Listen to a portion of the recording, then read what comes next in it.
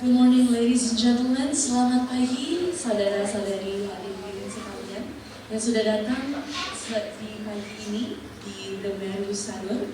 Welcome to the third World Tourism Day 2025, hosted by Ecotourism Bali in partnership with ACT Project, Accelerating Consumer Transformation and Sustainability in Indonesia and The Meru Sanur. Can I have one big round of applause, please? Today we gather here to celebrate the global movement towards tourism and climate action. We're affirming our shared and gathered and commitment to build a nature-positive, sustainable, and resilient future for tourism in Indonesia.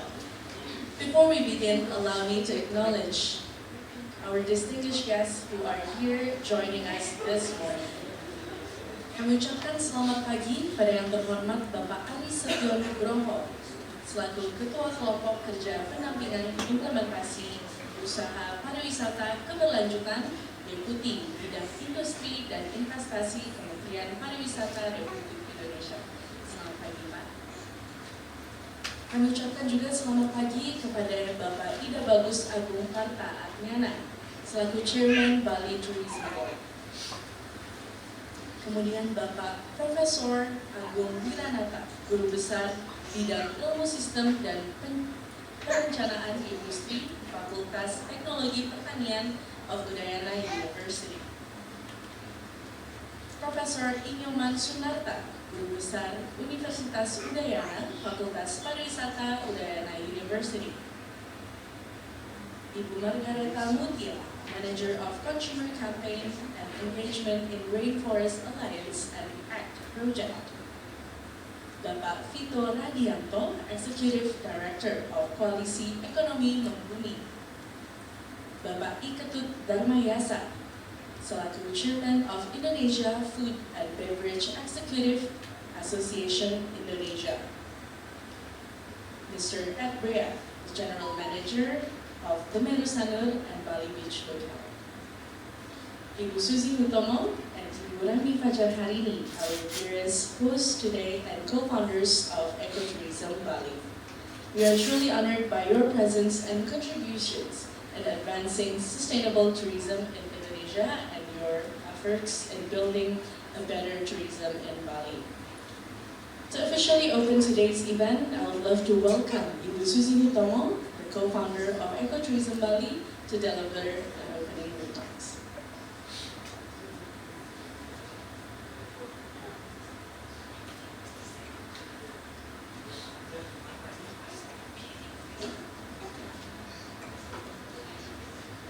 Thank you. Good morning, everybody.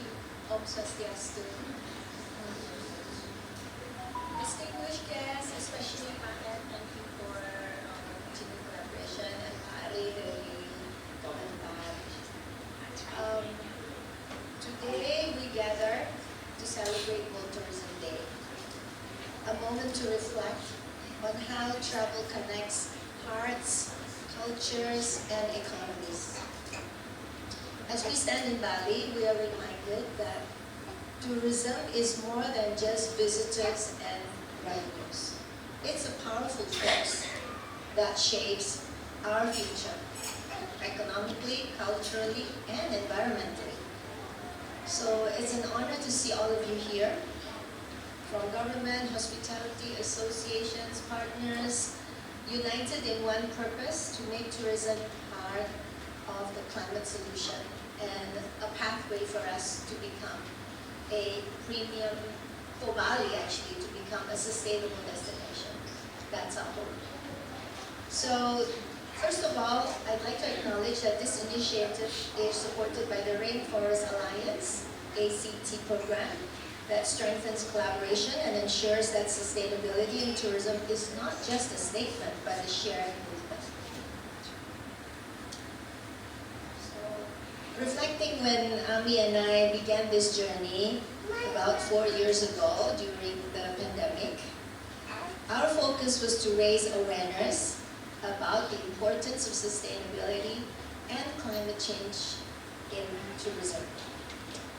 And as we know, the recent Bali floods among other challenges, underscores a critical truth that sustainability is not just a slogan, but it's a practice we must adopt daily. And we must learn about climate adaptation as well and mitigation, reducing our footprint, building resilient systems, having the right government policies, and fostering a culture of care in a way that we conduct business in this industry. We all have felt the impact of the virality of this news of the Bali floods all over the world. And I think we felt the impact on our bottom line as well. So I think this is a wake-up call. It's time for us to act on sustainability and climate change. There's no other time now. There's no more time. We need to start being serious about this. And today for our event, we've moved beyond awareness. We're taking real action and providing practical tools for businesses to implement sustainability with credibility and measurable impact. This year, I'm proud to share two key milestones. First, our collaboration with Copernic and also CAB, Koalisi Ekonomi Mandiri, to develop a sustainable procurement guideline for the hotel, restaurant, and cafe sector and their suppliers. This tool helps businesses to ensure that their supply chains are genuinely sustainable, not just self-claim. Because real change happens not only in operations, but throughout the supply chain that supports tourism. Secondly, we officially launched the Eco Climate Badge 2.0. We've had about more than 2 years of learning, and it's now a refined version of our Eco Climate Badge. Where previously we focused a lot on the environment because that's my personal passion and also Ami's leanings. We now expanded to include social and governance aspects, making it a more holistic and inclusive tool for local tourism businesses. And for the first time this year, we're introducing business matching. I think this is going to be something we're going to be doing more going ahead because we want to see real things happen. We're introducing this connection to between verified sustainable hotels and restaurants with suppliers who share the same mission. So we want to build a big network and build a big community of people who believe this is the path for Bali and this is what we have to do now. As we approach the end of the year, we'll also take a moment to celebrate together with the Meru Sanur. We will close today's event by inviting the local Banjar children to join us in learning about the importance of protecting nature, ocean, and coastlines. There will be games and things for them. And also, I'd like to mention that Ecotourism Bali is part of the climate-friendly travel network, global network. So they've also produced a book for children, and that is something that we will be using today. Because the future of Bali's tourism depends on how well we protect what we love today, that's why I think we must heed this big wake-up call that happened just a month ago, actually, to the date, I think almost a month ago. And that's not a very long time ago. And we know climate change is progressing, so it will happen again unless we take action. So, as we know, we must protect what we love. Not only what we love, but also our businesses and the reputation of Bali as a sustainable destination. Let's continue to work together for a climate positive and nature positive Bali. Om Santi.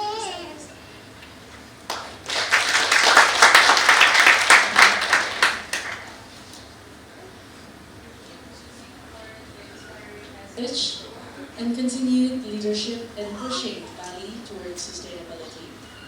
Now, we have a video, waste management video presented by the Meru Sanur, Bali Beach Hotel, the Heritage Collection, and the Sanur Special Economic Zone. Let's take a moment to look at the screen. We encourage our tenants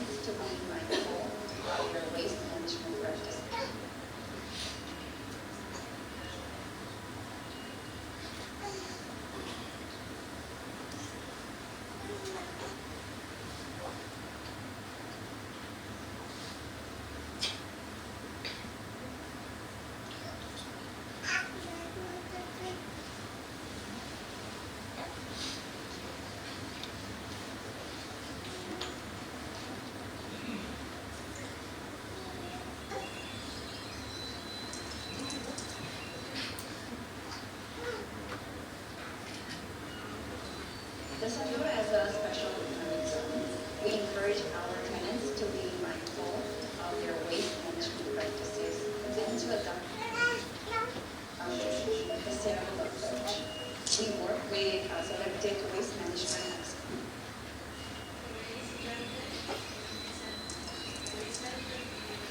The Sandura has a special economic zone. We encourage our tenants to be mindful of their waste management practices and to adopt a sustainable approach. We work with selected waste management experts and partners to separate the waste into categories for sorting, recycling, and safe elimination. This collaboration ensures that recyclable materials are properly used, organic waste is processed responsibly, and non-recyclables are disposed of environmentally sound manner. We also have an on-site water treatment plant where used water is collected and processed. By adding beneficial bacteria, the water is naturally treated and purified. The recycled water is then reused for watering our gardens and supporting our ecobotanical farm, reducing freshwater consumption and also to promote a closed loop system within the special economic zone. Our efforts with produce 75 cubic meter of water per day is representing 80% of our wastewater is recycled by our wastewater treatment plant. This ongoing effort ensures that we minimize wastewater while maximizing resource efficiency. Well, one of our most successful partnerships with sustainability is with Maggie Farms, an innovative social enterprises conducive black stone fertilizer. These maggots transform food waste, approximately 40 to 50 kilo daily, into sustainable fertilizers for our composting as well as for animal food. In addition, we collaborate with Scholars of Sustenance SOS to donate surplus food, ensuring it reaches people in need and cost poverty. By combining these efforts, we not only reduce our environmental impact, but also support the community by promoting a sustainable, green, and circular food system. Well, additionally to food waste, we also donate our used cooking oil to be processed into aviation biofuel. That's a green initiative that not only reduces reliance on fossil fuel, but through this action with Yayasan, Green Books Indonesia, we also support sustainability action program for our local elementary schools.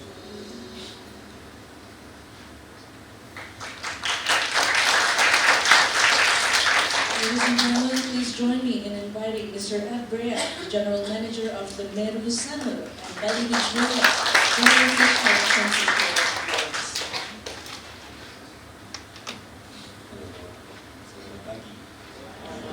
It's good to see so many smiling, sustainable faces all over the place. I'm sure all of you are here because you have the same passion as Amy. We support ecotourism volume for a lot of reasons. One is because they provide so many things leading the way. We need other people to jump in and help out. And I think even Susie mentioned before that there was sort of an inflection point here in Bali right now because the impact of a few weeks ago with flooding, that reached a long way. We have a lot of international tenants here. For those of you who don't know about the ecosystem here, the whole economic zone was created for medical tourism, and that is the foundation of what that is. But the hotel, refurbished in the Bali Beach Hotel, which we talked about, it's been here since '66. That was anchored by the addition of a new convention center to the lobby, as well as the pool, which is a luxury hotel on the west side of the resort. And hooked into that, we're here to support medical tourism.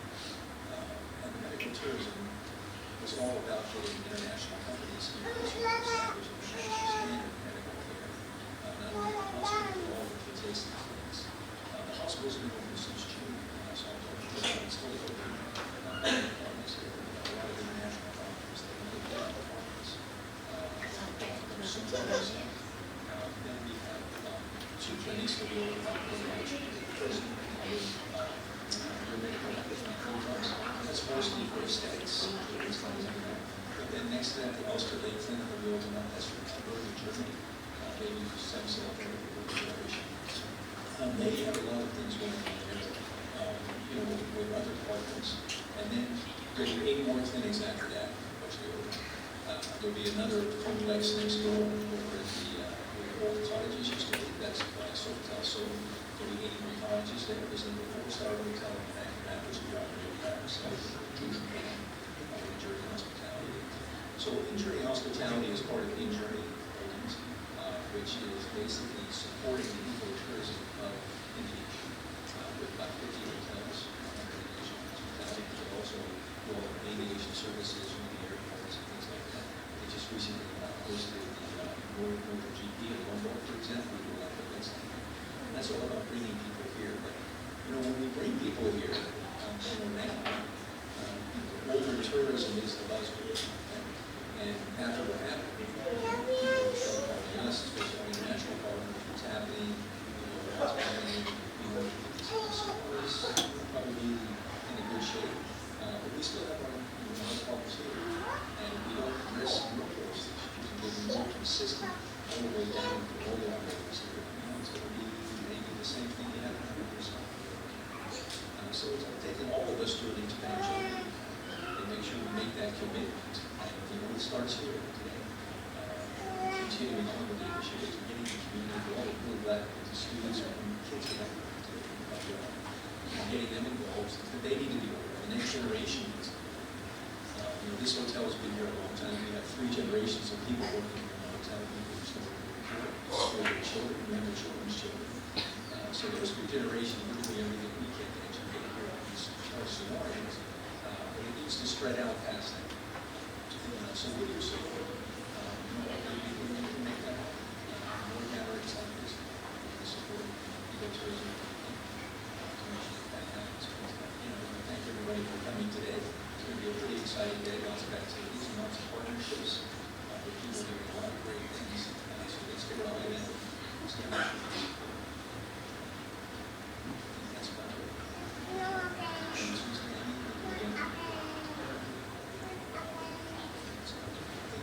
Director of Wellness is going to come up a little bit later. She's going to do a speech about what we do here for wellness and democratic and sustainable as well. We have a great representative of the art that will do make sure across this board. So we're pretty spectacular. We all do take it.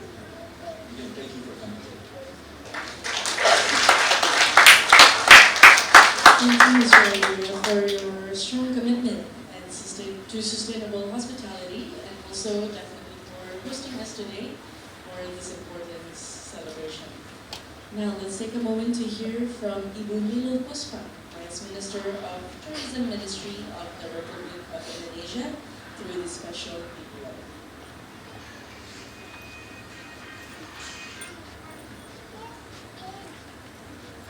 Om Swastiastu. Assalamualaikum warahmatullahi wabarakatuh. Salam, namo buddhaya, salam kebajikan, rahayu untuk kita semua. Dengan penuh rasa hormat, saya menyampaikan apresiasi dan juga ucapan selamat atas terselenggaranya acara World Tourism Day 2025 yang diinisiasi oleh Eco Tourism Bali.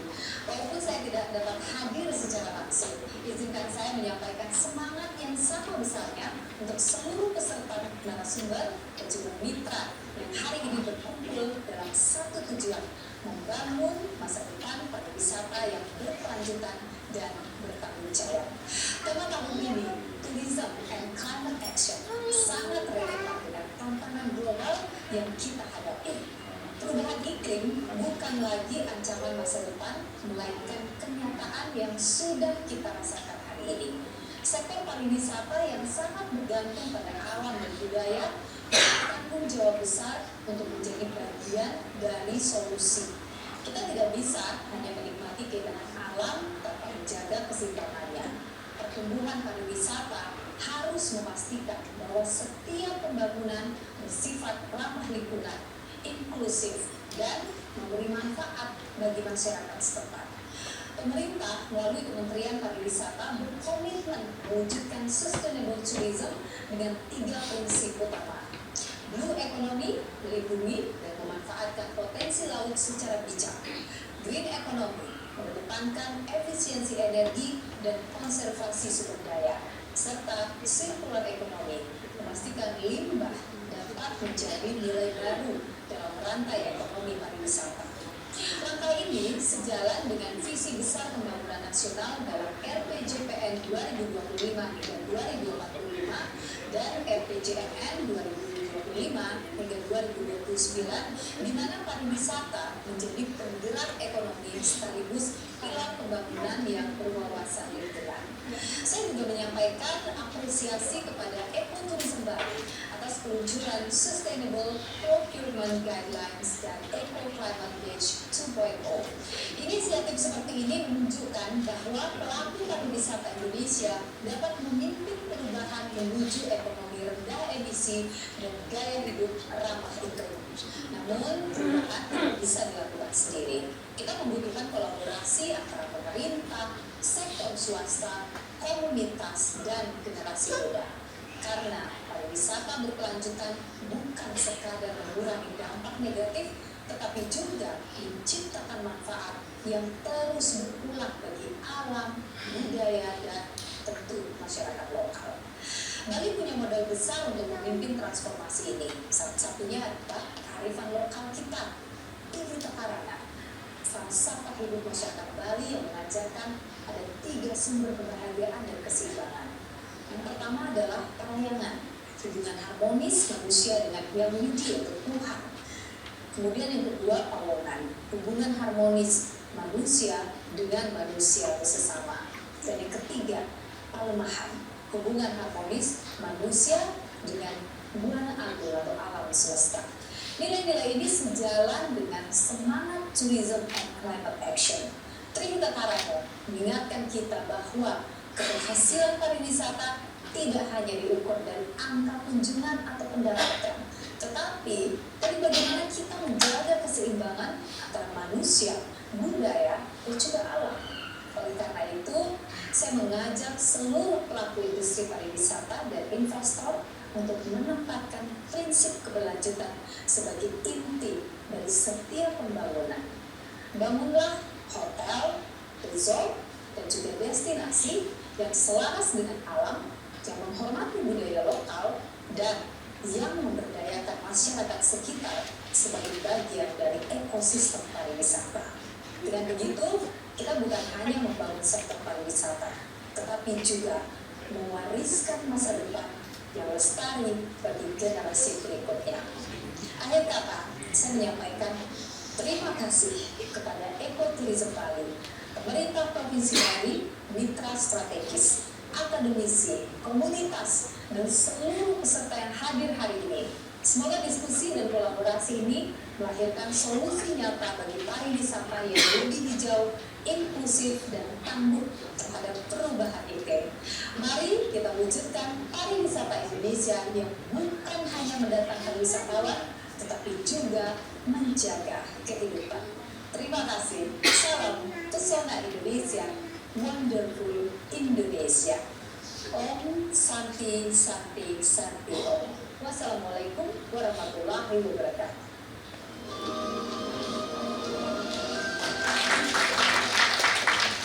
Now, ladies and gentlemen, what an encouragement words that we've heard from all of the change makers and all of the leaders that are here with us today, within the spirits or within the actual soul as well in this room. Can we have one big round of applause to everyone? And also to all of us that are here, that we're supporting all of the communities and each person's next to us. Mungkin saya bisa ubah sedikit jadi bahasa Indonesia. As we said, kalau tak kenal maka tak sayang. Nama saya Windy Octavia Prasanti. Saya hari ini akan membantu Ekoturism Bali. Kebetulan ini adalah sebuah kehormatan untuk saya, selalu dipercayai untuk melead kegiatan Ekoturism Bali dari tahun ke tahun. Dan kita semua di sini mungkin ada beberapa orang yang belum kenal sama orang-orang di sebelahnya. Tapi cara yang paling gampang untuk kita saling mengenal dan juga saling berempati adalah dengan bisa men-relate atau kita bisa merasakan apa yang orang di sebelah kita rasakan.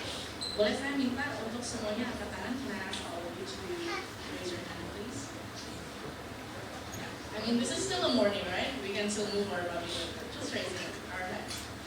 Okay, I have a questions. If you saw any flooding video on your Instagram, social media, whatever, keep your hands up.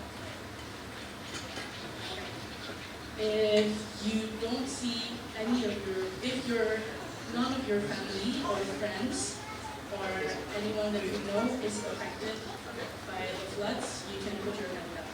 Kalau misalnya ada yang nggak punya teman atau keluarga atau siapapun yang terkena banjir, tangannya boleh diturunin. Jadi kalau misalnya masih punya, kalau ada teman dan keluarga yang kena banjir, tangannya masih di atas ya. Oke. Keep your hands up if those people are close to you. Okay. Keep your hands up if you've done something to actually face that problem. Dengan cara membantu atau menanam kembali, pengolahan sampah. So, okay. Now I want you to raise your hand higher. And look at people around you with their hands up.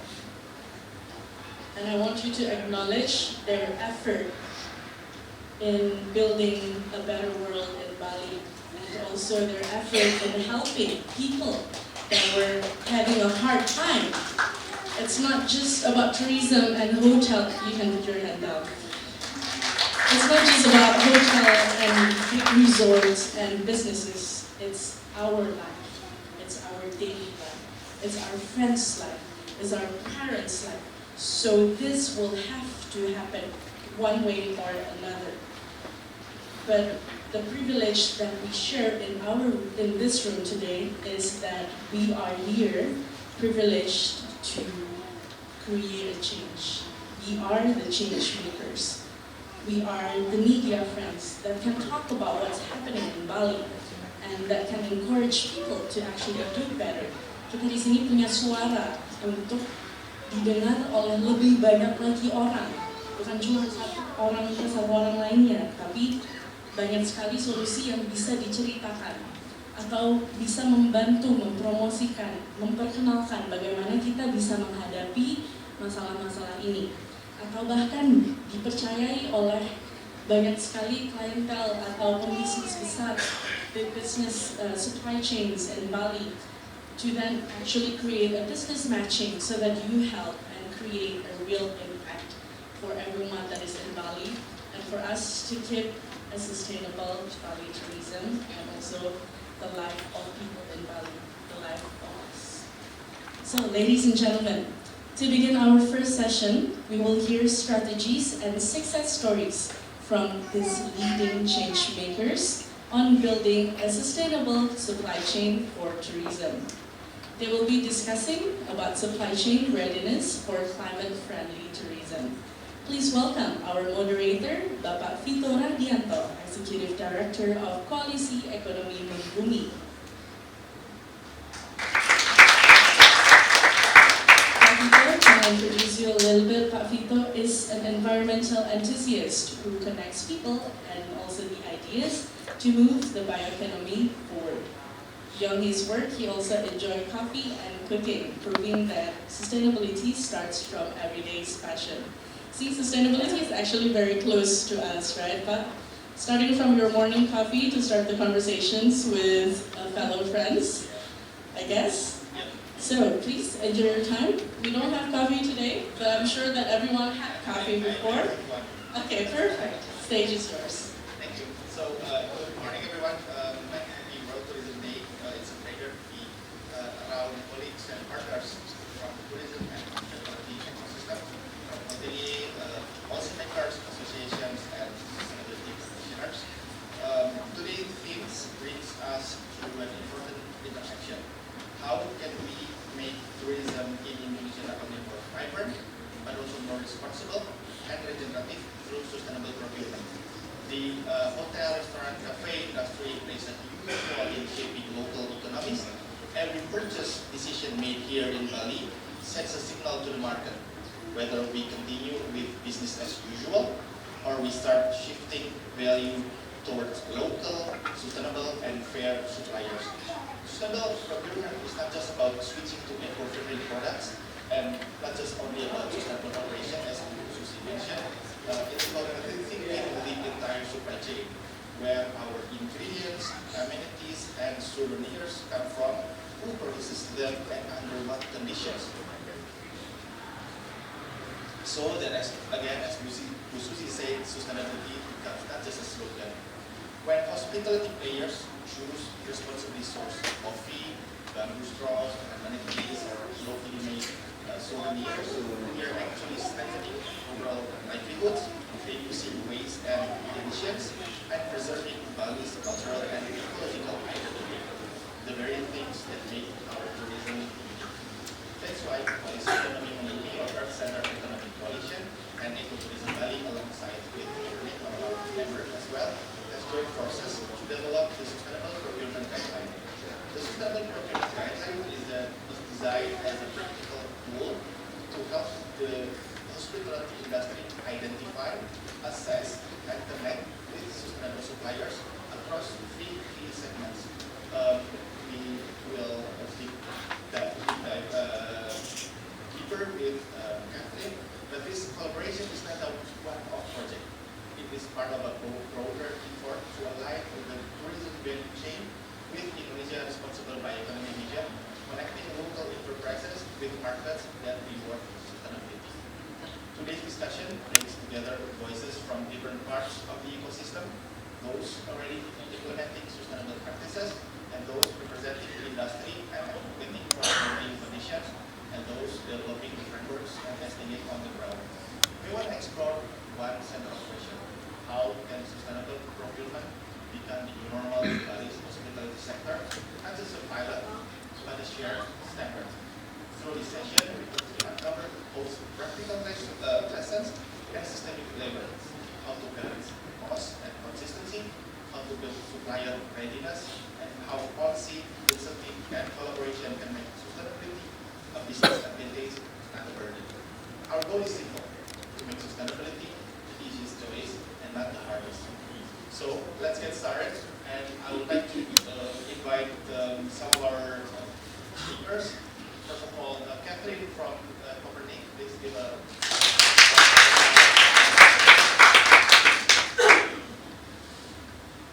And then Simone from Amici.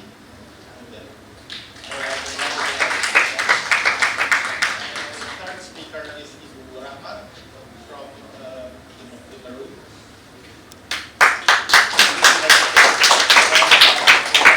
Last but not least, Pak Darto. Let's get started with Kathleen. So we'll do a round of presentation, a 10 minutes presentation, then we'll do a discussion afterward. So over to you, Kathleen. Please give a warm round of applause once again for Kathleen.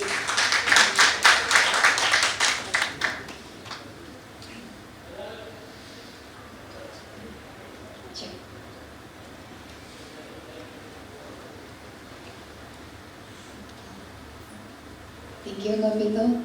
Maybe a lower than. Good morning, everybody. My name is Kathleen. I'm from Copernic. And today, such a privilege, and thank you so much for Ecotourism Bali for the invitation to Copernic to present a bit on the Sustainable Procurement Guideline that we recently developed together with Ecotourism Bali and Policy Economic Overview. And before I share about that project, maybe a little bit of introduction to Copernic. So Copernic is a research and development lab for social and environmental challenges and issues. Our office is in Ubud. There are around 50 to 60 people of us working together across divisions to find what works. Finding what works for reducing poverty and alleviate social and environmental issues and challenges. So we might ask, how could we do that? Our keyword comprised in three strategies. First, we identify unmet needs or challenges that are on the ground, and that we test potential solutions, their effectiveness in alleviating the social and And then we also would like to amplify the impact that we have seen from the implemented programs. So the third goal is identifying unmet needs. So identifying unmet needs requires us to perform more like in-depth or exploratory study where we try to see the bigger picture of an issue. We take a specific issue and then we try to be having like an in-depth or in-depth research or exploration study where we understand the challenges, the needs, the gaps of that specific issues and how to potentially solve them. We also test some of these unmet needs research that we recently conducted last year.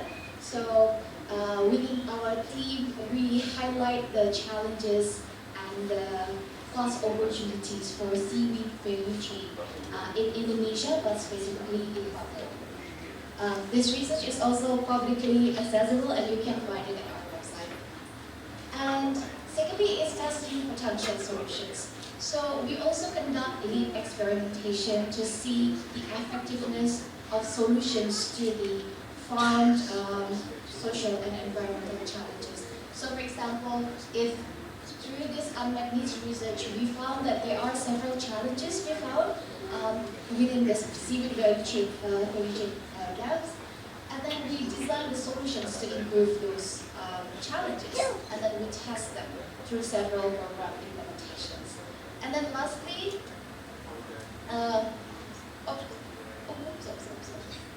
it didn't do anything. Technology. Sorry.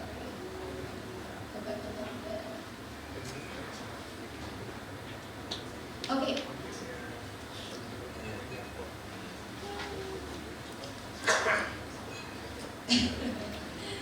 Yeah. So we features the results of those experimentations publicly accessible as well here in the platform we call Solutions Council, where we rate the effectiveness of the solutions and where we can see whether those solutions are work to certain sectors such as agriculture, fisheries, education, and other sectors as well. So for example, this one, we also have payment for environmental services where we involve lots of farmers in Bukalawi to regenerative agroforestry.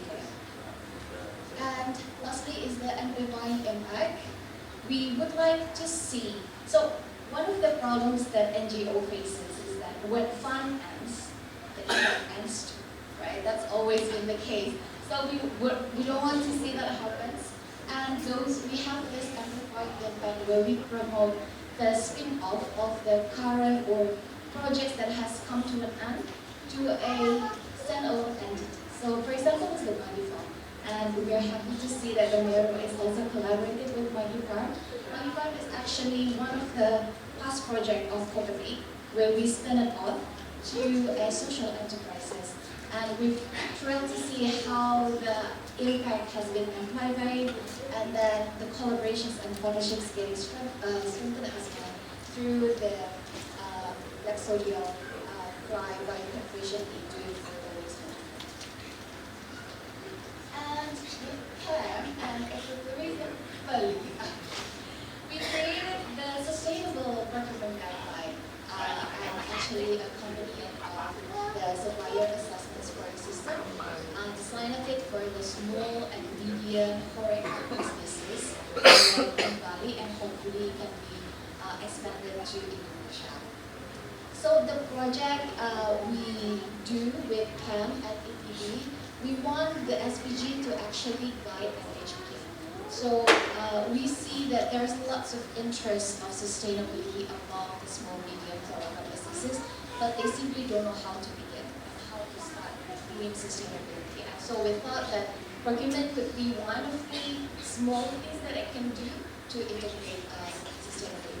And the second is to connect between the HoReCa businesses and the local MSMEs, providing sustainable, eco-friendly products and services.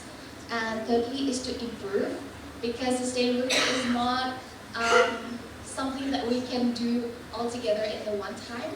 So it needs improvement, it needs progress, and it's gradual. And therefore we hope that the guideline would enable more HoReCa businesses, especially the small and medium one, to implement more sustainable practices. And the sustainable procurement guideline itself has two main parts, where first there's like the theory, the guideline, divided into three sections: product, and then supplier assessment, and then how you handle the waste management from the product. And then we know that theory will not be easily implemented, and what's important in the procurement is how the procurement team make decision making at the end of the day. And therefore, we help the procurement practices to procurement team to make decision making through the supplier assessment scoring system. Yes, 2 minutes. Okay, I'll be quick then. So as you can see, we want to go in more detail where there are the section A, B, and C for the guideline to guide through the HoReCa businesses in understanding what product they would like to buy, and the supply, and who the suppliers they would like to engage, and how they should handle the logistic and the waste management procured from the product.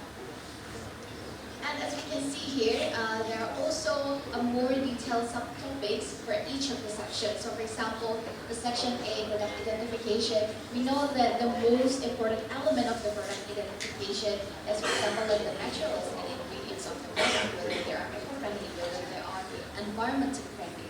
And then local sourcing, where do you source your product? Is it locally? Is it outside of Bali? And then the product certifications. And section B for the supplier assessment, you can see how the supplier is committed to sustainability, and therefore you might want to consider them to be your partner, and then how they also improve reciprocity and community impact through their surroundings and their credibility. And lastly, the logistic and waste management. You see that distance could be one of the factors that are considered by the most HoReCa businesses, and then packaging as well. And we see the potential in resorting and disposal practices that can educate more HoReCa businesses to be aware of the sustainability practice, and how composting and circular solutions can be also a potential for them to integrate in their procurement practices. And meanwhile, for the scoring tool, it's also in Excel-based spreadsheet where there are lots of questions. So basically, we translate the theory into questions, where the questions are assigned with weight and points, and then each question bears a score, and then HoReCa businesses should be able to answer all of these questions through the three sections: section A, section B, and section C.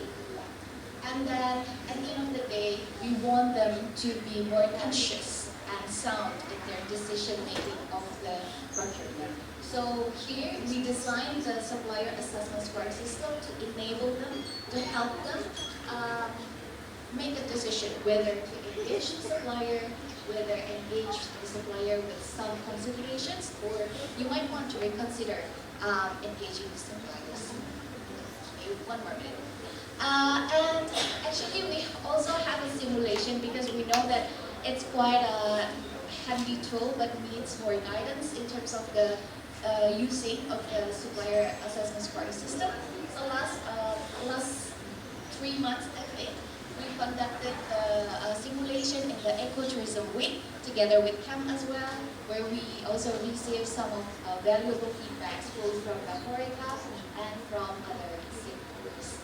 So this is such a moment where we know that we're still in the learning stage, and we hope to continue developing both the SPG and the supplier scoring system as well. And lastly, I think success is measured when there is a change of behaviors in terms of the HoReCa businesses in implementing this.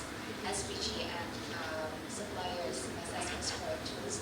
And therefore, in the next phase, we plan to conduct a pilot test with PAM and ETP as well to assess the effectiveness of these tools to help Horeca integrate in sustainable procurement better. I think that's all for me. Thank you.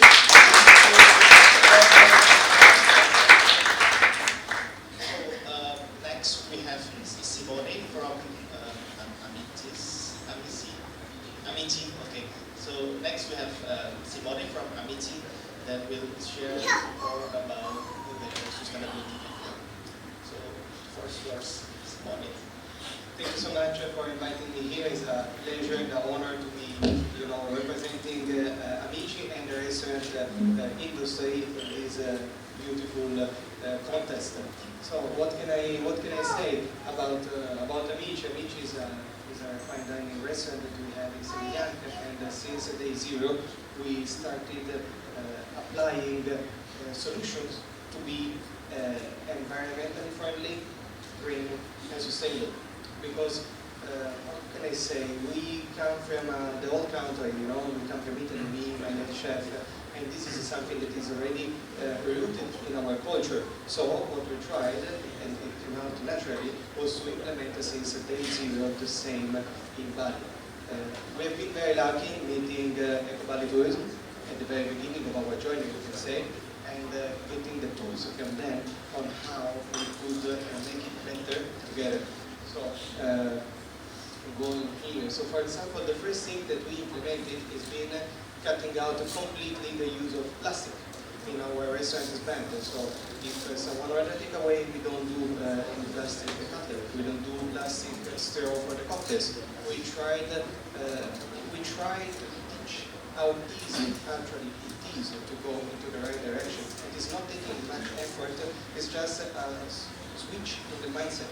I mean, once you understand that you can be helping the environment and at the same time you can help your business without affecting both, then that is the change point of everything. So, regarding the supply chain, it is actually improving month by month. We get emailed with the new suppliers that want to offer the product that they are going into the direction that is the one of the environment. So it's very positive. For example, we decided to work exclusively, let's say 90% with the locally sourced ingredient. So, apart from a few ingredients that must be imported in an Italian restaurant, of course, but the biggest production comes from Bali. We try to source everything here. For example, you know that the Italian restaurant, the grill, steak, everyone loves Japanese, Australian, but why to go in that direction that means no importing and long travel and, consume of energy and food, when we have Wagyu beef locally made in Indonesia, which is called Kusene, and it's fantastic. So you get, it's a double win, because you give to the customer fresh products of the highest standard and quality, but at the same time you're in an environment because you are not importing from abroad. So this is one of the choices. As Italian, I'm also very proud to say that our chef selected fresh cheese that is locally made. Instead of buying burrata from Puglia, which will come here, half frozen and damaged and causing a lot to the environment, we get locally made. So the meat comes from Java, is processed in Bali, and is served directly in our table on a daily basis. On top, we decided to fight against wastage. So we are very, very sensitive about product management. So we don't reduce more than what we use. And especially when we see, for example, talking about fruit and vegetables, when they're about to be expiring, about to be spoiled, before that, we already give them to a third-party company that takes care of the processing and use for everything. The same we do with the oil that we use for our fried product. So as soon as the oil is done, we don't throw it, we just don't dispose it, but we give it to another third-party company that takes care of reusing it and reinvent, the good. Not only that, we also working on recycling water. So we collect the rainwater in a big tank, we clean it, and we use it in our daily production. So all of these things that might sound very hard actually are not. That is the thing. It is very easy. Just change your mindset and think about what can I do better and implement it. Especially we need to say that we are very lucky because people in here are incredibly adaptive and humble. So also our team, as soon as we implemented all these new initiatives, they started at the very beginning to comply. And we never had problems. So over here I was actually mentioning about the ZBio, which is our organic research company. Then we work with Wagyu Tokusen to do the medicine. And you see, we are 8 billion of people in this planet. We have only one. Hopefully, one day we are going to be colonizing Mars and the moon or whatever, but right now, in 2025, we have only this planet, and if we don't take care of it, we are damaging everybody else. I mean, us and everybody else. It's not just about making good business, but it's making good choices. This is life we're talking about, not only making the good money. The money comes with good behavior. I truly believe in karma as well. So I mean, once you start to have good consciousness and think about what kind of world I want to leave to my children, you know, and the children of my children. So once you have this mindset, everything becomes possible. And it is not, again, it is not difficult. So we have been already with Ecobody Tourism for quite a while. And we keep doing more and more and more. This is a journey. It's not something that you will ever reach an arrival point in which we said, okay, now we're done. We will never be done. We need to continue and carry on. Now, looking at the future, we're thinking how we can sensibilize more the others. So since we're doing quite good internally, and we are keep searching for new suppliers that can go into our direction, what can we do to sensibilize others? So with our marketing team, we are developing a new site, a new page in our website, in our Instagram about sustainability. So we're going to post everything in there to try to touch others and, you know, to show with example that it's very doable. That there's no rocket science. I mean, it's just a consciousness.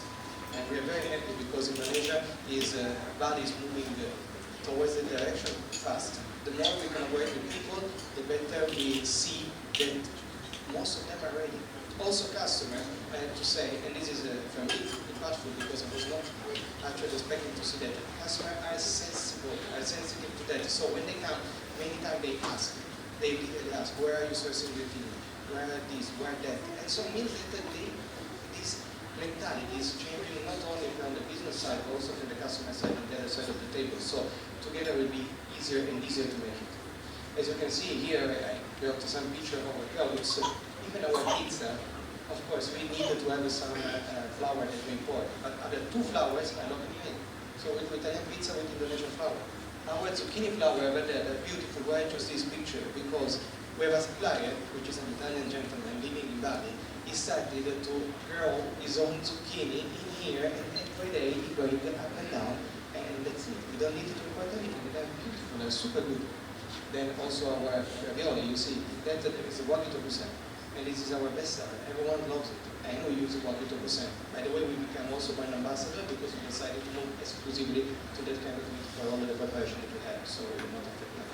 Fish is same. We don't import our fish. Our fish is locally sourced. So instead of getting salmon that will come from Norway, instead of getting other fishes that will come from the other side of the world, we decided to work with what we have to highlight the good that Bali has. And there is a lot of really.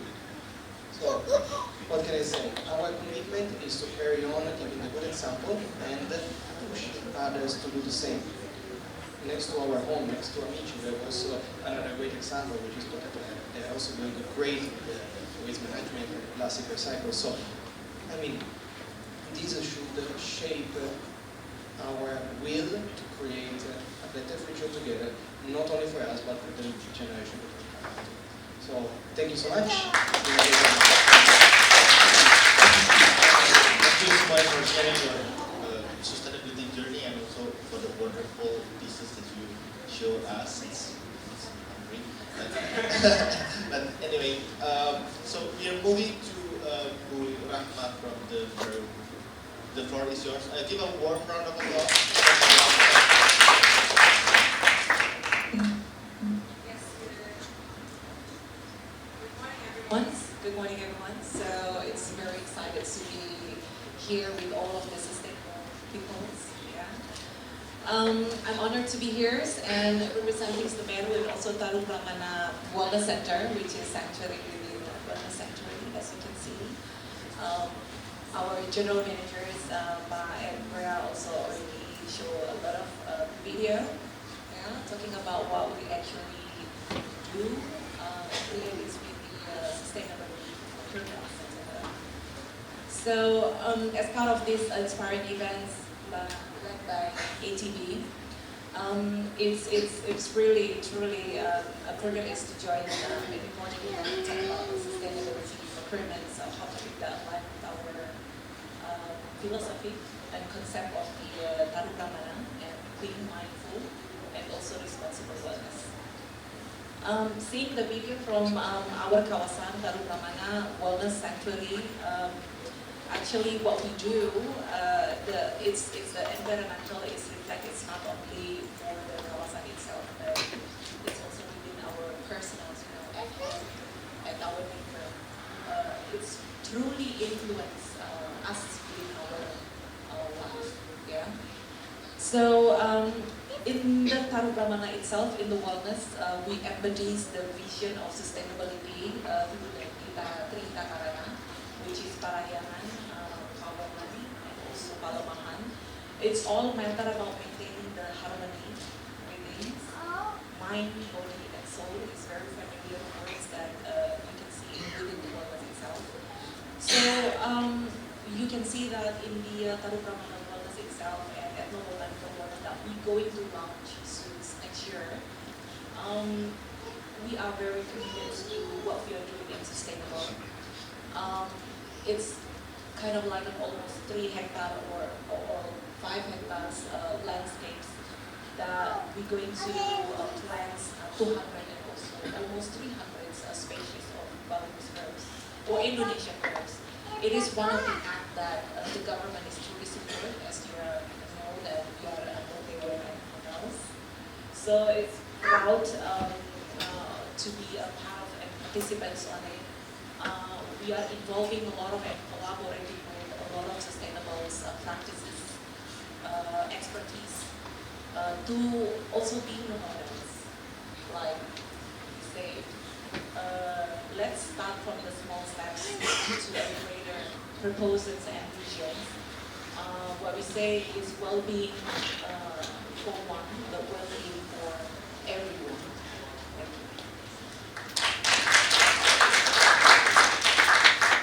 you. Okay, thank you, Muhammad. So I would like to invite, last but not least, Pak Dharma for the presentation. Over to you, Pak. Would you like to use this mic, perhaps? Well, good morning, everyone. Thank you so much, especially to Ecotourism Bali, who invited me. I'm honored to be here now with all the sustainable tourism people. I'm Dharma from Indonesian Food and Beverage Executive Association, part of the largest association also in Indonesia, and part also with the Kemenpar. Thank you, Pak, for always joining. And then we have around 18 chapters in all around Indonesia for IPEC, especially Bali as a major, the biggest association for IPEC in Indonesia. Now we are talking about the SPG, Sustainable Procurement Guidelines. Especially, actually, I have shared to everyone in our members. Our members is the food and beverage managers and food and beverage director of the hotels. Then we are committed also to campaign the food waste reduction and then sustainability of the environments in the restaurant, for example. We conducting the campaign in how to reducing food waste in the hotel. So we want to avoid or minimize, for example, like food letting like waste, buffet waste, and then we also with a good coordination with the chef as well to making a good forecasting when making something, especially when we have a barbecue or a buffet in the restaurant to avoid reduction. Next. Okay, this is Bali Capital Sustainable Tourism. How we can reach the green hotel for everybody in here in this hotel. Next. Bali is too small. If we see the area of Bali Island is around 5,590.50 diameters kilometers with a 4.5 population. That's mean Bali is too small, but the emphasis of environmental and social pressure is too high.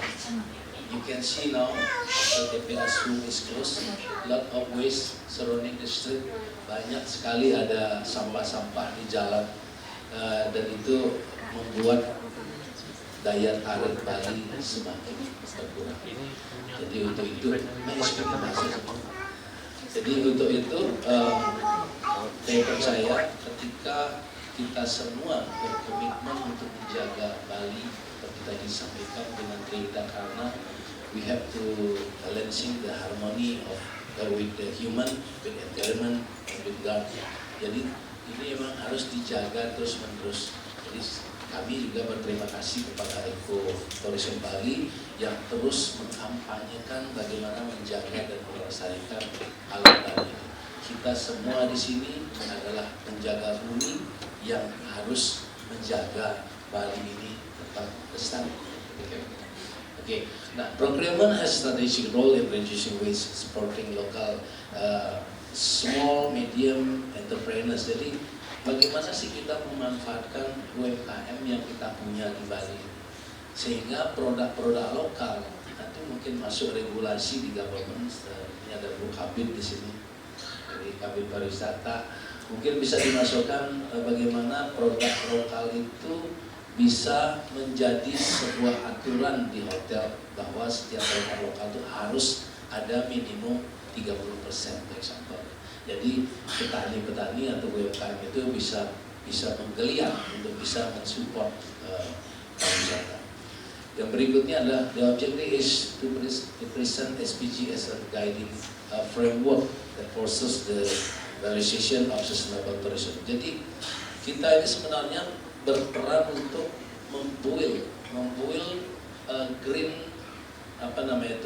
practice atau partnership framework. Jadi asosiasi itu harus bisa menjaga, mengkolaborasikan how we can build green practice and partnership framework. Ini yang harus kita kumandangkan di antara pentahelik pariwisata, especially with government, kemudian academician, community, medias, and as well the owner. Jadi pentahelik pariwisata itu harus bergerak bersama-sama. Kalau kita sendiri saja atau komunitas saja, atau community yang berjalan, jadi saya yakin tidak akan bisa bergerak dengan maksimal. Next. Nah, kalau di in Food and Beverage Executive Association, we always share with our members when we finding materials from the supplier, we have to see the core principle of SPG. Jadi kalau kita mau mendapatkan produk dari supplier itu ya, jadi hal pertama, the most important thing that they have to do is transparency and accountability. Bagaimana teman-teman yang membuka PR ya, purchase request itu harus melihat transparansi dan accountability. Kalau bisa harus ada 3 pembanding. Jadi 3 pembanding, dan pembandingnya itu nanti legalitasnya juga tadi sudah disampaikan juga masalah perhubungan. Itu transparansi dan accountability-nya itu jelas. Efisiensi in cost and time. Jadi ketika orang-orang atau teman-teman mencari vendor, dia harus mempertimbangkan how efficient in cost and time produk-produk tersebut. Yang ketiga adalah priority to eco-friendly. Jadi ketika kita ingin mendapatkan barang dari supplier itu kita harus juga mempertimbangkan eco-friendly dari lokal supplier tersebut. Nah, kemudian baru setelah ini prosesnya ya. Setelah itu mungkin ada multi level authorization, jadi banyak orang yang mengecek, jadi makanya itu ada transparansi di situ. So many people have to check the administration. Jadi dari preparation, usernya siapa, kemudian yang memberikan autorisasi biasanya dari FC, dari cost control, dari general manager. Jadi setelah semua komplit, baru itu bisa dieksekusi. Itu kira-kira. Jadi core principle ini semuanya harus dipegang oleh semua members di itu untuk menekankan bagaimana menjaga prinsipal SPG. Next. Nah, procurement cycle itu jadi purchase request must consider eco-friendly option. Jadi kita mengambil produk-produk itu yang bisa direfill. Jadi reuse, ada reuse, kemudian recycle sama reduce. Kemudian ada Tetra Pak dan eco label. Nah, ketika semua itu tidak ada, itu bisa dipertimbangkan untuk tidak digunakan produk. Ya. Jadi ketika melihat ini tadi cepat tanya-tanya apa kendalanya kalau kita menggunakan produk yang eco friendly, harganya pasti mahal. Jadi saya yakin restoran-restoran yang ada di Seminyak pun itu Seminyak Kute pasti tidak menjalankan eco friendly atau eco tourism. Karena apa? Cost materialnya very high. Jadi tinggi sekali. How they can sell one spaghetti only 50,000, sedangkan kalau menggunakan eco friendly itu costnya sudah tinggi. Jadi kemungkinan itu buluk-buluk. Sama dengan jual minuman ya. Kalau jual minum, kalau dia memakai straw yang biodegradable itu kan costnya bisa 3.000 sampai 6.000 satu straw. Nah kalau dia jualan jusnya cuma 25.000, dari mana dia dapat untung? Pasti strawnya yang plastik single use yang sekali pakai. Ya, karena itu lebih murah, bisa 200 rupiah gitu, ya. Kemudian purchasing progressing green certified. Nah, ini kita juga kalau mendapatkan barang-barang di supplier itu, kita juga meminta vendor itu untuk mengirimkan green certificate. Jadi kalau mereka tidak punya green certificate, diconsider untuk tidak digunakan. Ya. Berikutnya adalah dari cost control dan GM, National Additional Wage to the criteria of green performance and supply chain sustainability. Nah di situ biasanya cost control ini kalau ada yang sudah barang yang sudah masuk nih sama GM itu memberikan bobot-bobot baru nih. Contoh nih, physically they will check di mana sih kantor supplier itu. Kadang-kadang ada yang bodong supplier sekarang. Di administrasinya jalan ini, tapi setelah dicek itu kos-kosan. Jadi dia menggunakan izin yang tidak resmi. Jadi itu kami di FFP itu teman-teman semua di-share untuk setiap ada purchase dan ada perusahaan itu harus dicek langsung ke tempatnya. Benar apa tidak? Karena sering sekali sekarang yang terjadi adalah dia itu kayak fake gitu, tidak ada kantornya tapi dia bisa berbisnis. Ya. Kemudian dokumen preparation dari PO, SO, DML itu masih include sustainable criteria, jadi organic certification, local product, dan waste reduction. Jadi dokumen-dokumen itu juga diperlukan ini karena nanti auditor yang akan mengecek ini jika dokumennya tidak lengkap itu bisa menjadi temuan. Mungkin kalau di pemerintah mungkin BK yang menemukan, tapi kalau di hotel atau restoran itu yang menemukan adalah auditor. Jadi auditor itu akan mengecek randomly di mana saja vendor-vendor dilbert resmi atau tidak, barangnya bagus atau tidak, itu auditor punya tanggung jawab untuk bisa mengecek. Next, berikutnya adalah distribution and receiving account file by internal audit to evaluate. Jadi seperti yang saya sampaikan tadi, bahwa semua hal yang berhubungan dengan procurement itu harus hati-hati. Karena nanti ada internal audit dan external audit yang akan mengecek. Jadi di swasta juga sangat tight Pak untuk masalah pembelanjaan performan itu. Jadi itu next. Terima kasih Pak. Oke, berikutnya adalah Sustainable Supplier Checklist ini. Nah tadi yang sudah saya sampaikan, di situ harus ada legal dan environmental certification, harus ada CSR-nya. Kalau nanti vendornya tidak punya CSR dan community engagement, itu kemungkinan tidak akan diterima. Kemudian waste management dan energy efficiency, kalau tidak memunculkan waste management dan energy efficiency itu juga nanti akan bisa ditolak. Sustainable procurement KPI yang kita lihat itu adalah itu local supplier, nanti kita bersama-sama ada dari orang PHRI saya lihat tadi. Jadi dimasukkan dalam sebuah aturan bagaimana berapa persen produk lokal itu bisa masuk, kemudian eco-friendly-nya berapa persen, dan for waste reduction untuk rantai stoknya itu berapa persen. Itu nanti kita akan biasanya berkoordinasi dengan asosiasi lain seperti PHRI dan lain-lain. Next. Nah, ini untuk procurement flow-nya bisa dilihat nanti saya lewatkan. Next. Apa yang kita harapkan dari diskusi sekarang ini? Jadi kita mengharapkan semua vendor, semua supplier itu harus bisa mendemonstrate strong compliance with sustainability standard. Jadi semua vendor itu harus mampu untuk mendemonstrasikan eco-friendly-nya. Yang kedua, ke pemerintah, kalau eco-friendly ini bisa dijalankan, minimum ini ada insentif dulu. Ada insentif fiskal, insentif dan branding insentif. Jadi bagaimana mereka bisa maju dengan harga yang mahal kalau itu dia jalan sendiri. Tapi kalau dikasih insentif, memang siapa yang menjalankan program ini akan mendapatkan apa, akan mendapatkan green certificate dan lain-lain. Jadi minimum mereka terpacu untuk mengangkat sustainable tourism. Berikutnya ada challenge of implementing the sustainable procurement guidelines itu di hotel sektor biasanya ini peraturan aja nih, masalah regulasi, kemudian konsisten regulatory support. Ini yang kita minta adalah support dari government juga nanti ke depan untuk menjalankan apa sih challenge-challenge yang dihadapi ketika Oke, next sudah selesai.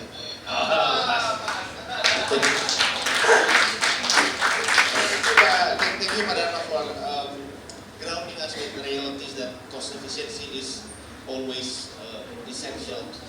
Thanks for that. And for that, I would like to pose a follow-up questions to Simone, basically. Pak Dharma mentioned about the cost efficiency and consistency when we work with sustainable and local suppliers. How do you balance the cost, the consistency, and the sustainability aspect in your procurement? Maybe you can share some of aspects with us. So basically, the first thing that we did was when we decided our supplier approach was meeting the supplier in person. So not only have a sterile conversation through phone or email, but meet face to face and agree on fixed prices that would help us on developing our vision, and at the same time ensure the supplier our commitment to long-term cooperation, which allowed to unlock other parts. So that is the first thing that we've done. Then, for example, when we have suppliers coming doing the delivery, example, first of all, vegetables, fruits. At the very beginning, most of the suppliers were coming with plastic bags. They were coming with a plastic container. So that is another thing that we ask them. Okay, either you move to banana leaves for the delivery, or if you take the plastic bag, just use one. You wait 5 minutes that we unlock basically the load, and we give back to you, and you will use another time after. So to balance also the costing, I think that the key is on connecting people to people. That's the best way. Because there is always a margin to cooperation. One thing is long-term commitment. The suppliers are more inclined to work with you when you ensure that we're going to have them as the primary channel of products that you're going to use. And once you do that, and of course you also need the business to be growing steadily, then you can avoid surcharge and surplus. I think that is also kind of sometimes a misconception that if you want to have sustainable ingredients, you need to pay more for it. It is true that it's more costly, perhaps, the production, but the significance is not that big to justify to choose other way. I mean, we're not talking about this discrepancy of prices. And once you connect, then you can deal with something better. So if you remind us once again that the sustainability is a continued journey and having a long-time partner, and when you become a partner, then there's a dialogue. It's not just suppliers supplying to the FNB, but there's also dialogue, there's also feedback from your side, and also some negotiation aspect I hear, of course, because at the end of the day we're talking about cost efficiency, right? Now I would like to move to Ahmad. The Peru has implemented several sustainability programs in its operations, right? Could you share which initiative have had the strongest either operational or community impact, and then maybe can transfer to the sustainability guidelines? Well, thank you. Happy to share that basically the main Teluk Brahmana Wellness itself and also the Kawasan Satu is really committed about everything we're doing in terms of sustainability. So we work a lot with the local suppliers to sourcely check, like what Simon said. We are not only rely on the purchasing peoples on our departments, but it is also the responsibility for all of the department head. Everybody is to check their goods to meet with the suppliers or the vendor directly to ensure that what is actually used is responsible for the examples like the activities wellness that we do here in the Peru. We are collaborating with one of the vendors that come up with a very unique activities. We call it Ocean Walk. Okay. So it is pretty unique, and we are very thrilled to set an agreement with them, because we can open like a golf parking range, it's kind of like a driving range by the beach. However, the ball that we are using is very sustained and ecosystem. When it hit to the ocean, it will be land within 24 hours and becoming a food. Wow. That's one of the examples, but we do have a lot of examples that actually we already implemented here, like what Pak Ikut says, it's reclaim the water. The water that we have here, we recycling it and then throw it back to the ponds, to the gardens for the watering. And within this week or another 2 weeks, we are also programming on creating that to be a water that can be flushed into the toilet, so we don't waste it. Thank you. So yeah, I guess I can summarize it into every initiative is unique, and let's just be creative with our sustainability journey. I guess that's the overall key takeaways from your point. Thank you, Bu Rahma. So I want to move to Dharma. You mentioned cost efficiency is something that's become the barrier for the F&B players to adopt sustainability aspect. But is there any initiative from your associations to break the barrier? I know that you've nudged several government officials about the incentive, but any other initiative from your side to break the barrier so that the F&B players become more the sustainability aspect become more accessible to F&B players? Well, thank you for your question. It's a very nice question.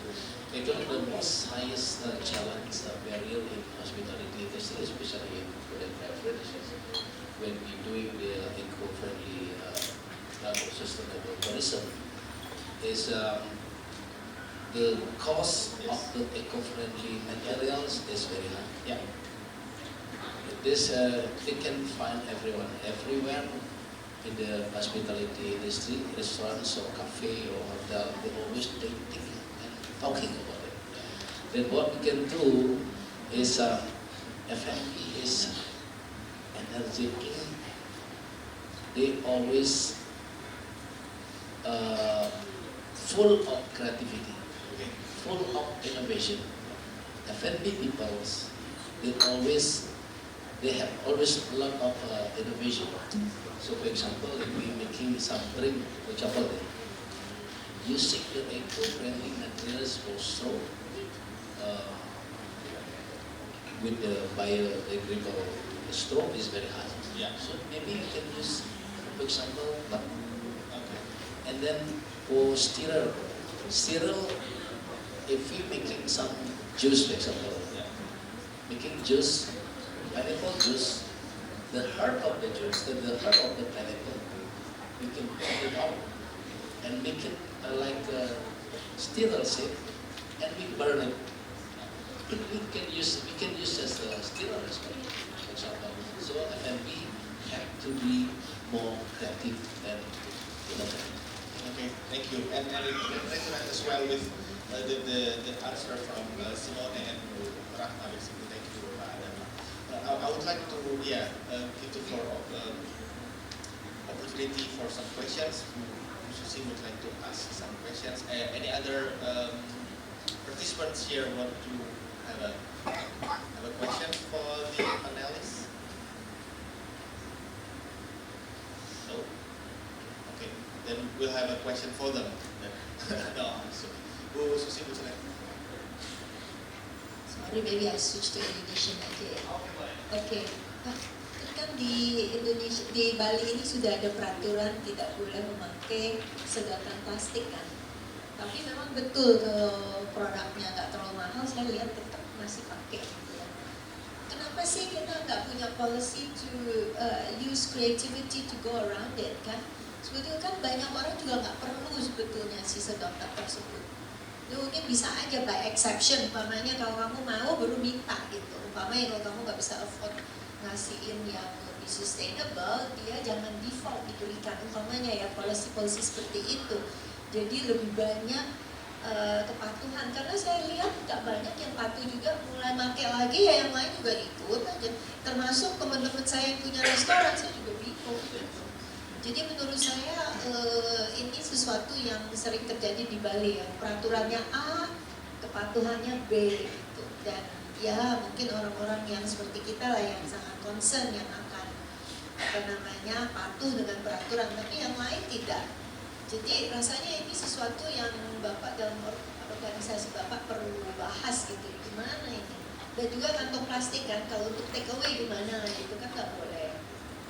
Silahkan, itu aja sih pertanyaannya. Boleh saya? Baik, Bu, terima kasih. Jadi apa yang digaungkan oleh pemerintah itu melalui SE yang nomor 9 tahun 2025, Pergub 47 2018, dan banyak lagi pergub yang berhubungan dengan penggunaan timbunan plastik sekali pakai itu kan ada sudah. Namun memang sih realisasinya itu hanya just paper, belum menyentuh kepada dunia industri yang sesungguhnya. Jadi mungkin nanti perlu di-sharing juga kepada teman-teman di industri, ini loh ada regulasi baru yang harus dijalankan bersama-sama. Kalau kita tidak memulainya dari komunitas, dari hotel dan restoran dekat, kalau mereka sudah melakukan, dampaknya adalah yang lain pasti akan ikut. Kalau mereka neglect, ignorance, pasti yang lain pasti ikut-ikutan. Makanya nih law enforcement-nya juga penting untuk dijalankan. Bagaimana sih dengan aturan yang sudah ada ini harus dikawal gitu. Siapa yang tidak melakukan akan kena punishment apa nanti? Apakah tidak dapat sertifikat atau tidak bisa ikut untuk kegiatan-kegiatan performance dan lain-lain. Jadi itu yang terpenting antara kita nanti, kalau kita jalan sendirinya nanti dibilang aneh juga ya teman-teman. Dia sendirian yang lain tidak melakukan apa-apa.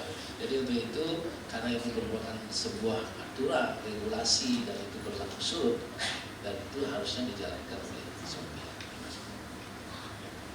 Terima kasih pada Anda juga. Tadi juga dengar dari Bu Susi bahwa bukan hanya tapi creativity dan transisi menuju perubahan perilaku, karena ini perubahan perilaku ya, dari yang kita biasanya pakai sedotan, defaultnya ngambil, ternyata bisa kok secara transisi, kita bisa coba cari cara secara transisi diubah, dan itu apa namanya, bisa akhirnya bisa didiskusikan di dalam asosiasi saja gitu ya Pak ya. Menarik juga ini. Nah, sorry, I'm gonna mix with English and Indonesian. I want to move a little bit to Kathleen with the guidelines. You showed us the guidelines and you told us that you're going to do a pilot phase, right? What success indicators that Copernic will use to evaluate the effect of the guidelines and the supplier assessment scoring tool? Can you share with us a little bit about that? Thank you. I think to us, success is not just about like how many HoReCa businesses receiving or read the guidelines, or even simulating with the supplier's assessment scoring tool, but whether they change the way they procure or buy things. So for the indicators, I can think of some. So for example, we can conduct a baseline assessment first on the HoReCa businesses that would participate in the pilot testing. We see that from their current procurement practice, how they're going with it. So for example, they've been sourcing the products locally like Amici, but then whether there is a next step to it, and actually the SPG itself is also designed to be gradual, so there is a level of sustainability that the HoReCa businesses can look up into. It's not like you have to be perfect in everything, in every aspect, but whether you can make a progress or a betterment from what you are currently practicing into a better practices. So that's one. And then secondly, maybe more like how the HoReCa businesses start valuing the MSMEs or vendors that provide sustainable options, a more sustainable or eco-friendly options, although it may cost them a more expensive cost, right? As yeah, I can negotiate with Amici on this. So the decision that they want to engage or partner with this more sustainable vendor shows their commitment actually to sustainability and support the small local MSMEs as well, right? So that's the second, and then maybe the third is more on how whether the suppliers themselves who already are doing the sustainable practices can actually make improvement as well in their businesses. Because the SPG is actually consists of the list of assessment or questions that you will use to assess your potential vendors or partners. And therefore from there, it can also be a means for the vendors or these suppliers how to actually do better. So this is required from the HoReCa businesses. Also, as Simone also mentioned, that customers also asked about whether you source your products, your meat locally here, where this products comes from. So I think it may raise awareness as well from the supplier side to also practice more better sustainability. I think that's all. Thank you, Kathleen, so that we can ensure that the commitment is not only from the HoReCa businesses, but also from the suppliers, and because there's a feedback mechanism, then the improvement will be gradually improving. I see that there's someone that would like to ask a question. Would you share your name and the question? Do you want to use this one instead?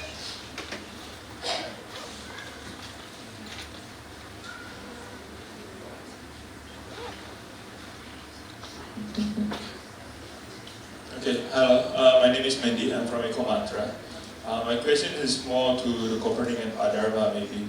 I think all of your presentation is great, but it's taking point of view of us as a restaurant owner or a vendor or supplier. And my question would be like, let's say if you're doing already applying all these SPG things within greens, I'd like to understand, is there any research from the end user, from our customer and consumer? Is there a brand awareness, if we do this, they are willing to pay extra, you know? I think that's very important to know what is the tendency from our clients or our customers, right? Because as Dharma said before, there is no incentive for people to do this, and we know the supplier of good is sustainability things is always more expensive. So it's not really a level playing field before. I think the only way that we make it a better level playing field is if there is already a research saying that if we do all these green things, the sustainable thing, there are increase of how many percent of our customer clients, something like that. Thank you. I would like to invite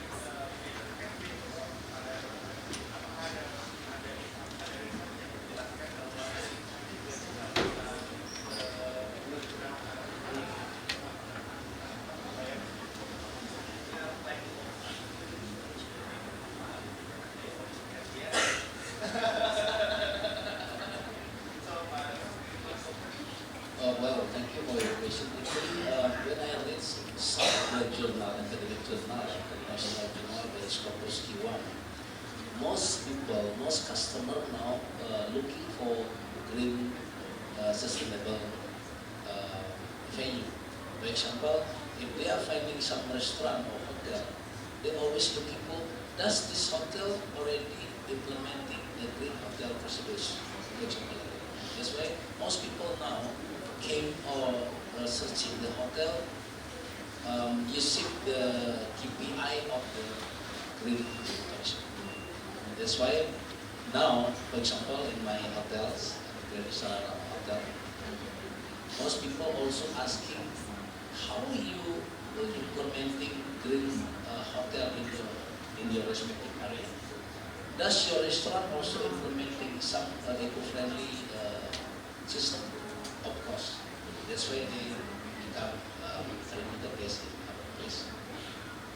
Thank you, Pak Dharma. So, in short, there's already a research about that aspect. Catherine, would you like to add on? Thank you so much for the question. When we're talking about the return on investment, I would say that's what we're heading on. Maybe we could change a bit on the mindset of practicing sustainability. That it's not always, I mean, the return is not always been about how many revenues we get or how many customers will come to your places and buy your products. But as I mentioned earlier, that this SVG is actually designed to actually educate as well to the HoReCa businesses and suppliers that sustainability may be costly, but it's good for the long term. And I think as a business players, we have to also be mindful how we continue to extract the resources around us, but we have to begin to ask questions ourselves how we should give back to what we have been extracting, because some of the resources we've been extracting or we extracted cannot be replaced or mended. And so we have to shift our mindset of practicing sustainability, I think, in that way. Copenhagen has just recently as well conducted research in climate resilience and women empowerment in MSMEs, especially in eastern part of Indonesia, in Papua. And we saw that there's a huge potential stored in Papua, but sadly the extractive industries are massive there, and including the HoReCa businesses. And so I think it's one of the opportunity for us to rethink again how the return is not always maybe in the form of like monetary return or revenue, but how we can educate our customers, our buyers as well, that we want to start doing good, and this will have a long-term impact years to come for our generation. Thank you. Thank you, Catherine. So, following up many questions, I would like also to ask, perhaps ecotourism Bali team have some answer. So, Susi. Thank you. Okay, if we look at the latest survey, which is from Booking.com, it shows that 83% of their respondents, which was 33,000 people they survey every year. Okay? So 83% of these people want eco-friendly options. Doesn't mean all of them want to pay, but 83%, which is a big number, want eco-friendly options. Out of that, 55% of the people, which is more than half, are willing to pay more. And my experience from a business perspective, having been in business, when they say they're willing to pay more, it's going to be about 15 to 20% is generally the rule. If you say you're willing to pay more, up to 20 you will. And 100,000 you pay us, 115, 120 for your concern, that's good. But if it's 50%, probably not. That's why I say that creativity is extremely important. You need to think of ways in which your sustainability will raise your costs around about 10 to 50%. And that's okay. Jangan ya Pak ya, F&B 10-15%, you can raise your prices only 5%. If your margin is, 50%, that's nothing. That's only about 7.5% increase if you can do the math. Because cost sama selling price kan beda ya. Kalau costnya naik 10-15% doesn't mean that your top line has to go up the same degree, because you can actually have savings. So I think the excuse is that nobody has really done the math. Nobody has gone through the process of thinking. Because I'm a business person, I think about it, because I also have a sustainable business. Yeah, that's why I think about it. Hey, it doesn't cost that much money actually. And plus if you can talk about your sustainability, put it on your website, talk more on your Instagram and everything, it will put you above everybody else. So in our opinion, ecotourism Bali, there's no reason why you should not be sustainable. I mean, it's just because you haven't thought about it, that's all.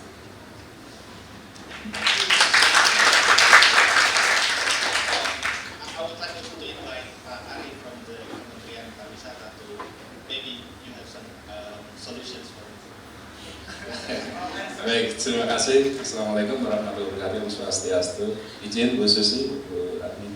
Ya, menarik ya tadi terkait dengan apa yang disampaikan oleh beberapa narasum, apalagi yang terkait regulasi ya, apalagi dengan tema pariwisata dan iklim ya. Dan saya perlu jelaskan dulu nih, kalau terkait dengan climate action sebenarnya memang ada dua pilar yang mitigasi dan adaptasi. Ini focal pointnya di Kementerian Lingkungan Hidup.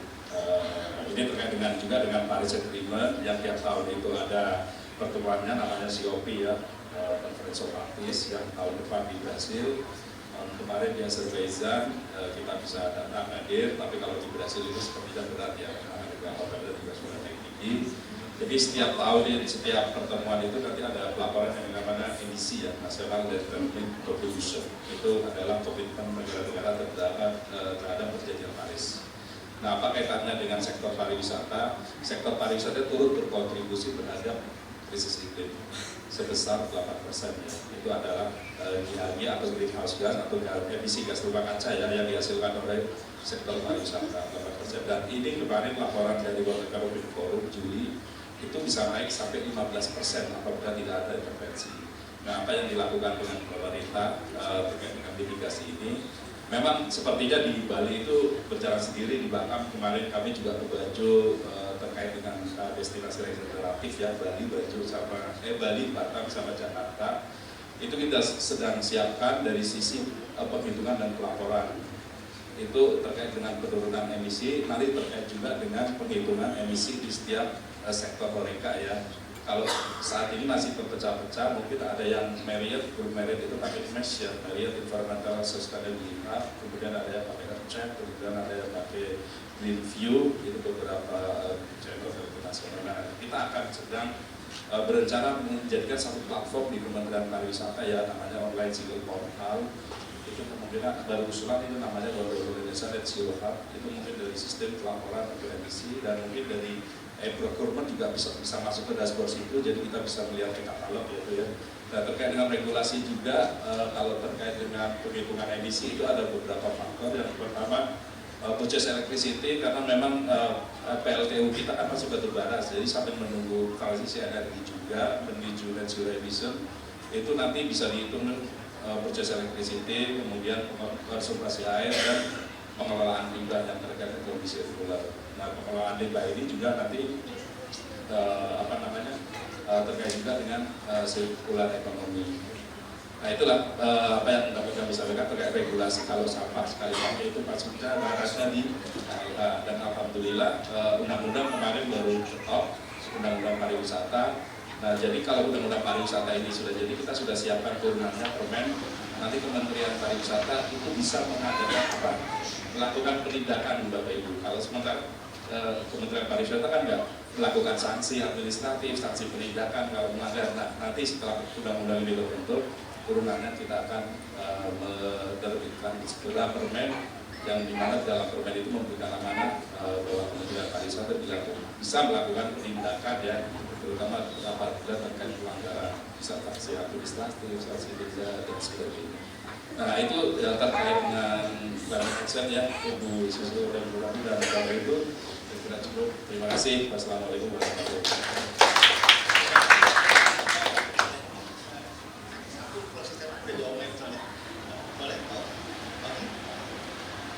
Saya hanya ingin komen bahwa di Ecotourism Bali ini kita membuat 30 kriteria juga Pak untuk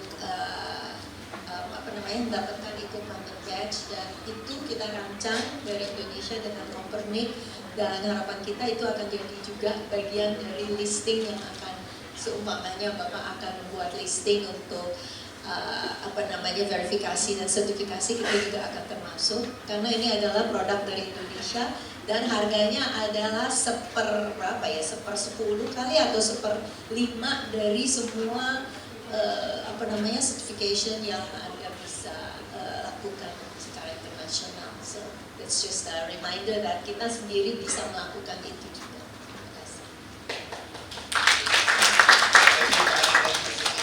Unfortunately, the time has up. Iya, boleh nanti kita boleh satu atau dua pertanyaan lagi. Tadi ada juga yang di belakang tuh kan. Udah itu dari duluan tuh tadi. Boleh dua pertanyaan? Kebetulan waktunya udah habis. Oke, Takutnya nanti semakin molor, tapi pastinya kan kita nggak akan selesai di sini. Betul. Jadi kita akan bisa ngobrol lagi nanti setelah ini di sela-sela acara. Tapi just closing statement kalau dari aku rangkumannya adalah ada paling tidak 5 aspek pembelajaran yang kita bisa tarik hari ini. First, sustainability is a continuous journey. Dari sustainable operations jadi sustainable supply chain, dari sisi government juga it's a journey. And when we talk about journey, you need a long-term partner, as some of you also say, right? Dan long-term itu kita punya long-term partner, ini akan bisa terjadi connectivity, kolaborasi itu terjadi pada saat kita jalannya bersamaan. Dan bagian dari journey-nya juga nomor 3 adalah rasanya komitmennya harus holistik. Jadi bukan hanya dari cerita soal komitmennya dari seluruh tim, tapi juga kalau komitmennya bukan hanya dari tim, tapi dari suppliers dan the players di hilir di mereka, akhirnya pasti journey-nya jadi lebih baik. Yang keempat, kayaknya tadi banyak ngobrol soal be innovative dan be creative. Ini nggak harus mulai dengan besar, tapi kayak be creative, start small dan be creative. Dan yang terakhir, supaya ini tidak jadi pilot, rasanya perlu distandarisasi, yaitu di regional government atau di central government. I think that's it from us. Again, thank you very much for the opportunity to host the session, and give a round of applause for all the. Thank you so much, Papito, our dearest moderator for today, and also all of the participants that have been giving some questions and answers. I would like to ask everyone to stay on your seat as we will continue with watching a video. Please continue. Stay on your seat. As what I've been mentioned in the session a lot, which is SPG, I personally haven't familiarized myself with it. But so let's take a moment and take a look at the screen for the SPG, which is the Sustainable Procurement Guideline.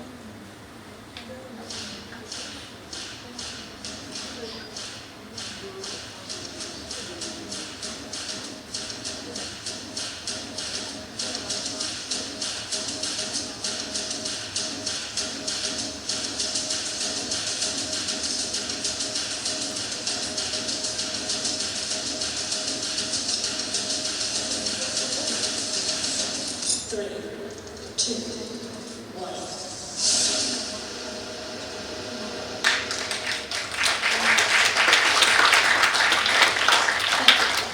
And as a symbolic gesture, I would love to invite Ibu Rami Fajar Harini to join us at the front.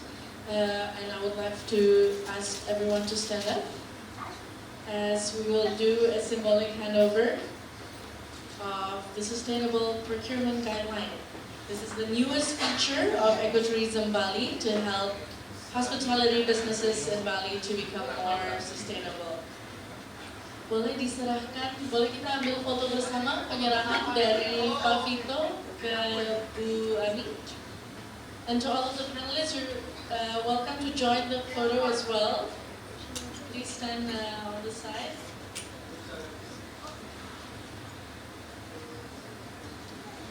Simone, maybe you can stand a little bit.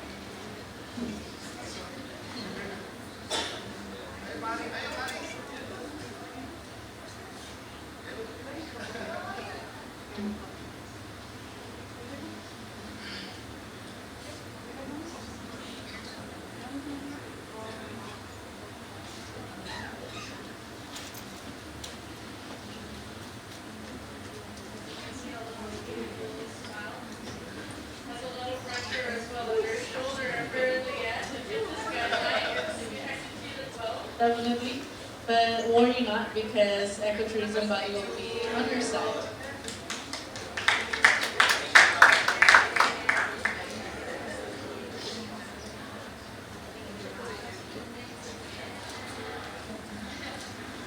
That concludes our first session, and now let's take a coffee break at the Sukarno Lounge.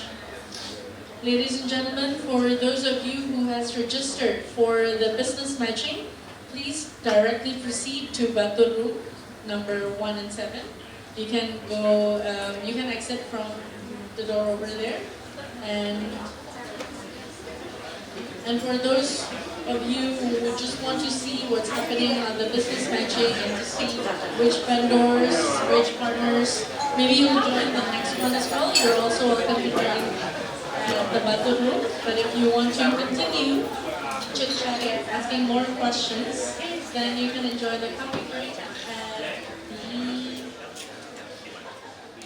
the Sukarno Lounge. For VIP guests, we would love to invite. Good day to all of you. Welcome back to the third World Tourism Day 2025. Celebrated or hosted or initiated by Ecotourism Bali in partnership with ACT Project and the Meru Sanur. For our second session, we'll hear inspiring impact stories directly from the supply chain. So before we were listening from the change makers and also the leaders and the success stories, so now we hear directly from the supply chain. And in here, or in this discussion, we'll be showcasing how sustainable sourcing can bring a real measurable benefits. So sometimes in business, of course, we know we talked about cost, we talked about profits, and also how impactful it is to actually use sustainable products in our supply chain. But of course, that will not be able if we cannot start it from the beginning. Or kalau orang Indonesia bilangnya, kita harus mulai dari hulunya. Jadi dari supplier, juga dari semua producernya. It has to be hands-on-hands efforts that is done together. So please welcome our moderator, Ibu Margareta Mutia, Manager of Consumer Campaign and Engagement from Rainforest Alliance as the leader of ACT Project. Ms. Mutia is the manager of the Consumer Campaign and Engagement in Rainforest Alliance in Indonesia. In this position, she is responsible in leading the ACT Project.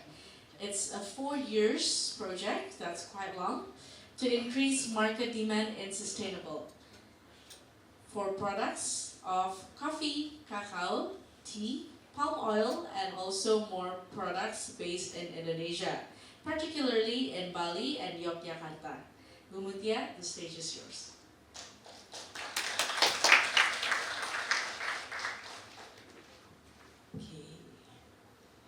Terima kasih Mbak Windy. Good afternoon, ladies and gentlemen. Selamat siang. Om Swastiastu. Assalamualaikum warahmatullahi wabarakatuh.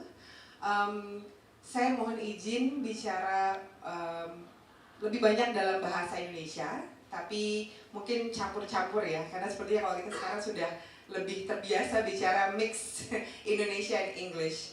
So, good afternoon, ladies and gentlemen. Please allow me to speak mostly in bahasa Indonesia, but throughout the discussion we will use Indonesia and English interchangeably. Thank you very much. Terima kasih banyak Mbak Windy atas perkenalannya. Saya juga izin memperkenalkan diri kembali. Nama saya Margaret Mutia. My name is Margaret Mutia, but please call me Mutia. I'm from Rainforest Alliance. I'm positioned as the manager for consumer campaign and engagement. Saya menjabat sebagai manajer untuk consumer campaign dan engagement di Rainforest Alliance Indonesia. Di sini saya akan bertindak sebagai moderator untuk diskusi kita pada siang hari ini. Tapi sebelumnya izinkan saya memperkenalkan dulu mengenai ACT Project.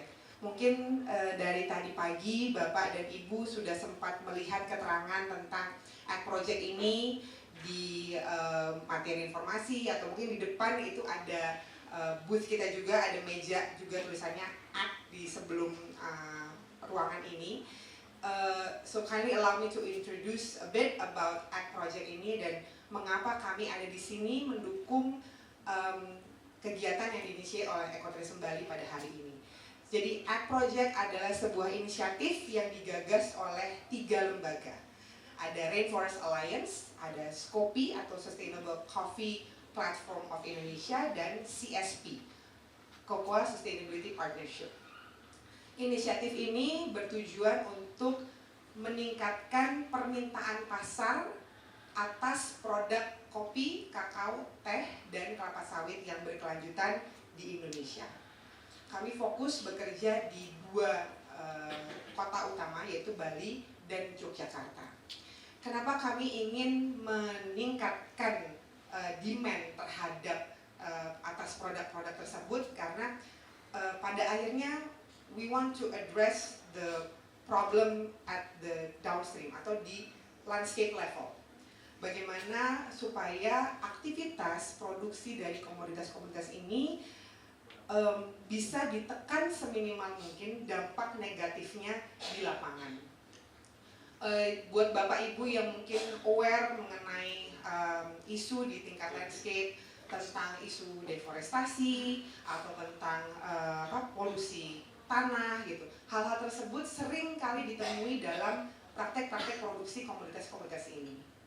Rainforest Alliance sendiri adalah lembaga yang bergerak di isu perlindungan hutan dengan fokus atau pendekatan di sustainable production. Kita mendukung atau mendorongkan dilakukannya praktek-praktek produksi yang berkelanjutan untuk komoditas-komoditas yang menjadi concern kami. Dan ini adalah kali pertama buat ketiga lembaga ini, Rainforest Alliance, SCOPI maupun CSP, untuk bekerja dengan market, bekerja di hilir, di industri hilir, downstream industry. Because we used to work with the producers on the upstream to advocate the conversion from unsustainable production practices to sustainable production practices. Namun seringkali inisiatif tersebut menemukan tanda tanya besar ketika produk sudah dihasilkan, lalu kita mendapatkan pertanyaan dari stakeholder kami di lapangan. Saya sudah susah-susah melakukan praktek sustainability dengan effort yang lebih besar, dengan cost yang lebih besar, lalu siapa yang mau membeli produknya? Bagaimana produk ini kemudian bisa dihargai? Dan disitulah ACT Project hadir. Kami dari konsorsium yang terdiri dari 3 lembaga ini mau mendorongkan market, di mana di dalamnya ada industri hilir, di mana di sini kita fokus pada industri horeca, hotel, restoran, kafe, dan juga retail, lalu juga kepada consumer, supaya lebih bisa mengenali produk-produk atau memahami produk-produk yang terkategori sebagai produk sustainable ini, bagaimana bisa tersedia lebih banyak di pasar, bagaimana cara mempromosikannya, dan bagaimana cara mengenalinya.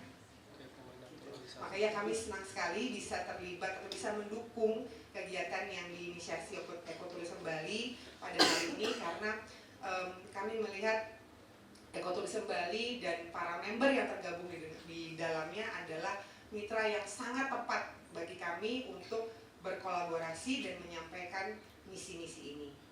Harapan kami ke depannya kolaborasi ini bisa terus berlanjut. Seperti tadi dibilang, ini adalah proyek 4 tahun dan kami mengundang para perwakilan bisnis-bisnis Horeca di sini, member Ekoturism Bali maupun yang bukan member tapi sudah terekspos dalam network ini untuk bisa mendukung atau bersama-sama bergabung dalam effort ini untuk supaya kita bisa melihat lebih banyak pilihan produk sustainable di market dan kenapa, apa dampaknya, dan kemudian sampai akhirnya pesannya sampai kepada konsumen gitu.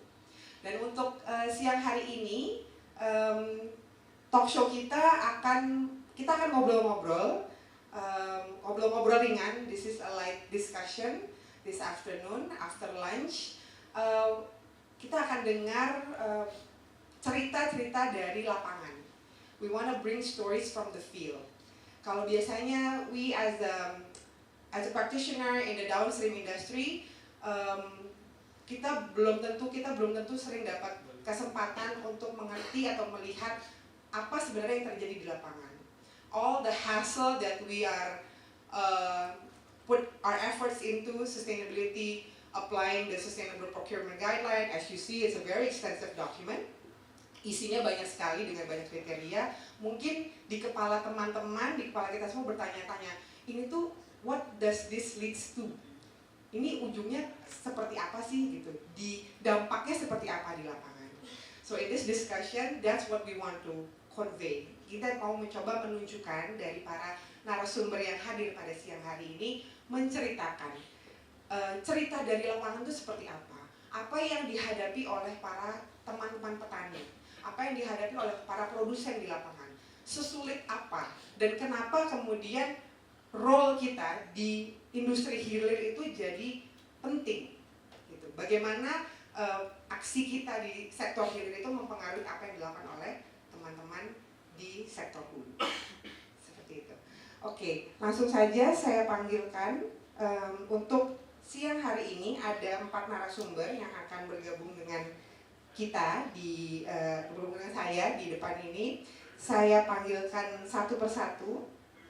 Yang pertama saya panggil Ibu Agung Widyastuti selaku Direktur dari Yayasan Kalimajari. Kepada Bu Agung kami persilakan. Nah, bisa dilihat penjelasannya. Beliau adalah Direktur dari Yayasan Kalimajari dan sudah bekerja sejak tahun 2011 dengan koperasi produsen coklat bernama Kertas Samaya Samania atau KSS di Jembrana, Bali. Nah, nanti Bu Agung, lebih akrab dipanggil Bu Agung, akan bercerita banyak tentang pengalaman Kalimajari sendiri selama ini mengawal koperasi KSS atau pelaku produsen kakao lainnya, Bu.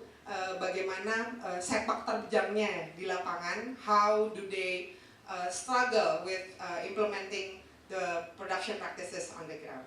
Oke, berikutnya dari kalau tadi dari coklat, sekarang ada dari kopi. Saya perkenalkan atau saya panggil ke depan Bapak Imade Darsana selaku Direktur BUMDes sekaligus Ketua Lembaga Pengelolaan Hutan Desa Wonogiri. So, Pak Made is what I call a village activist. Beliau aktivis desa, sepak terjangnya sejak tahun sebelum 2015 bahkan Pak ya, itu banyak berkecimpung di perhutanan sosial atau social forestry, pernah menjadi ketua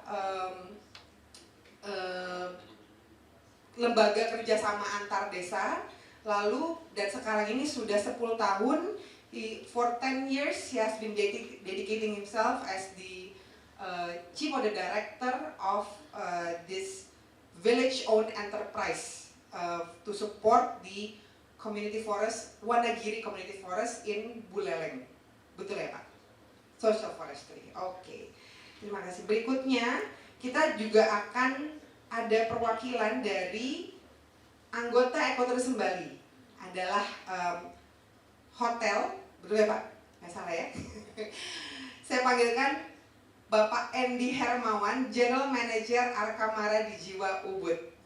Silahkan Pak Andy. Kita juga akan mendengar dari Pak Andy cerita kalau di sektor hilir sendiri praktik sustainability-nya seperti apa. Kayak gitu ya Pak ya. Terakhir, last but not least, saya panggilkan ada kalau tadi kita udah dengar dari produser, so this is the upstream ya. Ini sisi downstream, ada hotel, kemudian ini yang company atau sourcing company, pemilik brand juga. Saya panggilkan Bapak Ahmad Hidayat, Commercial Director untuk Asia Pacific, Slow Forest and Krakatoa.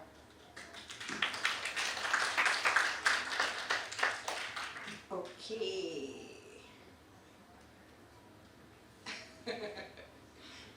Cermat, it's very classic.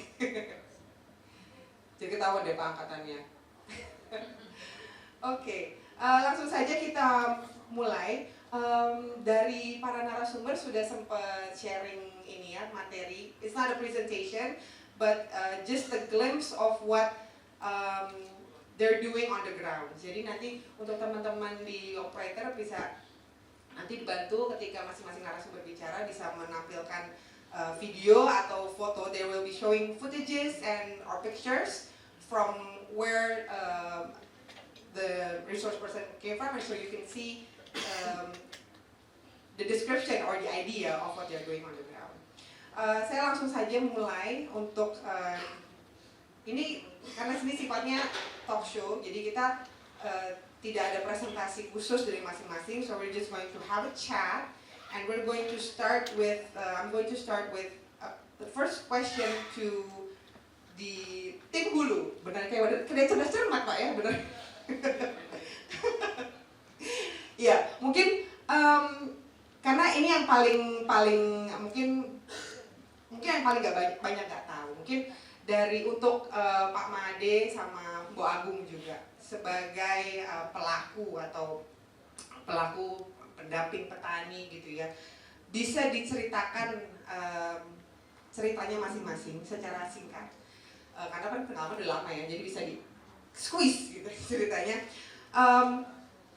Bagaimana hingga akhirnya Pak Made dengan BUMDes dan isinya adalah kelompok-kelompok petani yang mendukungnya, juga di Kalimajari dengan koperasi KSS itu hingga akhirnya menerapkan sustainable production practices untuk produk kakao dan produk kopi yang selama ini dilakukan. Pastinya kan nggak serta-merta ya, tahu-tahu dari awal udah melakukan production practices. Atau mungkin seperti itu, mungkin bisa diceritakan journey-nya seperti apa.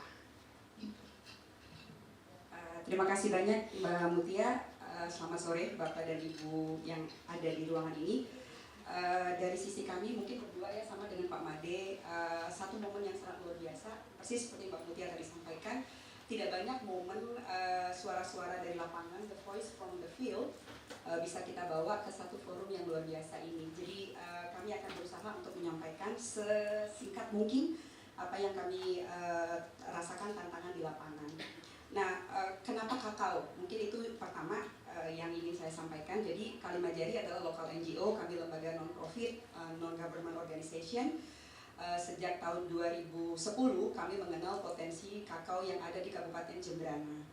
Waktu itu kakao sama sekali, kakao di Jembrana itu dimulai sekitar tahun 1978. Pernah mengalami masa kejayaan, namun kemudian karena serangan hama dan penyakit dan banyak sekali tantangan terutama hal-hal yang berkaitan dengan climate change.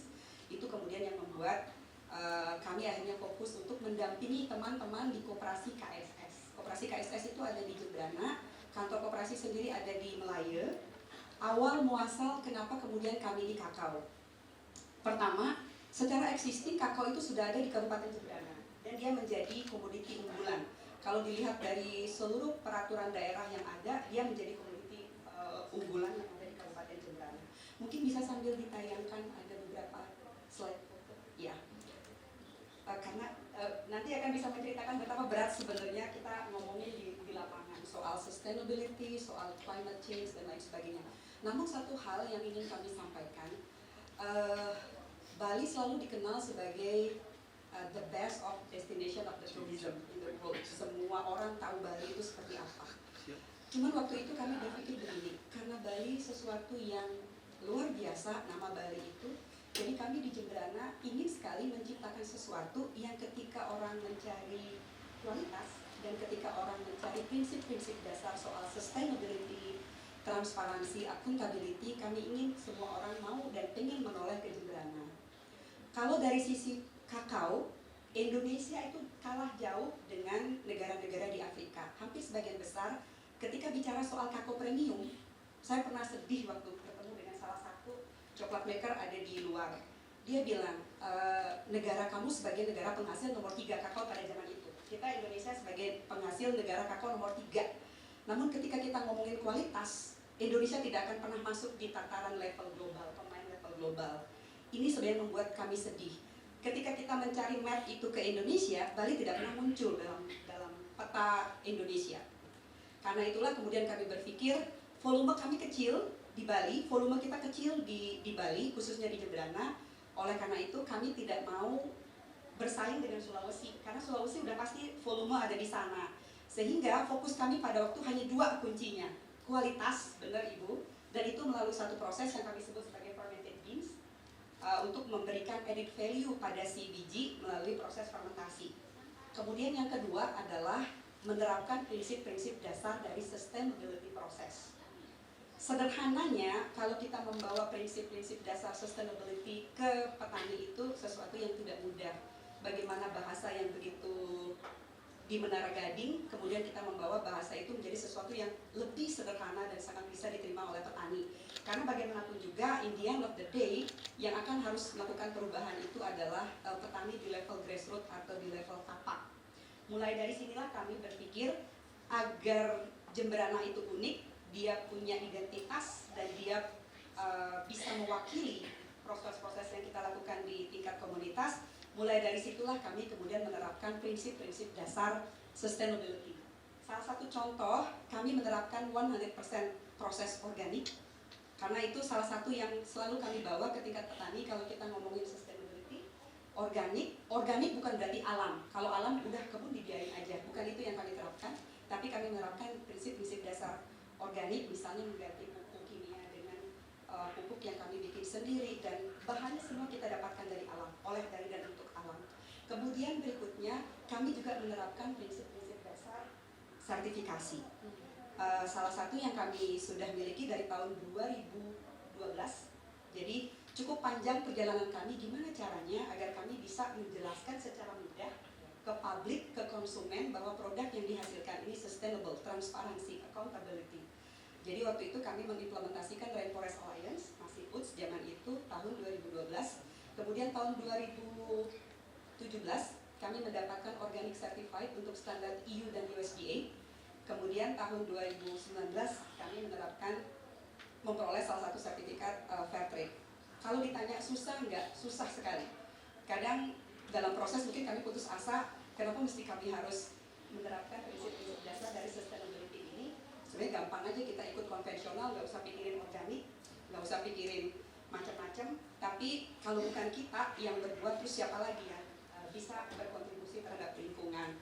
Itu sebenarnya beberapa prinsip-prinsip dasar yang kami lakukan di KSS agar meskipun Bali itu Jembrana itu kecil, tapi kami ingin tampil dan memberikan sesuatu yang berbeda lewat cara-cara tadi yang kami lakukan. Oke. Makasih banyak Bu Agung. Tepuk tangan dulu. Tadi saya catat ya Bu, Jadi sustainability itu juga dipandang sebagai sebuah kriteria untuk meningkatkan value dari kakao yang dihasilkan oleh Indonesia, khususnya dari Jembrana, Bali ya. Dan poin lain yang saya catat soal bagaimana menggunakan sertifikasi itu bisa jadi cara yang paling efektif untuk dikenali sebagai produk yang sustainable. Oke, menarik sekali. Monggo saya persilahkan Pak Made berbagi ceritanya. Baik, terima kasih atas waktunya.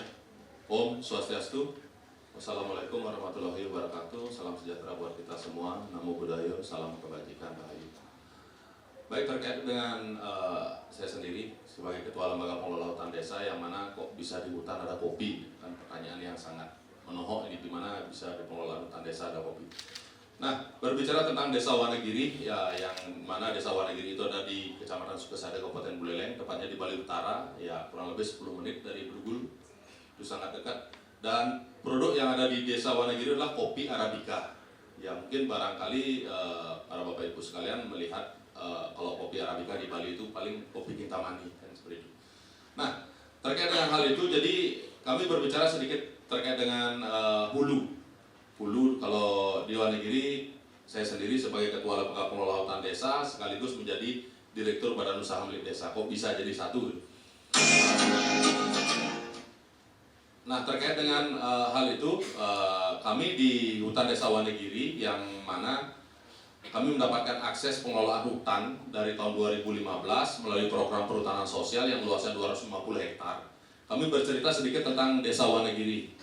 Desa Wanagiri berada di hulunya Kabupaten Buleleng, yang mana di sana terdapat sumber mata air sekitar 50 sumber mata air dan 17 air terjun yang ada di dalamnya. 17 air terjun itu sangat luar biasa. Tapi ini menjadi tanggung jawab sosial kami yang sangat tinggi. Nah, jadi kami di dalam hutan tersebut dulu sempat terjadi deforestasi, penebangan yang besar-besaran. Sampai ada masyarakat yang bermukim di dalam hutan, ada pergantian tanaman hutan menjadi tanaman bunga dan lain sebagainya. Ini merupakan challenge yang sangat besar buat kami. Jadi karena tanaman-tanaman yang ada di dalam hutan itu memiliki nilai ekonomi yang cukup tinggi. Kita pahami kebutuhan masyarakat itu adalah untuk pendekatan ke masyarakat, kita tidak hanya bisa berbicara tentang lingkungan, tetapi berbicara tentang sosial, ekonomi, dan lingkungan. Di mana tiga hal tersebut sangat mudah diucapkan tetapi sangat sulit untuk diimplementasikan. Jadi pola pendekatan kami adalah yang memang Desa Wanagiri awal mulanya adalah memang desa penghasil kopi. Jadi walaupun tidak ditanam, kopi di dalam hutan itu pasti sudah tumbuh dan sudah ada. Jadi pengelolaan kami adalah bagaimana menyadarkan masyarakat bahwasanya bagaimana cara menjaga lingkungan itu dengan baik, tetapi tetap memberikan nilai ekonomi kepada masyarakat. Ya, kami mulai mengajak masyarakat untuk menanam. Yang pertama adalah kita menanam tanaman kopi, penanaman kembali, peremajaan, replanting kembali kita lakukan di dalam hutan dengan tujuan adalah bisa nanti meningkatkan tutupan lahan. Karena kopi walaupun bukan menjadi tanaman kehutanan, tetapi bisa polanya dengan sistem agroforestry, dengan tanaman-tanaman naungan, dengan tanaman naungan lainnya. Jadi tutupan lahan hutan itu akan kembali muncul.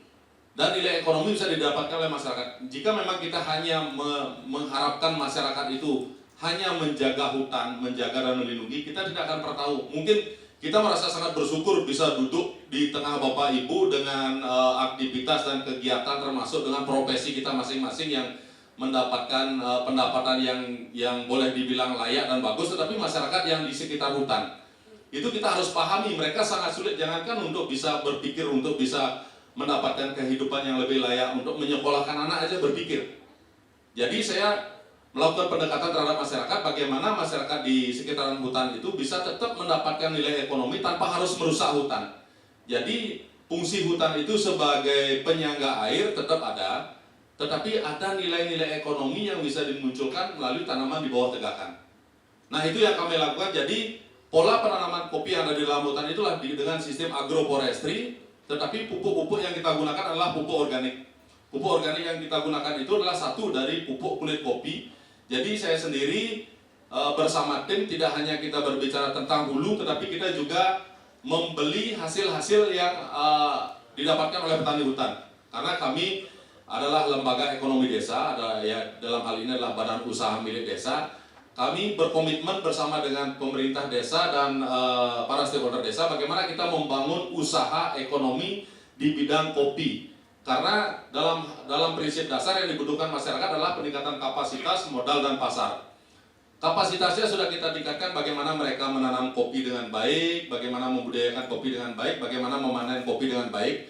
Modal kita bisa berikan melalui kredit pinjaman daripada BUMDes, memberikan rekomendasi untuk mendapatkan KUR dan lain sebagainya, tetapi kita harus menjamin pasarnya. Karena pada saat petani itu menghasilkan, petani itu memanen kopi, supaya tidak ada pertanyaan lagi pada saat kami panen kami jual kemana. Jadi desa lah akan menjadi solusi dan kami dari desa itu menjadi solusi, mereka jualnya ke desa dan kami proses semua processing itu ada di desa. Tujuan kami ada memproses desa adalah bisa kami mengembalikan minimal 30-40% dari kopi itu adalah kulit, itu bisa kita kembalikan menjadi pupuk dan profit yang kita dapatkan bisa kita kembalikan lagi ke masyarakat dalam bentuk bibit gratis. Dan kita juga berikan alat-alat pengolahan berupa pencacah kohe kambing dijadikan pupuk untuk difermentasi dan sebagainya, karena saat ini saya melihat di tingkat tapak ataupun di lapangan bahwasanya kondisi tanah kita sudah sedang tidak baik-baik saja. Kenapa saya berbicara seperti itu? Sekarang kita menabur pupuk berupa kohe kambing, kohe sapi dan lain sebagainya sangat lama diproses oleh tanah untuk menjadi pupuk dan bisa dimanfaatkan nutrisinya oleh tumbuhan. Jadi proses sekarang itu sangat beda dengan pengalaman kita masa kecil. Jadi sekarang bahan pupuk seperti kohe kambing dan lain sebagainya harus memang benar-benar difermentasi supaya memang cepat dimanfaatkan oleh tanaman menjadi nutrisi. Jika memang itu langsung diimplementasikan, itu akan menimbulkan jamur, justru merusak tanaman tersebut. Jadi pola penekanan kami bagaimana masyarakat itu diajak secara bersama-sama. Tidak hanya mereka berpikir tentang bagaimana mereka harus mendapatkan bantuan tanaman, bantuan dan sebagainya, tetapi kami perlahan-lahan kita ajak untuk membuat bibit secara mandiri, membuat pupuk secara mandiri dengan tujuan adalah kedepannya mereka mendapatkan hasil yang layak, tetapi tetap juga mendapatkan menjaga hutan itu sebagai fungsi lindung. Dan di sana selain juga masyarakat petani kami menanam kopi sebagai petani, mereka juga sebagai peternak. Selain itu juga mendapatkan nilai tambah dari pengelolaan wisata yang ada di desa kami, yaitu wisata air terjun. Karena pada saat ini kami membuka 3 pintu masuk untuk menuju air terjun, karena air terjun di desa kami ada 17.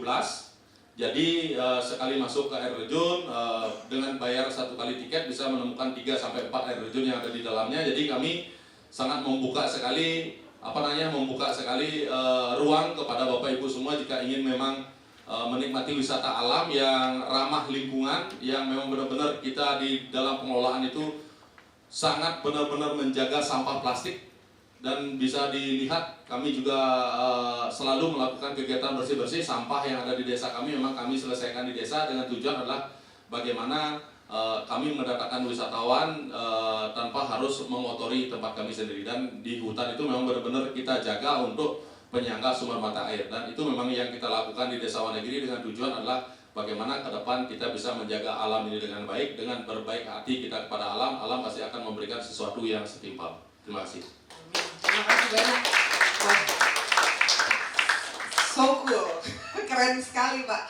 Ini hampir praktek yang biasanya kita hanya dengar di tataran ide, tapi Pak Made dan rekan-rekan di hutan desa Wonogiri sudah bisa menerapkannya hampir secara 100%. Oke. Nah, menarik sekali cerita dari teman-teman di upstream di hulu. Nah, sekarang mau dengar dari yang di hilir. Saya mau mulai dari yang paling hilir dulu nih, dari Akamara di Jiwa. Apalagi ini udah anggota Ekotourism Bali, sudah mendapatkan Eco Climate Badge juga.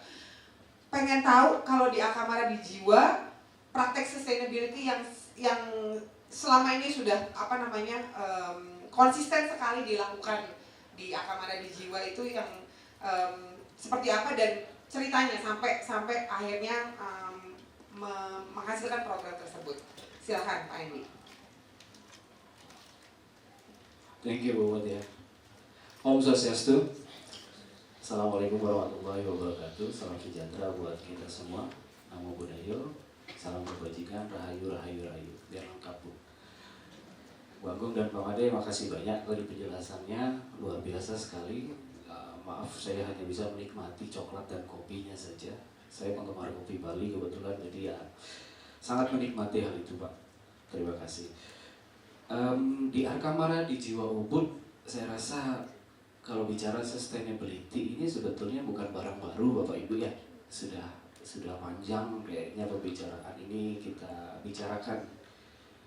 Bahkan kalau tarik mundur secara global itu sebenarnya kan sudah berpuluh-puluh tahun lalu membicarakan mengenai sustainability dan baru mencakup kepada pariwisata atau tourism itu baru kurang lebih 10-20 tahun belakangan. Saya akan membahasnya dalam dua sisi saja, internal dan eksternal, mengenai sustainability yang kami terapkan di hotel kami dan tentunya apa yang kami lakukan kepada komunitas kami lokal di luar.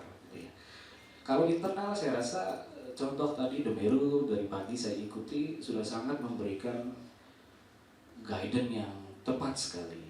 Bagaimana hotel waste management mereka memperlakukan sampah-sampah organik, anorganik, dan lain-lain. Dan kami di Arkamara pun melakukannya. Walaupun hotel kami kecil, kami memiliki tanggung jawab yang betul-betul bahwa ini bukanlah tanggung jawab pemerintah saja, tapi juga merupakan tanggung jawab kami di dalam. Turbo modern kami sudah punya, kami pun memiliki mesin pecacah sendiri. Kemudian organik kami juga sampaikan ke lokal untuk diberikan kepada pakan ternak dan sebagainya. Namun di internal ini saya nggak tahu ada berapa banyak teman-teman hotel yang hadir pada siang hari ini. Hanya saja saya sangat terkesan dengan programnya Ibu Putri Koster sebetulnya. Ya terlepas dari kutukan yang beliau sampaikan di media sosial ya, pengelolaan sampah berbasis sumber kan gitu. Sebenarnya sumber yang dimaksud itu kalau mau dikaji lebih dalam lagi, bagaimana kita memaksimalkan sampah itu bahkan sebelum menjadi sampah sebetulnya. Kalau bicara waste, sampah organik dan lain-lain, saya rasa sudah done lah, sudah selesai. Tapi yang perlu Bapak dan Ibu pikirkan sebagai hotelier adalah mempertanyakan kembali, apakah expand atau produksi sampah yang Bapak kerjakan di dalam operasional hotel kita itu masih relevan atau tidak? Sebagai contoh, dulu kita hotel menyediakan fruit basket di dalam kamar. Ya. Pernahkah Bapak Ibu mempertanyakan fruit basket ini sebenarnya masih relevan atau tidak? Masih nggak ada tamu yang mau makan? Karena kenyataannya di tempat kami itu jadi waste dan terbuang percuma. Kemudian contoh lain lagi, tadi saya juga cerita sama Ibu Susi, pengeluaran laundry kita di Hotel Expand yang paling tinggi sebetulnya adalah bathmat. Bathmat ke saya kebetulan Expand-nya tinggi sekali, Bu. Kemudian kita pertanyakan apakah tidak ada cara lain untuk mengurangi Expand ini, waste management-nya di hotel itu sendiri. Kemudian kita menggunakan diatomite mat yang memiliki 50 kali daya serap lebih daripada mat biasa. Dan bagusnya lagi, nggak perlu nyuci, Bu. Kita nggak perlu nyuci, nggak perlu repot-repot bawa ke laundry atau laundry di dalam. Hasilnya apa? Expand-nya bisa kita kurangi. Nah demikian contoh-contoh hal yang internal yang harusnya kita pertanyakan kembali, masih nggak related ini. Bisa jadi nanti kalau Bapak dan Ibu hotelnya melakukan clean room setiap hari, masih nggak related clean room itu setiap hari. Kalau saya tinggal di hotel, saya nggak terlalu nyaman juga dikunjungi tiap hari karena mau di dalam kamar gitu kan. Misalnya lagi honeymoon gitu kan, nggak pengen ada orang masuk, clean roomnya nanti aja deh. Masih nggak relevan itu. Hal kecil itu yang mungkin dianggap sepele, tapi dalam prosesnya hotel clean room kamar itu ada chemical yang digunakan, ada air yang digunakan, ada pergantian yang dilakukan. Nah, internalnya coba pertanyakan kembali. Questioning, giving a big question mark to your hotel operation, is this still relevant or not in your hotel? Kemudian eksternalnya, saya ingin membahas ada satu hal aja terkait dengan eksternal, di mana Sustainability Development Goal 2030 itu berpilar pada 5 hal: people, prosperity, planet, partnership, and peace. Kita semua tahu ya, yang dalam ruangan ini semua sadari. Tapi bentuknya bagaimana? Bagaimana kita bisa menerapkan 5P ini kepada eksternal kita? Nah, saya hari ini, terima kasih banyak Ekoturisme Bali. Hari ini saya ingin mengkampanyekan salah satu program kami yang kami lakukan dari 2025 Januari yang kami sebut sebagai 1% for Smile and Tree. Ya, jadi apa yang kami lakukan terhadap 5P ini, pilar ini, kami berupaya menyisihkan. Kami tidak CSR 1 tahun sekali, kami CSR kami 1 bulan sekali. Kami punya MOU dengan 4 yayasan di lokal Ubud area. Kami pun MOU dengan Dinas Lingkungan Hidup. Nah, Pak, kenapa 1%? Agar program ini bisa di-copy oleh banyak teman-teman di hotel. Kenapa harus lokal? Sejatinya Bapak Ibu nggak perlu pikir jauh-jauh sebetulnya. Bagi saya ya, nggak perlu memikirkan, bukan tidak penting di Jemberana, bukan Pak. Hotel saya di Ubud, maka yang harus saya concernkan adalah komunitas Bapak dan Ibu di Ubud itu sendiri. Kenapa ada program ini?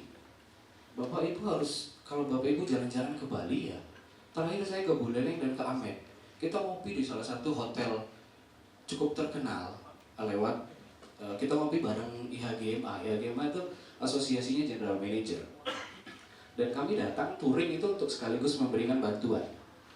Jadi di tengah kami ngopi, makan, di dalam hiruk pikuk kemewahan pariwisata di Amet, kami menyumbang, sumbangan kami jaraknya hanya 5 menit Bapak Ibu dari Amet itu. Nah, betapa lokal yang kita sebut, kita gaungkan sebagai lokal, itu ternyata di dalamnya masih banyak perlu bantuan, perlu support dari kita, Horeca, yang notabene setiap bulan create the revenue. Nah, program ini kurang lebih memberikan jembatan, walaupun kecil 1%, kami harapkan dengan kontinuitas ini bisa bermakna. Nah, apa initnya buat bisnis, pemilik bisnis hotel? 1% ini kami ambil dari direct booking saja. Jadi if you are a general manager and always think about the online, offline, and direct booking, and you want to get rid of online travel agent, karena basically komisinya banyak, bookingannya banyak, tapi komisinya juga banyak online travel agent. Apakah bagus buat hotel kita? Bagus. Tapi sudah sepatutnya kita arahkan ini ke direct. Nah, program ini 1% kita ambil direct booking. Impact-nya apa terhadap kami di hotel? By booking date, Januari 2025 sampai dengan September kemarin, compare last year, kami sudah increase direct bookingnya 17,6%. Nah, salah satu bentuk bahwa bisnis Bapak dan Ibu sebenarnya bisa di-inline-kan dengan movement-movement sustainability seperti ini. Mungkin demikian dari saya, Bu. Mudah-mudahan tidak terlalu panjang. Terima kasih. Mantap Pak Endi, terima kasih banyak. Jadi sudah merasakan manfaatnya juga ya, sudah banyak lesson learn-nya nih sepertinya ya. Oke, saya ke Krakatoa sekarang. Mungkin Bapak Ibu di sini, ladies and gentlemen, maybe you are already aware with the brand Slow Forest and Krakatoa. Tapi saya ingin mempersilahkan Mas Ahmad Hidayat untuk memperkenalkan langsung tentang Slow Forest dan Krakatoa ini. How did this brand get into sustainability, or is the sustainability is the brand, gitu ya? Saya silakan Mas Hidayat. Thank you so much. Let me just speak in English, so it's more balanced. So, Assalamualaikum, good afternoon, Om Swastiastu. to everyone. Thank you for being here in this lovely afternoon. My name is Dayat. I'm from Singapore. My father's Indonesian, my mom's Singaporean. Born and raised in Melbourne. So I've been in coffee for the past 22 years. I'm actually the head judge of Indonesian specialty coffee in Indonesia. I'm also the Cup of Excellence judge in international. I've been in coffee for so long. I've been doing a lot of processing in Ethiopia, Kenya, Uganda, so around the world, mostly in Latin America. I said about 3 years ago we started to look into Asia, Southeast Asia, in fact, because as you know, with the global warming, with the problem with deforestation, the climate is changing. In Africa, in West Africa, we have a lot of issues with cacao or coffee. We cannot supply. The demand is more than the supply. So a lot of big companies, as you know, Barry Callebaut, Nestle, everyone's moving into Asia.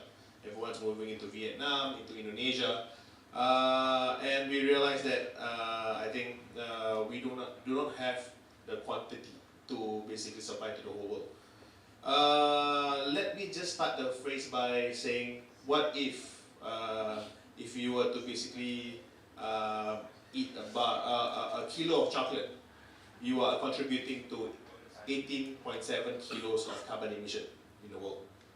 But if I were to tell you, if you were to eat Coca-Cola's chocolate, we are only contributing 8 kilos. So that's a difference in 10 kilos of carbon. So you are actually eliminating 10 kilos of carbon every kilo of chocolate that you consume, whether you are in a hotel line, whether you are in a bakery or a personal consumer like myself. So we have the data impact. We realize that I think definitely sustainability is something. We have been doing sustainability. We have been doing social impact for Coca-Cola, but we think that I think that we need a lot more. We need a lot more opportunity. We need a lot more hard work at the farms, like what we are doing in Coca-Cola in Lampung, in Suwo. We actually invested in a farmer coordinator. So farmer coordinator means we have people under our payroll just to educate the farmers on how you cultivate a better farming practice, pasca panen, so basically post-harvest fermentation. I think this is very, very important, especially for end consumer, right? I think as you as a consumer, you as a B2B, whereby you want to make sure that the product, whether it's coffee, whether it's chocolate, has to be consistent all year round. So that has to be taken into consideration when we are at the farms. So we invested in farmer coordinators, and as you know, in Indonesia there are a lot of islands. We have farmer coordinator in Sulawesi, in Lampung. So I would say it's very, very tough, very hard work in terms of communication. Creating a farmer group is quite challenging. We managed to basically create a cooperative in Lampung. We are trying very hard to create a cooperative with Sulawesi as well. We are also working very hard with Rainforest Alliance to get our farms certified. So a lot of it actually goes to improvement at the farms. We actually donate, or we actually put away $1 a kilo. So basically every kilo of chocolate or coffee that you buy from us, $1 is being put away, whether it's to social impact, whether it's to helping the farmers, premiums. We are, this is just basically very, very transparent. We actually are giving 8,000 to 15,000 rupiah on top of the market price. So if the market price right now is, let's say, 120,000 rupiah per kilo, we are giving more. The reason is because we want to make sure that the farmers understand we are working hard to help them. They also need to work hard to make sure that they know their work, their processing, their fermentation. Aside from that, we also do a lot of community work. We also basically build schools in Laos. We built a school for infant cares, for kindergartens. So we did a lot of that. And as you know, we have basically people under our wing as basically data collector, carbon emission collection. So there's a lot of things that we do. We don't only make chocolates, we also focus at agroforestry. That's our main business. So yeah, so that's a bit more about us. If you want to know more, please visit us at our booth, taste our chocolates. Like what I said, every kilo of chocolate you eat from us, you are actually reducing 10 kilo of carbon dioxide in the world. Thank you. Thank you. Terima kasih banyak Mas Dayat. Sayangnya waktu kita cuma 1 jam, jadi kita hanya punya beberapa tidak banyak waktu. Tapi saya ingin memanfaatkannya untuk mempersilahkan para narasumber kami menceritakan tentang sekaligus ya. Yang tadi sebenarnya sudah sempat disebutkan, some of them have been already mentioned around challenges and benefits. Jadi, tapi challengesnya juga pasti kan we've heard oftentimes sustainability is very challenging gitu kan, banyak di lapangan kondisinya tidak selalu kondusif, tidak selalu memungkinkan.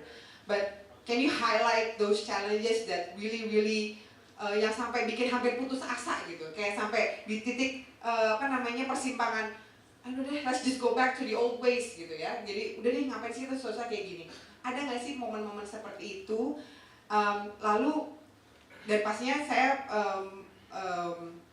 pikir teman-teman di sini sudah melewati masa-masa itu gitu ya, masa-masa berdarah-darahnya hingga menuai manfaatnya. Kalau tadi Pak Endi udah mention soal manfaatnya, mungkin bisa dari Pak Made, Bu Agung, Mas Dayat juga, Pak Endi juga bisa share lagi what are those very crucial hurdles, terus kemudian setelah dilewati what is the benefit, setimpal atau enggak? Silakan. Terima kasih banyak. Ketika bicara challenges di lapangan, kami melewati fase yang persis seperti Mbak Mutia tadi sampaikan. Ada fase ketika kami sepertinya mau give up, nggak usah deh ngomongin standar, nggak usah deh ngomongin sesuatu yang sepertinya dalam tanda kutip itu mendikte kita semua, baik itu di koperasi maupun di KSS. Namun karena prinsip kami seperti yang tadi kami sampaikan, kami ingin sekali muncul di proses ini sebagai sebuah movement. Jadi kalau kami bicara soal kakao di Jemberana, environment dan komunitas, itu buat kami adalah program and beyond. Udah nggak ngomongin program lagi, udah nggak ngomongin lagi batas waktu, udah nggak ngomongin lagi sumber pendanaan iya, tapi jangan sampai kemudian itu menjadi batasan untuk kami berkarya. Karena kami menempatkan kakao, kemudian sustainability, fermentation, added value dan premium itu menjadi bagian dari movement. Oleh karena itu kami selalu melihat ke dalam ketika bicara soal sustainability proses in the ground, in the grassroots, in the smallholders, totally this is not easy. Perlu waktu yang panjang untuk meyakinkan mereka, karena ujung tombak di lapangan itu adalah para petani. Kalau kita bisa memberikan reason why, penjelasan yang benar-benar mereka bisa terima dengan baik, nggak usah sampai digeret-geret, kita akan semua melakukan hal yang sama. Itu yang kami temukan proses di lapangan. Pertama, challenging pertama adalah merubah mindset. Oleh karena itu kami setting dalam sebuah program. Kebetulan di awal program kami ada satu program kami sebut sebagai program Kakao Lestari, agar tujuannya sebenarnya simpel, agar kakao itu lestari di bumi Jemberana. Udah itu aja sebenarnya simpelnya. Kemudian lahirlah satu program namanya Traction. Traction ini intinya kurang lebih menjawab pertanyaan tentang sustainability. Karena di sana berkaitan dengan transforming, perubahan yang kami fokuskan hanya di 2 sektor. Udah itu aja, 2 sektor itu aja. Pertama adalah bagaimana koperasi bisa diperkuat. Jujur dalam ruangan ini harus kita akui. Tadi Pak Made bicara soal BUMDes, bicara soal koperasi. Nggak mudah mencari koperasi produsen yang kuat di Indonesia. Harus jujur kita akui. Program banyak sekali, tapi mencari koperasi yang betul-betul basic di produsen dan koperasi yang memang memikirkan anggota. Bukan berarti koperasi simpan pinjam nggak penting, itu penting, tapi mencari produksi sangat sulit. Itu yang kemudian membuat kami komitmen capacity building ke koperasi dan Subak Abian. Kalau di Jemberana kami bekerja dengan Subak Abian sebagai identitas lokal, indigenous local. Jadi kami tidak membentuk lagi yang namanya Gapoktan dan lain sebagainya, tapi koperasi bekerja under Subak Abian yang tersebar kurang lebih 38 Subak Adian di Kabupaten Jemberana. Bapak Ibu bisa bayangkan saat ini kami bekerja 703 petani, laki-laki, perempuan, dan petani muda yang sehari-hari kami fokus untuk mendampingi mereka. Jadi capacity building untuk koperasi adalah the first, kemudian second adalah bagaimana menguatkan kapasitas petani sebagai dampingan kami.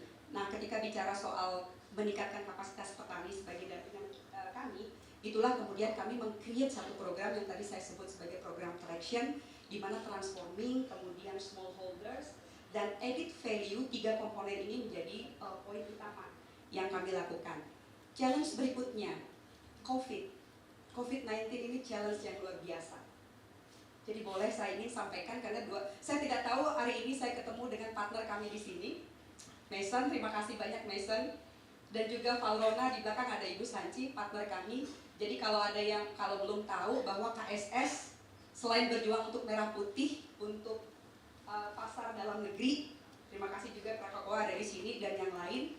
Sampai saat ini kami ada sekitar 15 partner kami Coklat Maker yang sudah mengapresiasi perjuangan biji kakao kami di Jemberana. Boleh kita tepuk tangan dulu? Ada sekitar 703 petani plus kali 4. Ada ribuan petani yang hari ini menyampaikan salam dari Jemberana. Saya bawakan salam hangat dari mereka untuk Bapak dan Ibu yang hadir dalam ruangan ini yang sudah berkolaborasi dengan kami. Valrona, salah satu coklat maker yang ada di Prancis, kami sudah berkolaborasi tahun 2015, di mana belum jauh-jauh, belum kita ngomong soal UDR. UDR itu adalah isu-isu yang berkaitan dengan free deforestasi. Jauh sebelum 2002, Valrona sudah memastikan bahwa salah satu traceability yang harus kami bangun adalah titik poligon. Yang dimaksud dengan titik poligon itu begini, kami ada 703 kebun. Setiap kebun harus diambil poligon, bukan titik koordinat. Poligon itu kalau kebunnya jajaran genjang, sebelah kiri dia ada di sungai, sebelah kanan dia ada di tebing, ke seluruh kebun itu harus ambil titik poligon. Tujuannya apa? Untuk memastikan biji kakao yang Bapak Ibu beli ambil dari KSS itu free deforestasi, bahwa dia ada di kawasan produksi yang selama ini dipergunakan oleh petani untuk sumber penghidupan mereka. Pertanyaan besar, apa pula kaitannya antara poligon dengan jualan? Erat sekali kaitannya, karena yang kami berikan kepada customer, yang kami berikan kepada partner-partner coklat maker kami, youtuber coklat maker kami adalah satu, kualitas sudah pasti lewat premium, kedua, sumber-sumbernya sangat bisa dipertanggungjawabkan. Tadi salah satunya poligon. Kemudian kita bicara soal traceability. Ada beberapa komponen sederhana, aplikatif dan desain yang begitu sederhana sehingga bisa dipergunakan oleh koperasi untuk memastikan si Bapak A, Bapak petani Pak Made A, dia ada di batch mana. Itu menjadi bagian. Kalau dipikir sulit, itu yang membuat kami akan menyerah. Tapi ketika kami ketemu dengan para buyer yang mereka mengapresiasi ceritanya petani, lelah kami hilang bahwa ini adalah jawaban mempergunakan aplikasi yang sederhana, aplikatif, mudah untuk dipergunakan. Itulah yang kemudian membuat kami bertahan dalam konsep traceability ini. Sekali lagi, saat ini, tadi sudah disampaikan oleh Krakatoa, petani-petani kakao di Indonesia yang concern untuk fermentasi, kami syukur kami sudah cukup banyak yang fokus mulai dari Aceh sampai Papua. Itu juga menjadi warna fermentasi Indonesia, tapi kami ingin sekali tampil di Jemberana karena kami menerapkan prinsip-prinsip dasar berkelanjutan, prinsip-prinsip yang kami ingin sekali melihat 10 tahun ke depan kakao masih ada di Jemberana. Oleh karena itu salah satu poin menjadi bagian dari sustainability adalah next generation. Di semua sektor pertanian saat ini the most problem adalah next generation. Oleh karena itu kami juga menerapkan satu program yang kami sebut sebagai GALS. Mohon izin Pak Mutia ada sedikit banyak. GALS itu adalah Gender Action Learning for Sustainability. Kuncinya ada 2, petani perempuan dan petani muda. Karena kalau tidak ada petani muda, nggak bakalan ada coklat di meja yang bisa kita nikmati. Nggak ada coklat yang bisa dijual oleh Krakatoa, oleh Mason, oleh Valrona. Jadi itu sebenarnya jadi salah satu kunci kenapa sustainability nggak sederhana yang kita pikir, tapi ada banyak sekali gerbong di belakangnya yang harus kita pikirkan. Salah satu tadi adalah soal next generation tadi. visi kami. Apa sih gunanya sustainability? Kemudian apa sih gunanya kami di smallholders ini benar-benar ditapak di grassroots. Sekali lagi pengen sekali menunjukkan bahwa Indonesia itu keren. Indonesia itu keren dengan segala biodiversity yang kita punya, sehingga kita mampu menghasilkan biji kakao yang berkualitas through the fermentation. Karena selama ini selalu itu miliknya Latin Amerika. Itu sebenarnya jadi campaign-nya kami di Jembrana. Banyak orang yang kalau ke Jembrana nggak mau karena butuh waktu 3-4 jam. Tapi buat beliau-beliau yang interest, 3-4 jam is not problem untuk melihat bagaimana komunitas di Jembrana berjuang. 2023 kami ingin sampaikan di tempat ini dengan penuh rasa bangga. 2023 kami mendapatkan Silver Award dari Kakao of Excellence. Jadi kalau Kakao of Excellence itu kami kategorikan seperti FIFA World Cup di sepak bola. Dia kompetisi paling tinggi. Karena apa sih Kakao of Excellence? Saya selalu menganalogikan seperti itu. FIFA World Cup itu setara dengan Kakao of Excellence ketika mencari kakao-kakao yang unik dari seluruh Indonesia. Astukara 2023 kami mendapatkan Silver Award dan langsung menerima penghargaan itu di Paris. Sebenarnya ada di foto saya tadi. Terima kasih. 2023 betapa bangganya mengajak ketua koperasi yang beliau adalah petani menerima penghargaan di podium utama. Satu barang yang harus masuk ke koper saya waktu itu adalah bendera merah putih.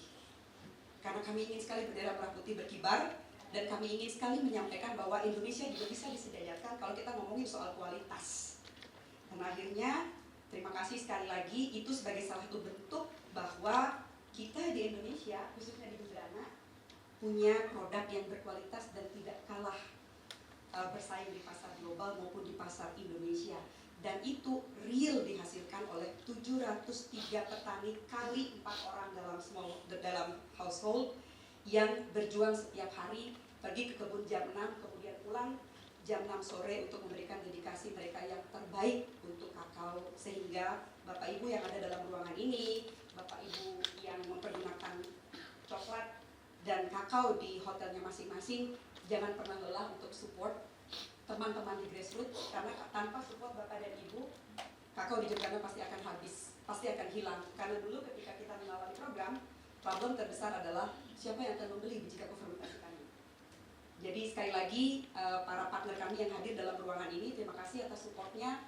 Bagi yang belum mengenal kakao Jembrana, please welcome, karena kami juga sekarang open trip untuk Bapak Ibu bisa berkunjung sehingga bisa melihat secara real organik macam apa yang kami kembangkan, konsep community development seperti apa yang kami perkuat.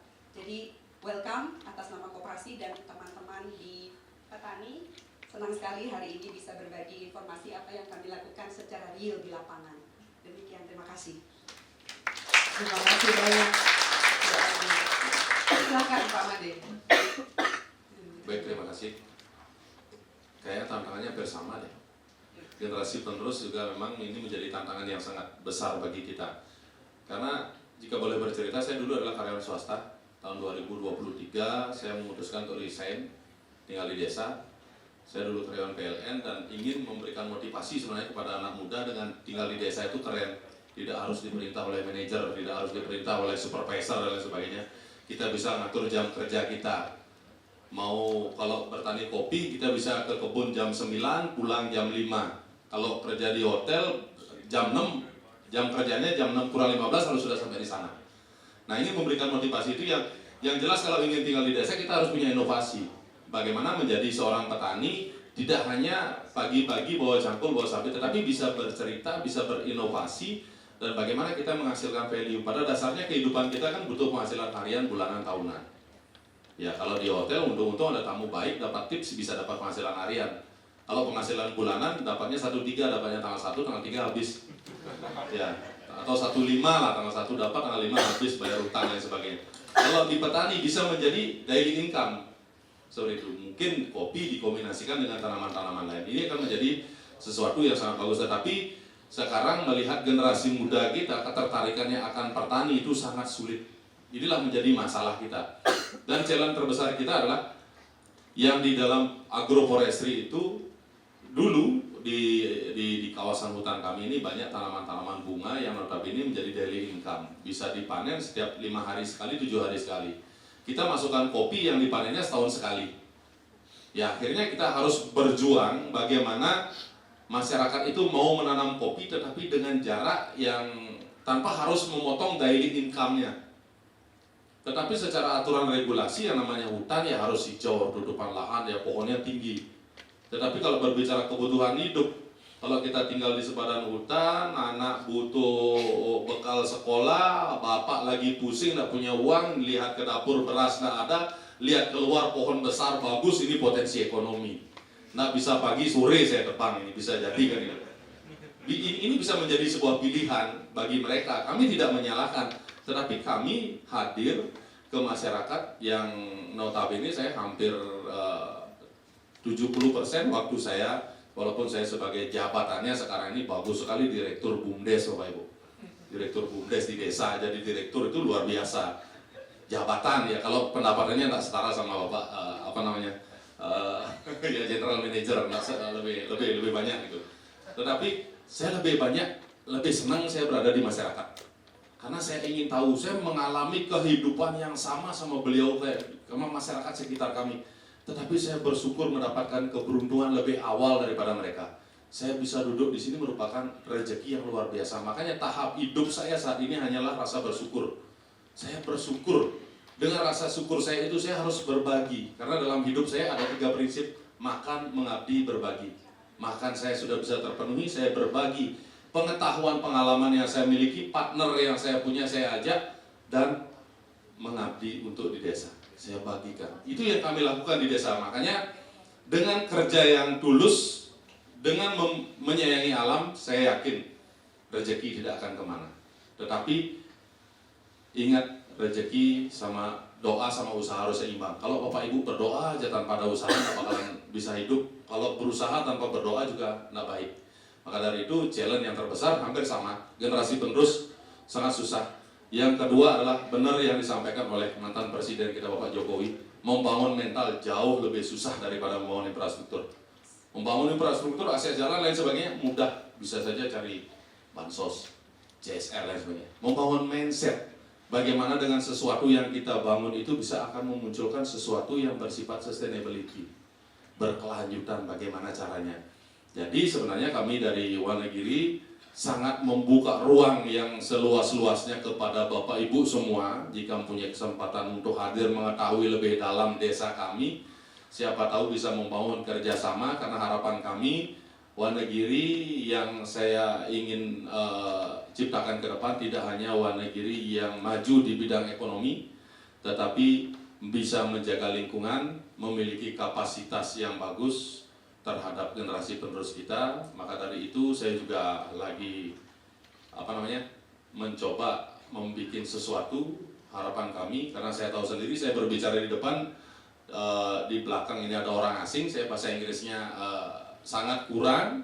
Makanya saya ingin menciptakan di desa itu, ingin mengajarkan anak-anak di desa, yang namanya di desa mereka mau mengakses pendidikan non formal sangat susah. Anak saya aja mau belajar bahasa Inggris susah, harus kemana. Kalau saya ngajarin lebih banyak marahnya daripada senangnya. Lebih banyak marahnya daripada senangnya. Makanya saya juga ingin membuka les gratis bahasa Inggris. Siapa tahu yang ada ingin berpeluang untuk datang ke desa kami, untuk menjadi volunteer dan sebagainya, kami sangat terbuka. Karena kami ingin selain ekonomi tumbuh, kita juga harus menciptakan generasi penerus yang smart dan tangguh. Itu harapan kami.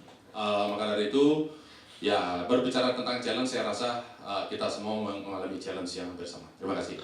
Terima kasih banyak Pak Made. Ya, tadi Bu Agung dan Pak Made sudah mengcover sebenarnya ada hal terakhir yang ingin saya tanyakan ke para narasumber semua, dan sebenarnya very timely because our time is almost up. So I would like to give the opportunity for the rest of our resource person, karena tadi sudah sempat disampaikan oleh Bu Agung sama Pak Made mengenai harapan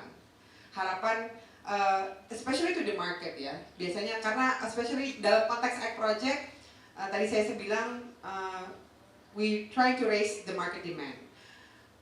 The work at the upstream level itu sebenarnya sudah banyak dilakukan. Banyak inisiatif seperti yang kita lihat apa yang sudah dilakukan oleh teman-teman di community forest, di koperasi KSS, kemudian Kakak juga, Pak Andy tadi bilang apa namanya, di lokal banyak banget yang perlu disupport dan sudah banyak ya yang dilakukan.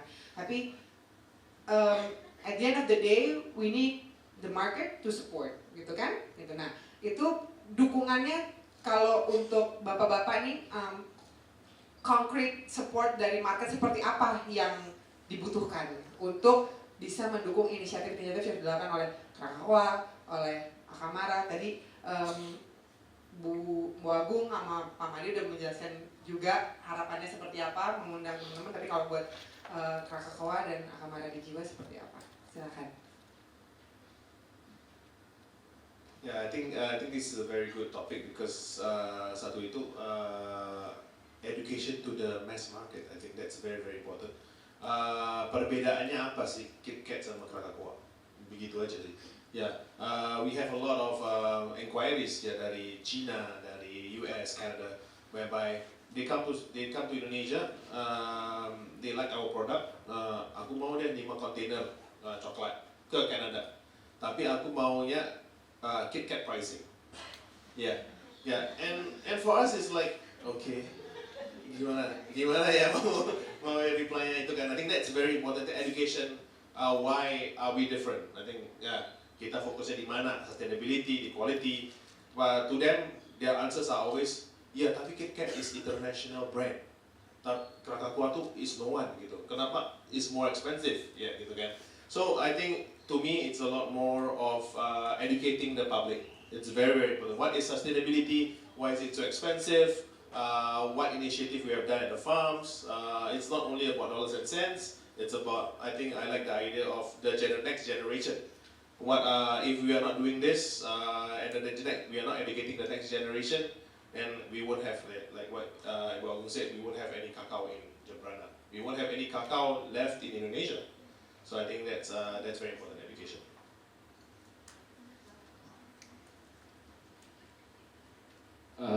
Challenge-nya udah banyak tadi sih ya.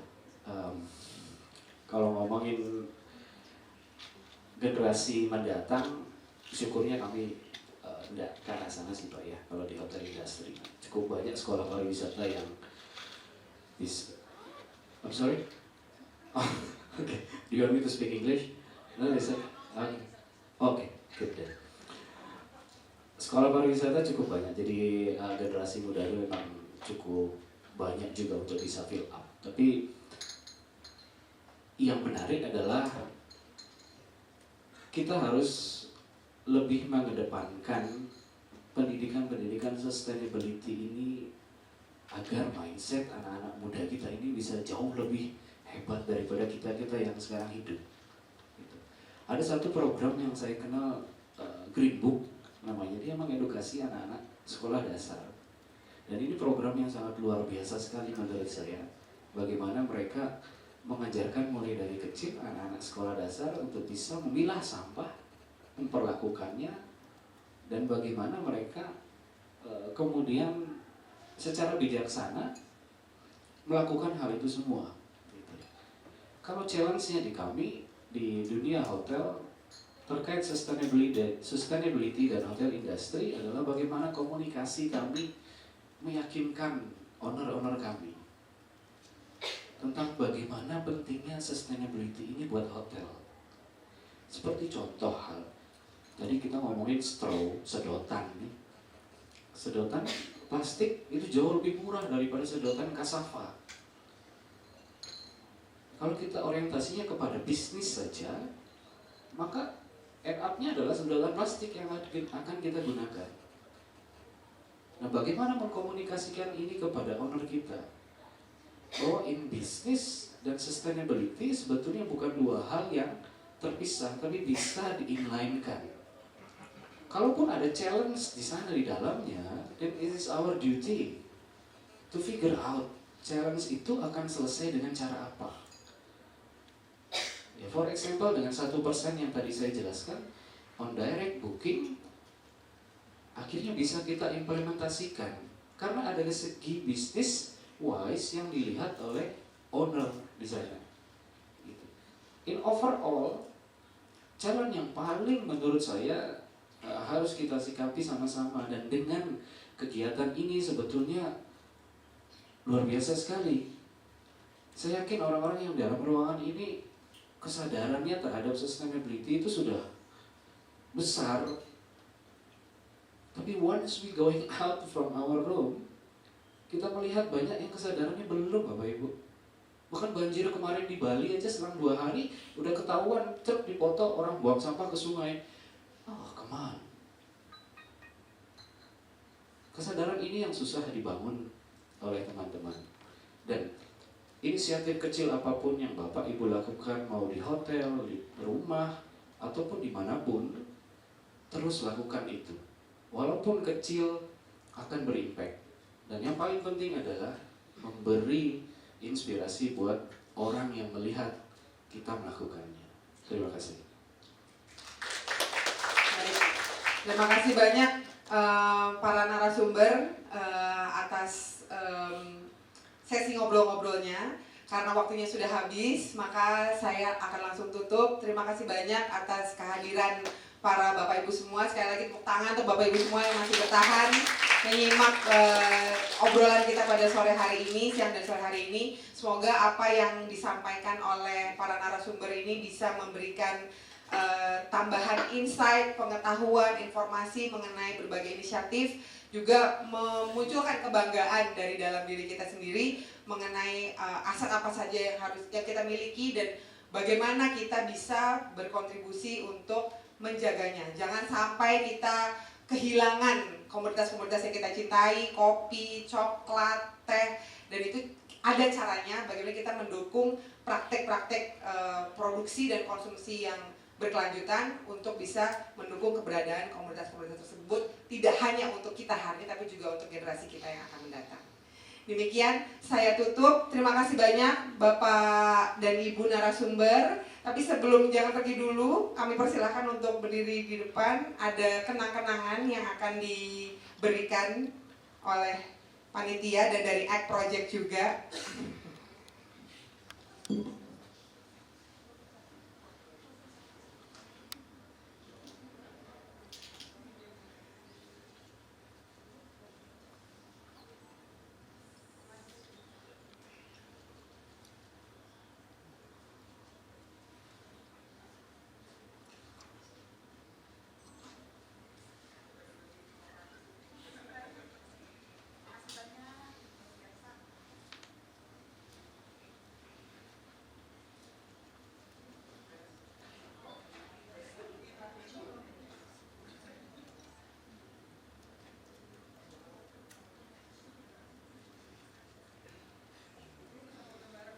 Let's get ready for the picture. Dari kameramen sudah ready? 1, 2, 3. Satu kali lagi, 3, 2, 1. Thank you so much once again to all of our speakers and also our dearest moderator for today, Mbak Mutia. Very insightful discussions, and I'm sure that everyone's now excited and everyone have a bit, hopefully have a better idea of how they can support from the small scale industry so that we can make a big impact later on. Alright, up next, as our next session we'll talk about EcoClimate Badge 2.0. We are actually very honored to have always been supported by the Bali Tourism Board. And to acknowledge this moment and years of hardmanship, we would love to invite to the front Bapak Ida Bagus Agung Pataatmiana, selaku Ketua Bali Tourism Board, to share their commitment to a nature-positive Bali and a thriving, sustainable visitor economy.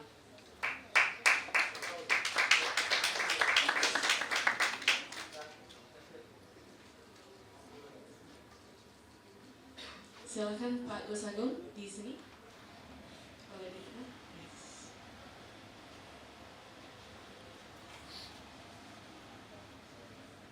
Boleh berdiri di tengah?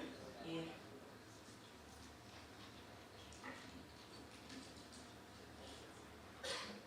Oke, terima kasih. Selamat siang, Om Swastiastu. Assalamualaikum warahmatullahi wabarakatuh. Salam sejahtera yang saya hormati dari perwakilan pemerintah ya. Mungkin tadi pagi ya.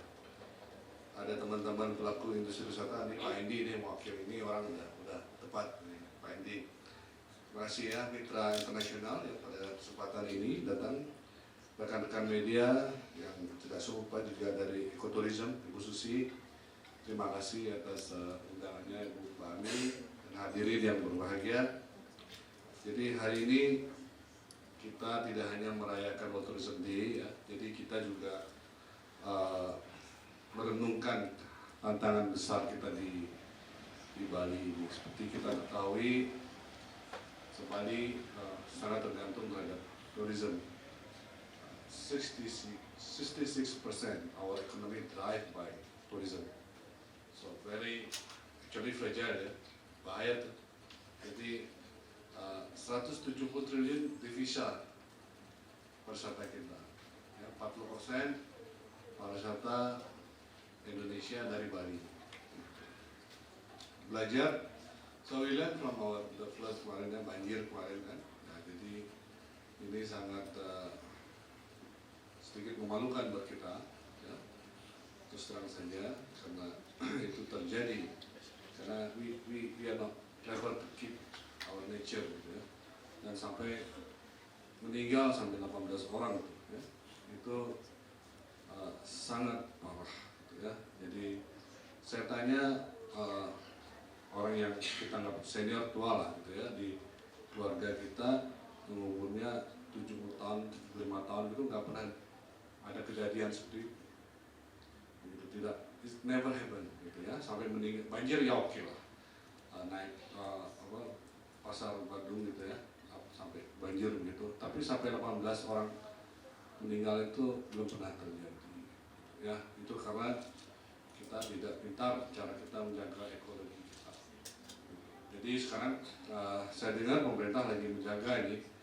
Mungkin beberapa sudah sampaikan ke Ibu Susi, ya, beberapa toko itu akan di buyback by government.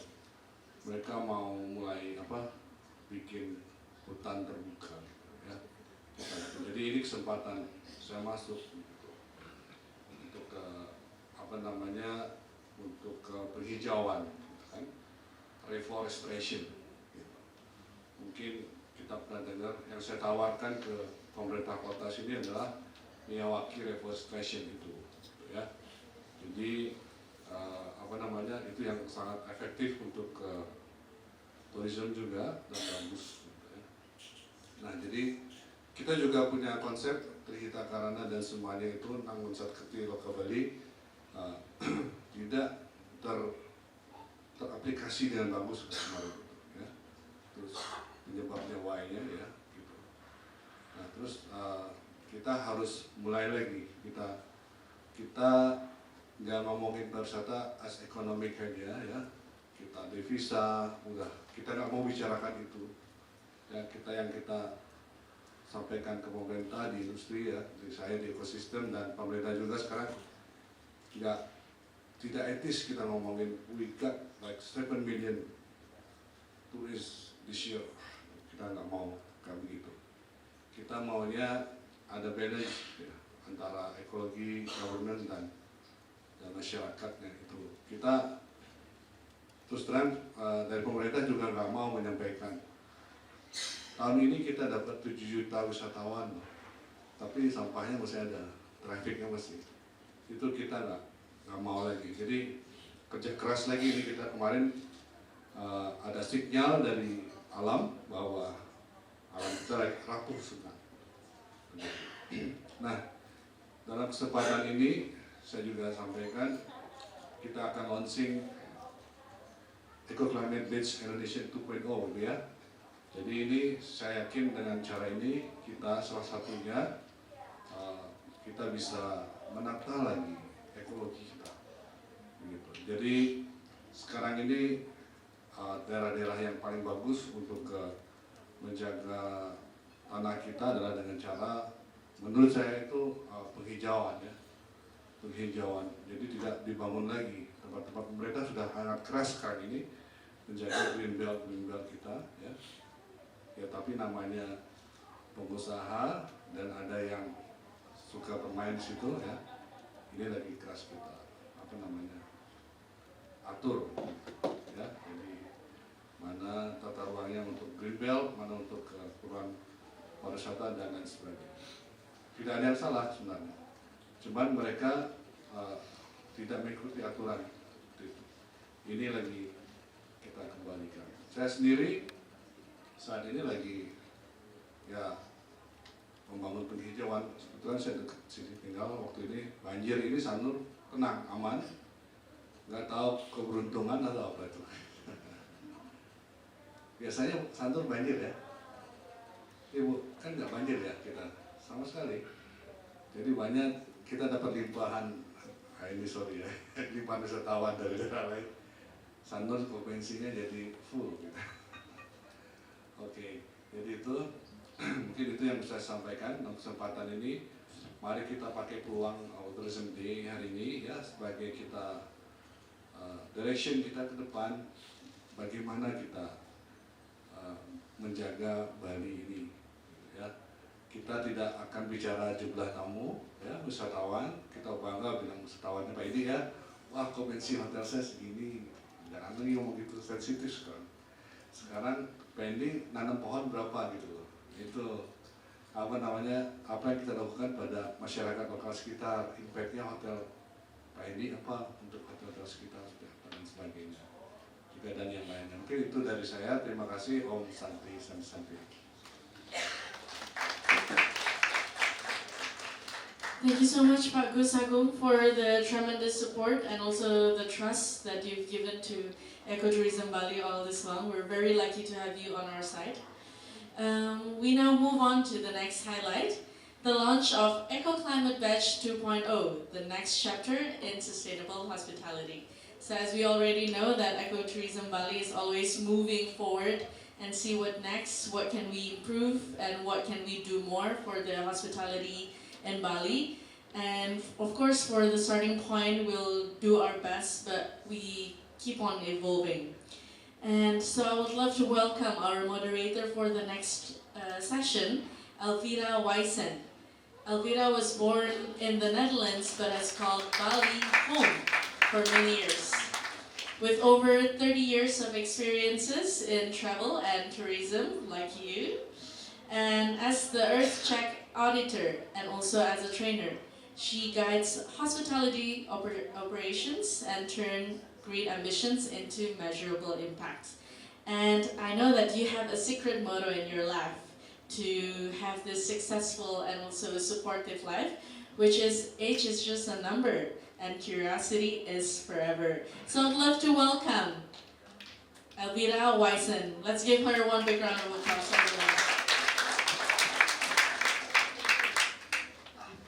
Thank you. Thank you, everybody.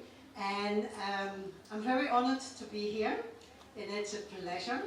And I can't wait to be a part of the revelation of the next step of the Eco badge. And before I start, I would like to invite the people in the back, come a little bit closer. Let's fill up the place here to the front, so we have a better interaction. We can see and feel each other. No, not feel, sorry.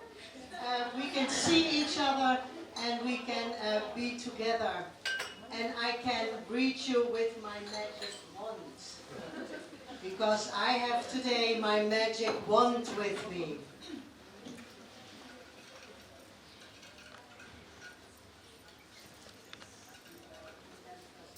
And also to support my session, I would like to invite to come to the front.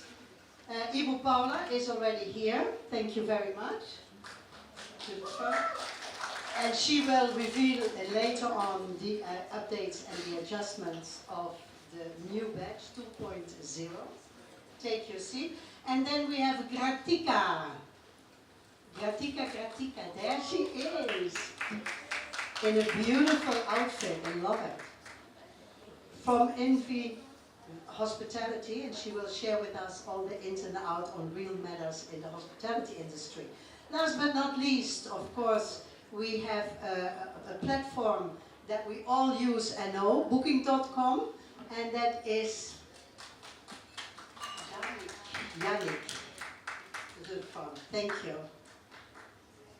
And we get some fresh water. That's also very kind of you.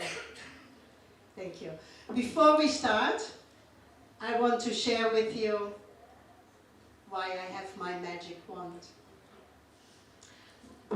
I have a dream. And in that dream, I am a magic nature woman. And I have my magic wand and superpowers. And every night I have wings. And every night I go out and I heal the planet and Mother Earth with my magic wand. Yeah? And I do a great job because I have these amazing superpowers and my magic wand. I go anywhere on the globe and I clean up the rivers. Ding! I go and I plant trees everywhere. Ding! I put and make the bees buzzing like never before. I plant flowers and green everywhere. And the ocean, I make the ocean plastic free. And instead I fill it again with healthy fish. Ding! Yeah? I extinguish species, come alive again in Sumatra, in Australia, and anywhere else in the world. And I love it. Every night, me and my magic. And then, just like that, it's over. And gone is my magic wand. And why? Because I wake up. Just like that. And the real facts kick in. The fact that we're racing towards a point of self-destruction. And that we are so ignorant to not respect, understand, or act on the warnings that we get. Yeah? This really became very recently, very painful in Bali, visible with the floodings. Yeah? We see all over the world, it's a global stories coming over and over from floodings in cities in Asia and in Europe, wildfires from Canada to Greece. Yeah? It is a mirror of what is happening everywhere in the world. And yet we think we can keep on going like everywhere, like always, business like usual. Tidak ada lagi. Tidak mungkin bisa. Tidak, it's not there anymore. It's not time to change.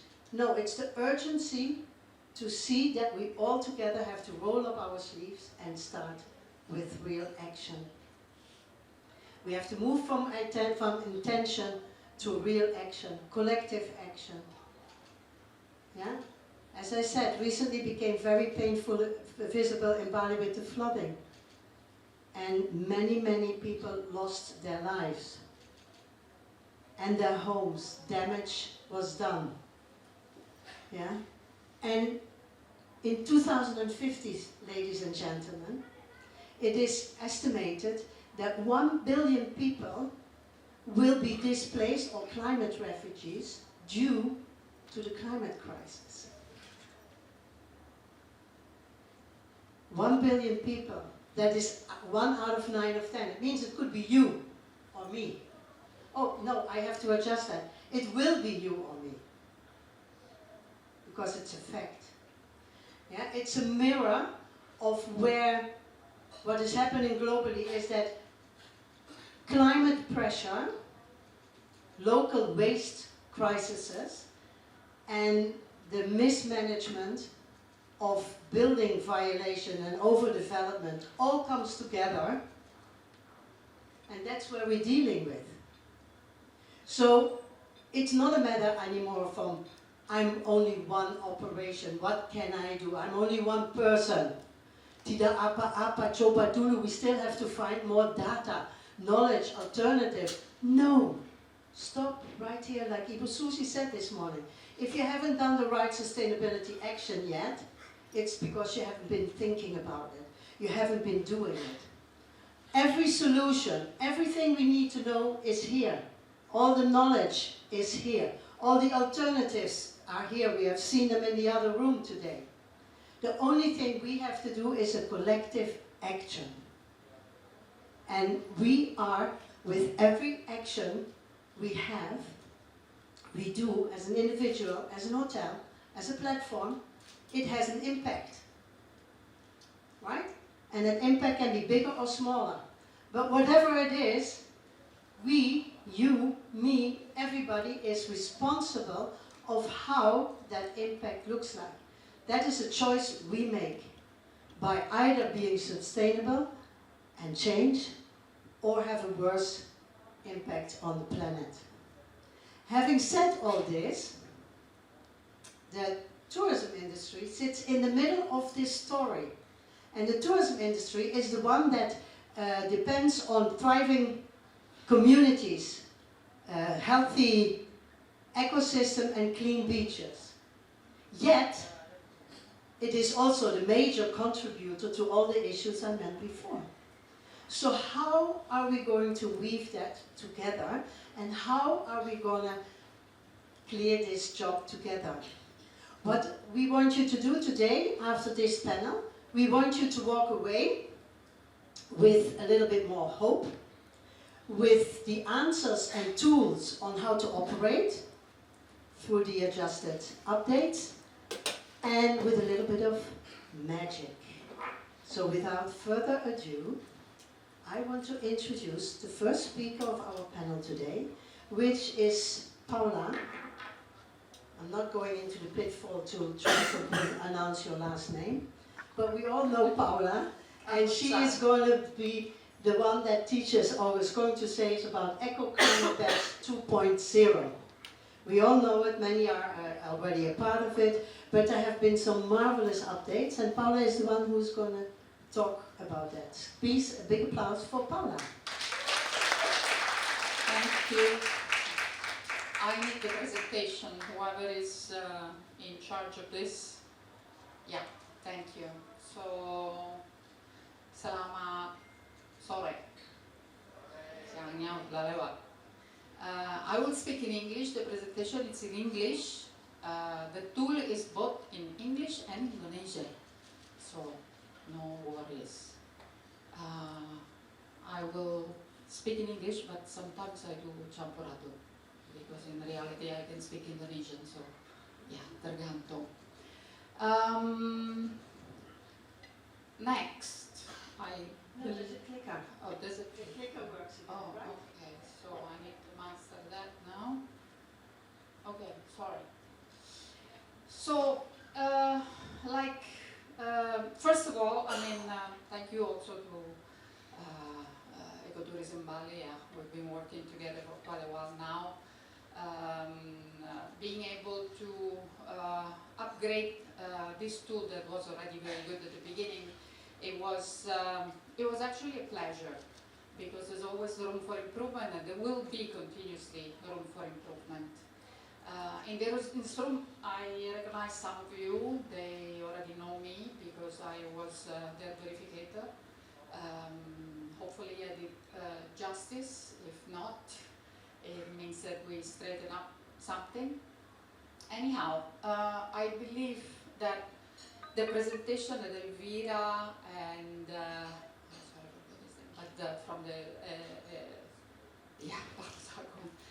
have done, I think it made very clear, and I don't need to repeat exactly the same thing.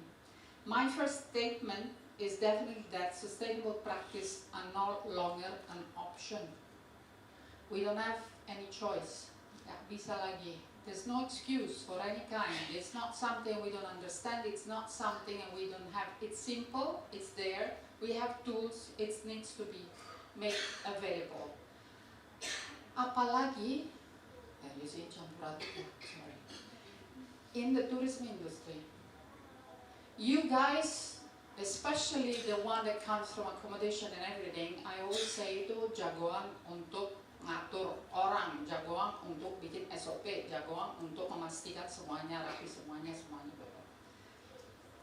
Masa nggak bisa pilih sampah dari awal? Masa nggak bisa atur goalnya? So again, I'm sorry.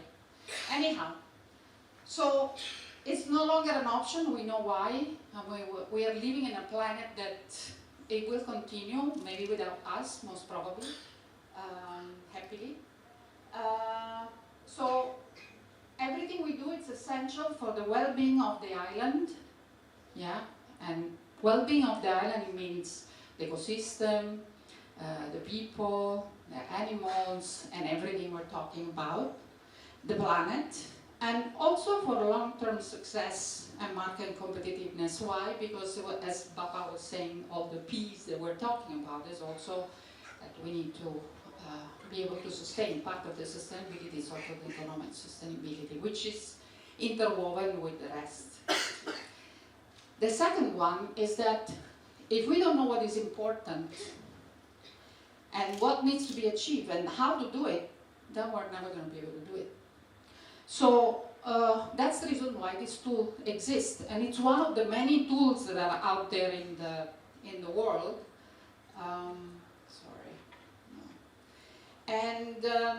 So today we're actually going to present the updated version of the already existing one. It's still a verification for sustainable hotel and restaurant operation. The updated version actually has 7 components and 33 criteria versus the other one I'll present in a second. Still based on local needs and how locally represented.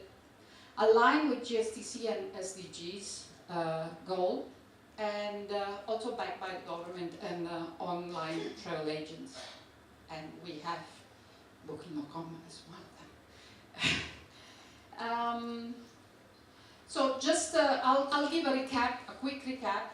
And so this is the original version, actually had 4 components, which was resource conservation, pollution reduction, biodiversity conservation, and social benefit of local communities, with total of 30 criteria. We actually made it 7.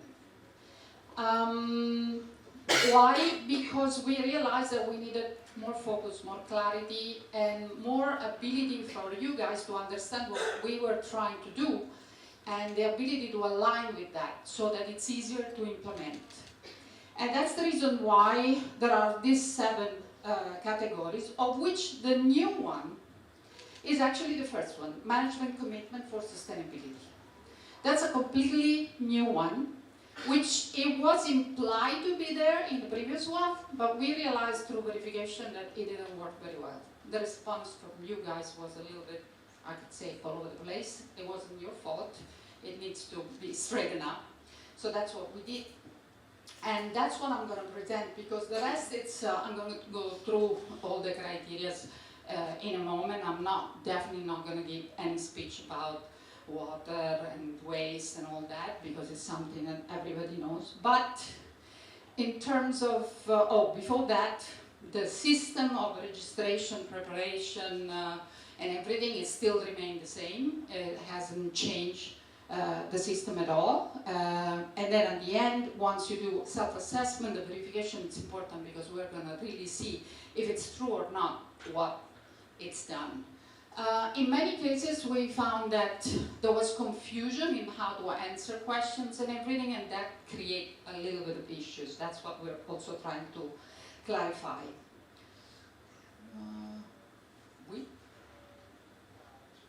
No? Yes. So the first thing that we're going to talk is that management commitment for sustainability. Commitment to sustainability, management organizational structure, staff engagement for sustainability, customer engagement for sustainability. Before, it was embedded in several things. Do you have a policy? Yes, well, I do know, I have an SOP, well, yeah, we do it verbally, blah, blah, blah, and all that. It didn't really cut the story, because why this is important? Because this is a vision. how you actually, what is the vision of the property or the properties as a group, and how you want to realize it. And so we made it in such a way, and I'm going to comment on this one, which is the commitment to sustainability that has three main things. One is the environmental part, the social part, and the cultural part. And on this one, now it's very specific. So we give specific indication if either this is taken into consideration or not, and on that, it's going to be created.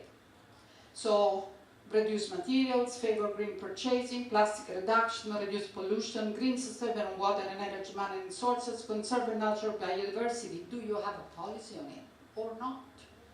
Or just a piece of paper flying that somebody remembered eventually to write it down. So this is an important thing, because that's also what you're going to implement and what you're going to communicate. Second, it's about social. And on the social part, we took a little bit of a step forward. I mean, I personally wanted to be a little bit stronger. We made it a bit easier. But it's about equal opportunity. This is really important. Yeah. Access for all. I'm sorry to say, but the majority of the properties nowadays still have to work on access for all. Yeah. People with different ability, not always it's easy to actually access. And exploitation and harassment, that's another thing that we really felt that it's important to start to introduce the conversation about this. Not that it's not there, but at least start to have some clear statement from the different property. Last but not least is about the cultural aspect, and respect sites. We are really hoping that with all the things that have been going on, also accommodation could be agent of I don't know if it's change, but the responsibility. So education, we've been talking about education. You guys have been talking about education for many things. So how do we educate our guests? Some of them, they have already a pretty good understanding. Some have they come here, they think it's Disneyland. I always say they think it's Banana Republic, that everything applies. But it's not. And so you have to abide by certain rules, and I think it's important for accommodations also to start to talk about these things, and then therefore work together, but that has always been there. I know I'm going to take a little bit longer time, but it's important, and also this is not really... So the rest is basically a lot of other, a different criteria regarding responsible purchasing and material management, waste management and reduction. A lot of this is already part of what has been part of the previous one. So you're not going to see that much different, except that we have additional 3 criteria, which is respecting local historical and cultural tradition, integrating cultural heritage, and a variety of other things inside here. But another thing that it's important is that,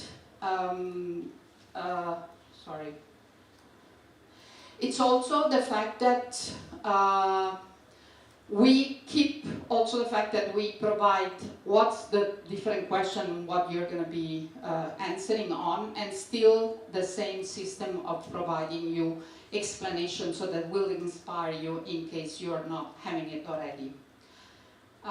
So that has stayed the same. Now, for what regards the scoring system, this is a very important part.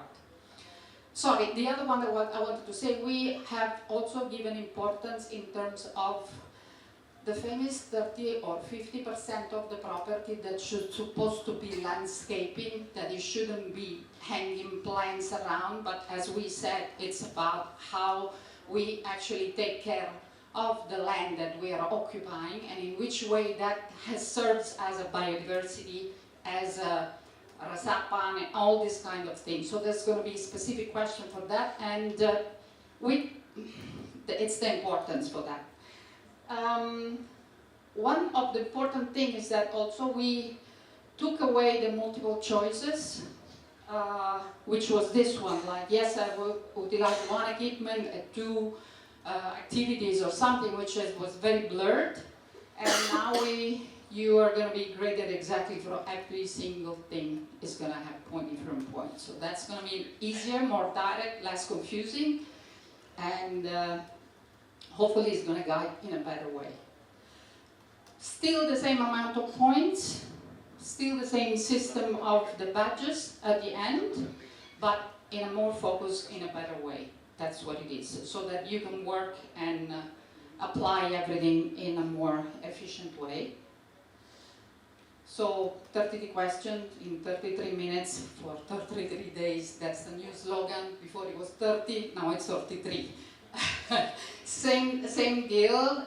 Okay, this is a little bit of few feedback of some of the properties that have been participating, and we will continue with this system now, and hopefully it's going to be better in a way or another. That's what it is. That's the end of the presentation. I would like really to resonate with what everybody has been saying until now. I also resonate a lot with, I'm sorry, I always forget your name. Yeah. About what's the responsibility of understanding what you're doing. Opening a business is easier. I open a business, I collect things, but what's your responsibility?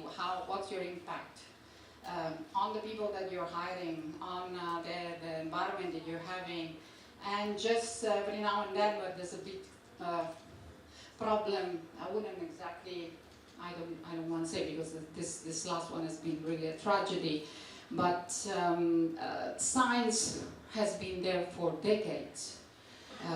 It's true, this time we're losing life. We've lost lives, but every year we have a good meter of plastic in all the beaches, and that has been going on since a good 15 years. What are we waiting for? So I hope that we can have a tourism industry that it's actually spearheading the change rather than creating issues. And again, tools are there. It's just a matter of starting to use it properly and need to make the change. And I agree with you, change also the mentality of the owners. And so good. And ready to roll. I wish you all a very good work on applying and participating, because this is a tool that serves to understand where you're standing and how and where you can make a change. Even if it's a small one, it's not a problem. Thank you so much. Thank you very much, Paula. Big applause. Many, many years of experience and efforts and energy goes in this. And I can add that I know from as an auditor for EarthCheck that sometimes, you know, an accreditation process can be overwhelming, or that you think it's complex, or do so many questions. Yeah, but the good news is that once you have done it one time, you can build on that year after year. Yeah, it's not about reinventing the wheel again and again. Yeah, once you start with your accreditation journey and you have your policy and everything in order, that is where from there on is just maintenance. And as Paula says, it's a journey. It's not a switch off, switch on. It is a long journey, but just start with it. And what I like about the EcoClimate Beach, sorry, the EcoClimate Badge, is that it really has a point system. So you decide again how big or how small your impact is by choosing how you're going to act, and from there you can grow. Yeah? Thank you. We go on. Paula, while I have you on the topic and while we have our brains fresh on the topic, can I ask you two very short questions? On a scale from 1 to 10, yeah, on a scale from 1 to 10, how important is it to act on this accreditation? For me, 10. Because it's a tool for how you're managing your property day to day. Regardless if it's then going to be on a platform, which it is, So there are a variety of things that adds on, let's say, but it's a tool that really gives you the possibility to understand if you're really following or not, what do you have to act on, and how you're going to be able to make a difference. And again, as we always say in sustainability, usually that saves money if money is an issue, because the ability to showcase that cheap or expensive straws are not needed. Because if I order, we were talking me and Susie before, if I order a complicated, let's say, cocktail, it might be that I need a straw because I need to navigate through ice or who knows what's inside. But if I order a lemonade, an iced tea, until 15 years ago, there was no straw. I believe that all the properties have a very good washing system for the glasses, so I don't need the straw because I'm afraid of catching something. So what's going on? If you needed to make it look better, more fancy or something, I'm sure that there are other ways to do it. And we have fantastic chefs and fantastic barmen and all that at this point to be able to make it more, let's say, exclusive without that. So for me, it's a 10. Okay, let me keep it there with a 10 because time is ticking, and I want to go to Ayuk. Ayuk is the team marketing manager from Booking.com, a platform that we all know and that we all use. And Ayuk is going to share with us what they have been researching and what they have learned from that research and how they have implemented. Please give an applause for Ayuk. Ayuk, thank you.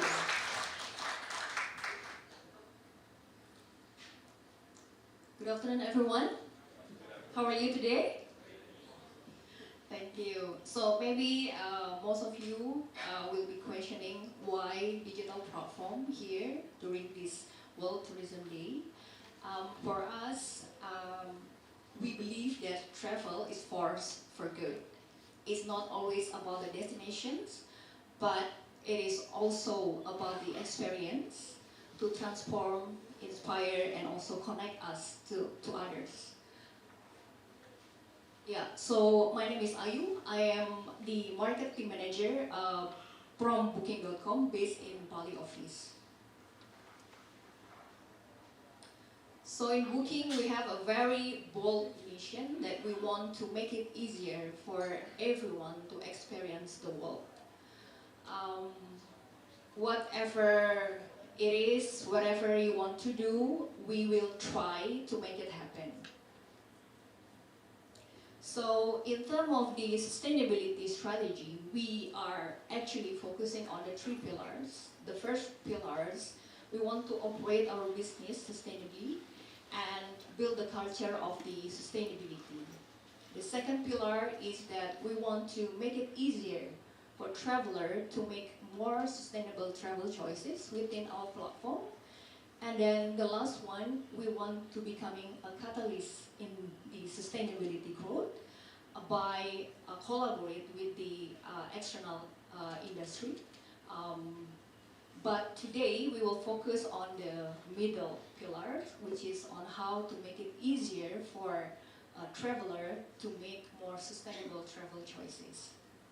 And actually, we are publicly committed that over 50% of booking by 2027, we want them to make within our platform with a lot of choices in terms of the sustainability choices or practices. So that's one of the commitment that we want to build.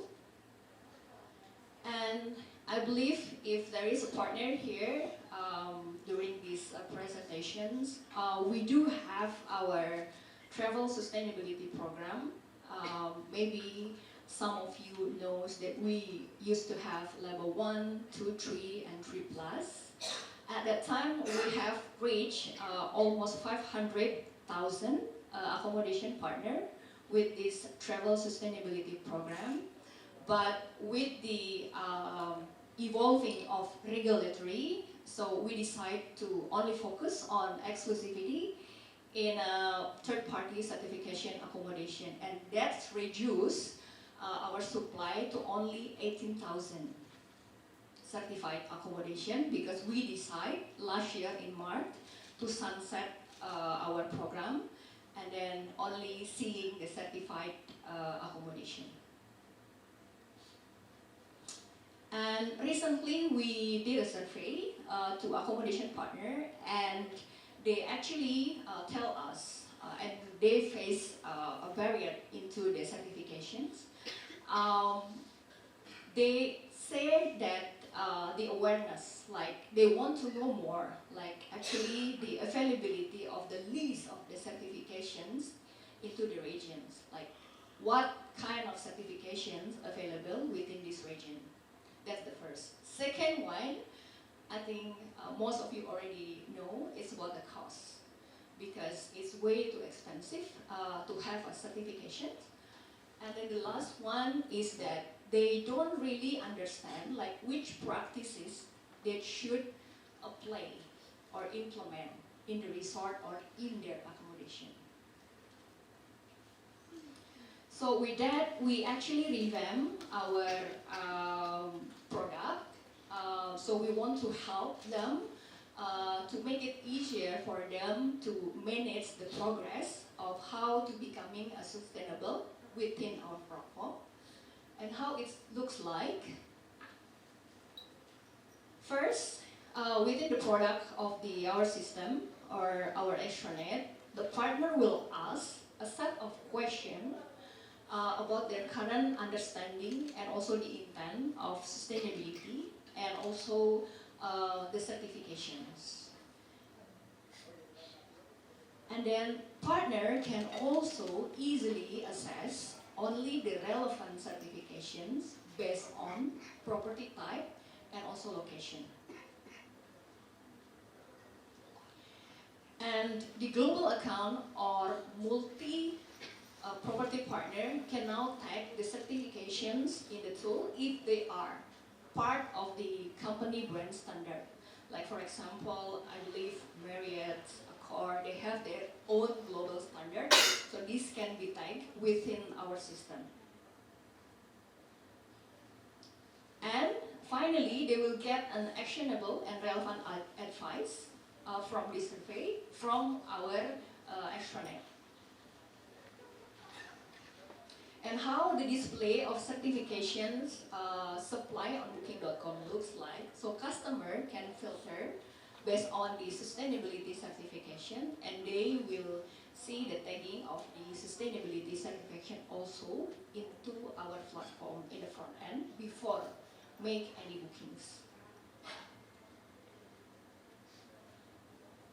And customer also can easily access the details of the certification, that if they want to know what kind of certification this accommodation certified, then they can click the details and also read more the information into our platform. And we are always actively evolving our product, so that we want to create even more transparent and also customer understanding around the third-party certification. So we will clearly mention how does it work in terms of the sustainability certification. And then again, it's about people, planet, and also profit. So we want also to really looking at the impact of the effort of the accommodation partner if they are implementing certifications. So we work together to do a test with our French-based demand partner, which focus on the business travel. The first partner, we can see that there is an incremental in terms of booking from the 13% in November 2024 to almost 24% in terms of booking in May 2025. Looking at this result, we also expand to the second partner. We also see the incremental in terms of booking from 17% into 19%.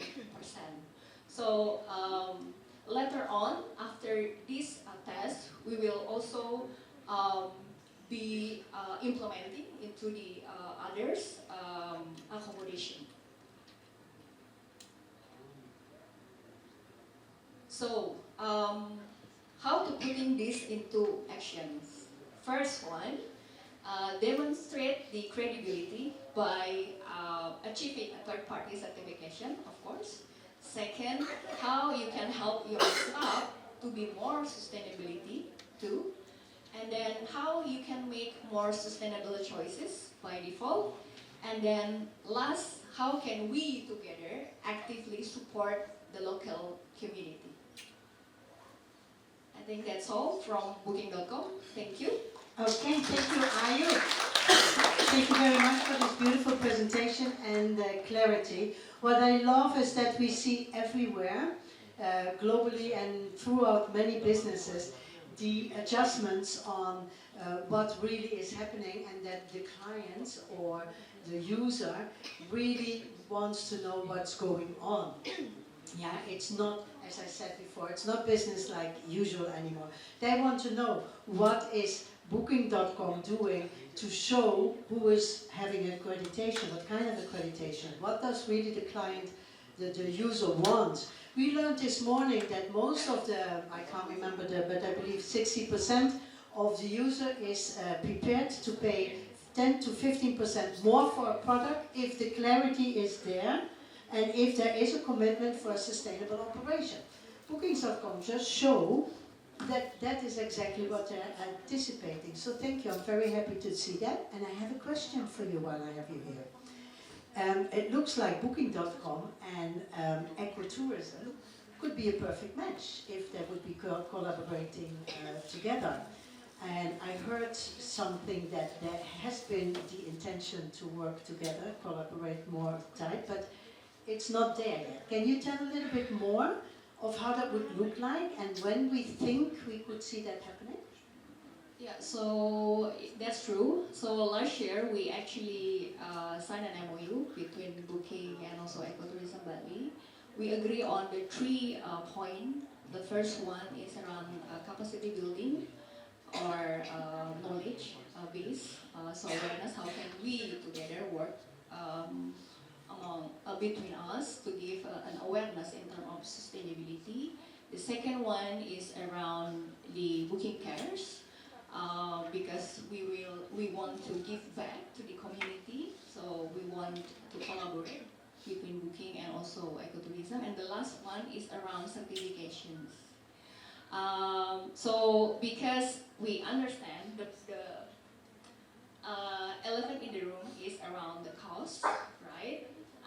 And then to get the certification body is really expensive. So that we found that Ecotourism Bali is one of the provider that provide a local certification. So we want to work together to put the EcoClimate page into our platform. I think Travelis already done their job, and then the Ecotourism Bali also already at because. But then we need to step back a little bit because, again, there is a regulatory changes in Europe. So Travelis will contact Ecotourism Bali to redo the verifications because some of the eligibility needs to revisit within the European country. I am not sure when will be finished, but we just wait Travelis to contact Ecotourism Bali. Okay, thank you. And then we will wait with you for some exciting news when it happens. And good luck with the finalization of it.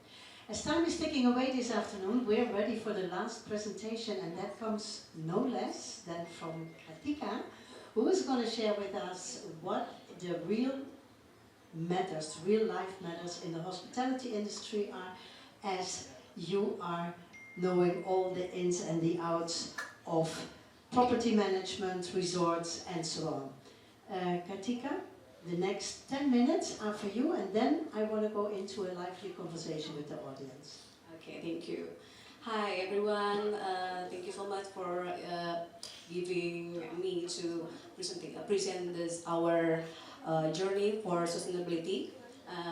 Me as Gratika, as a director of marketing and branding at Infinity Hospitality today. Our team is a Beyond Green, built for balance.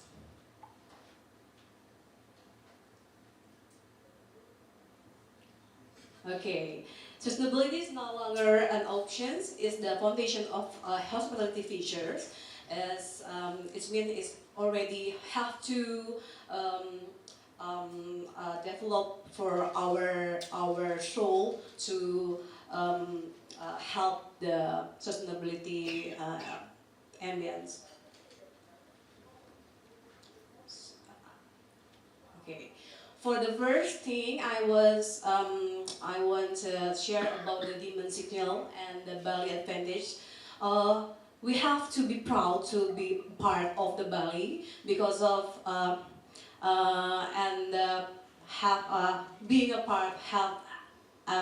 part as a hospitality industry, because of the 76 travelers who want to travel more sustainably, and 43% will be paying more for eco-friendly stays, and many of them wants to place better for the support local and communities and cultural crafting for 77% seek authentic local experience. Okay, and why Bali and why now? Bali is nominated for the best island in the world for the Destination Reader's Choice, and the first world top bucket list trips from the Forbes, and the first world best culture from the Destination 2025 by TripAdvisor. So sustainability is the new currency for the Gen Z, and the millennials are value conscious and impact driven. Hotels that deliver authentic culture and measurable impact will be win, and Ecotourism Bali 2.0 fits this shift for the A, management, C and D for the waste, energy and water, and the last one, a G for the community and culture. Okay, here we go. Infinity Hospitality at a glance. We are the fast growing hospitality group, and we have the 88 plus properties across the island for the villas, resorts, restaurants, spa, and lifestyle outlet, and also the corporate recognitions and nominated by as Best Villa Management 2025 by SOT Media, and top producing chains for 2025 by Trip.com. It's aligned with our essence. It's a Bali-born hospitality brand, breathing meaning into every state through human warmth, living culture, sacred nature, and also soulful innovation.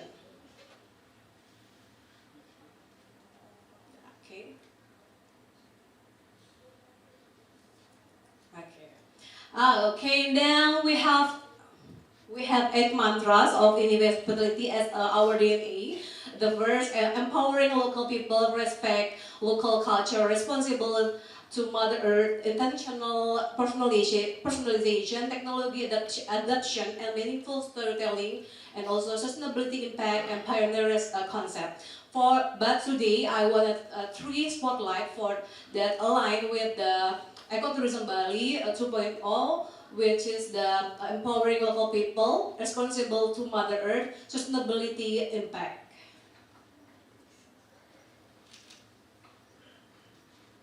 Okay, for the first thing I want to share about what we have done for that align with the foundation about the Ecotourism Bali 1.0 with the research conservation, no single-use plastic with and also LED lighting, pollution reduction such as the waste segregation, CSR cleaning list, and etc. And GO collaboration for waste management, and also NGO partnership with Jawa Garden, Jalan Mimpi, Bebas Plastic Bag, etc. And also biodiversity conservation, gas education on local people, and also with the social benefit for local community, with local sourcing and Balinese community and collaboration, and also NGO partnership, Jiwa Garden, and etc. And for now, we are transformation to ecotourism 2.0 with the A, management commitment, such as the standardized sustainability policy across the 30 certified properties, and transparent reporting eco-climate batch result. And also C, point C is waste management, such as the advanced composting, partnership with GEO, structured waste solution, and circular economy pilots. And also for point D, energy and water management, rainwater harvesting and solar energy pilot, EV charging infrastructure in our properties, and also the last one, G point, community and culture, such as the guest activities with local sourcing for the further collaboration, and one guest, one tree planting initiative.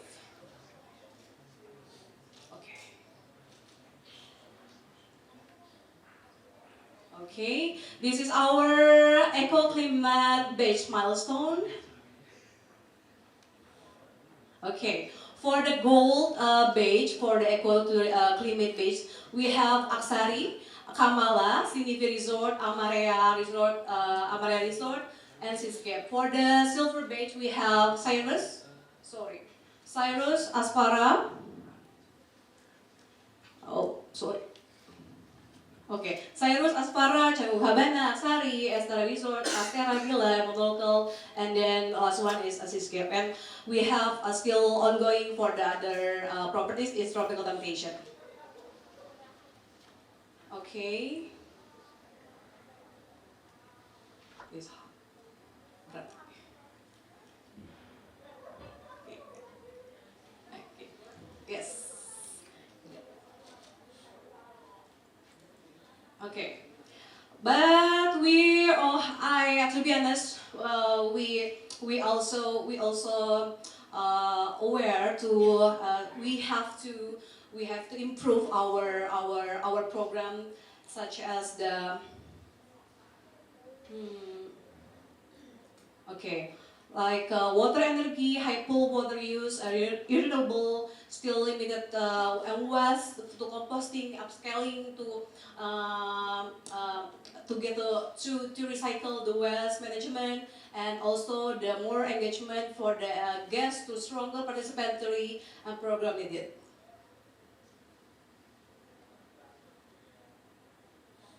Okay. And for the now, building balance for the future, we have to improvement and strengthen again for the strengthen EGC foundations, like continue advancing management commitment, governance, and staff awareness across all properties, and also advance circular renewable solution, invest renewable energy, rainwater system, and circular economy practice across the portfolio.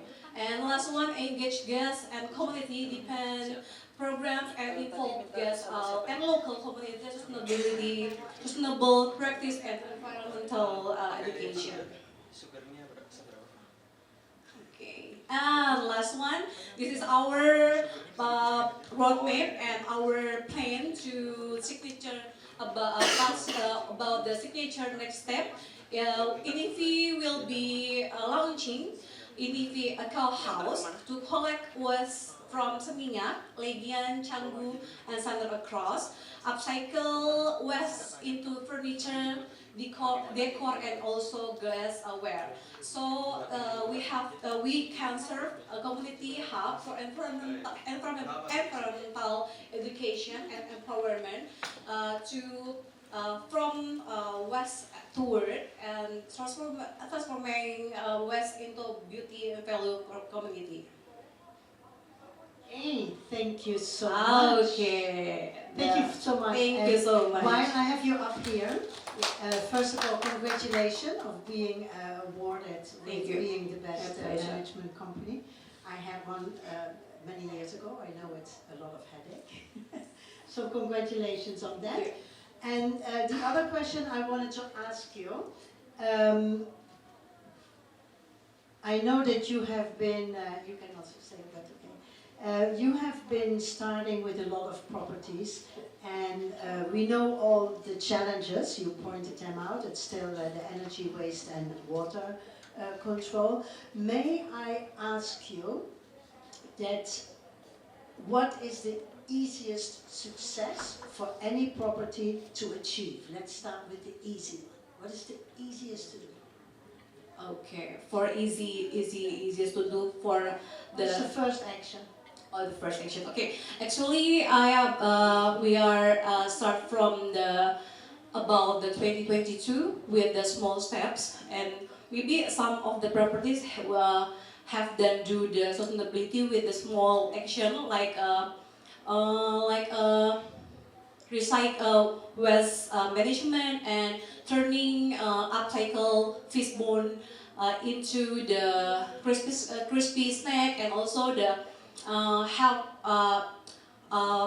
replace the plastic bottles to glass. And for the best achievement will be the Kamal Recycle. Okay, well, thank you for sharing that. And I think replacing single-use plastic is indeed one of the easiest first steps to do. Thank you for that. Now, who in the audience is from a hotel, runs a hotel, owns a hotel, works at a hotel? Okay, good. What I always wonder when I do audits or other visits is that every hotel has an HR manager, right? Right? Every hotel has a purchase department. Every manager has, every hotel has all kinds of managers from all levels. But talking today about the importance, the urgency of sustainability, I hardly see ever really sustainability managers, consultants, employees in a hotel. How do you think about that? Okay, to be honest, this is our homework to improve the sustainability program. But honestly, for now we don't have the dedicated the department or division yet. But it's our plan to soon arrange the PIC for the sustainability. Makes all the difference. Yes, Shout thank out you. to Unique, who is the sustainability manager at the Raffles. In the 2.0 version, you need to have such thing. It's in there. It's really very, very important that just like for housekeeping, just like for engineering, just like for your HR matters, you have somebody in charge for your sustainability journey. Because how can we talk about to act today if we put it on already the full daily task of the head of housekeeping? Or the head of engineering. Okay, sorry, but every team at the hospitality, they have own sustainability test. So we build for the each person for the NEV at LDV for the support the sustainability. Okay, good. I see a board with time, but I think we still have some time, and I want to have some few quick questions. For the audience as well. Oh, I see a finger already in the audience. Sophie, please.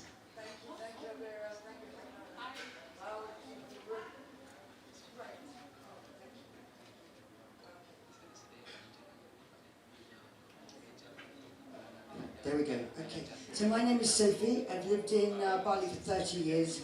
And many moons ago, I started, or we started to do it in Bali, was Clean Up the World in 1999. With my friend Muriel, who is now no longer with us. But anyway, so I know that this has been an ongoing issue, that I think sometimes we take major steps ahead and many steps behind, and therefore we go just up and down this ladder that seems a little bit, it seems to be getting longer, I think, the ladder. But I do have a question for Bookings.com, if I may. So I hope I wrote this question down properly. So I do remember we mentioned about the cost of getting certification. So firstly, I would say that looking at Bookings.com, I've seen that your profits are quite fantastic globally. But I would like to ask you, and having seen from, I think that you are probably 4th or 5th on the online bookings list in Indonesia versus Agoda and other ones, yeah? So I imagine that you would like to raise that profile and probably gain some positions up that list.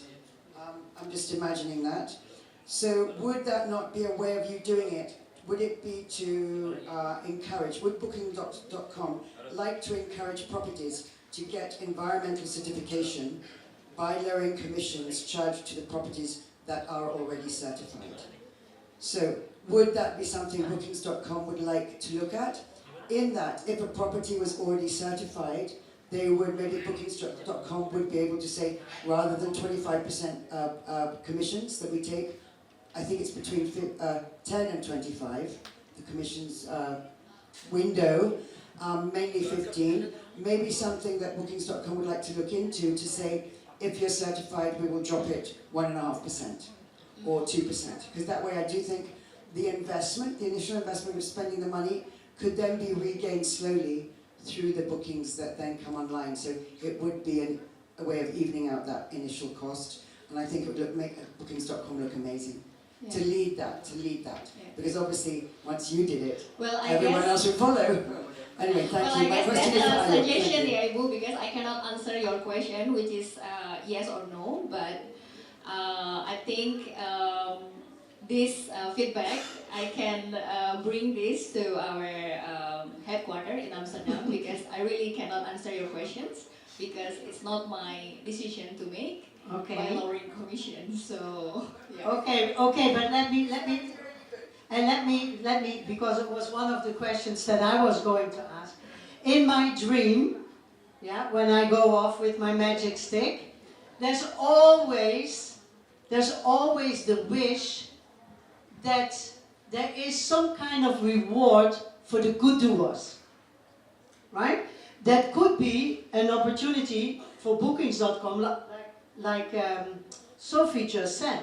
But also in my dream, I often think like, for the ones that do good and have, for example, the gold level of Eco Bali, Ecotourism Bali, yeah, I think give them a tax holiday of 2 years.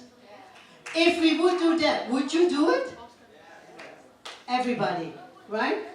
So that is one reward that is possible. So my quick question to all of you panelists, and really very short, I said tax holiday in my dream.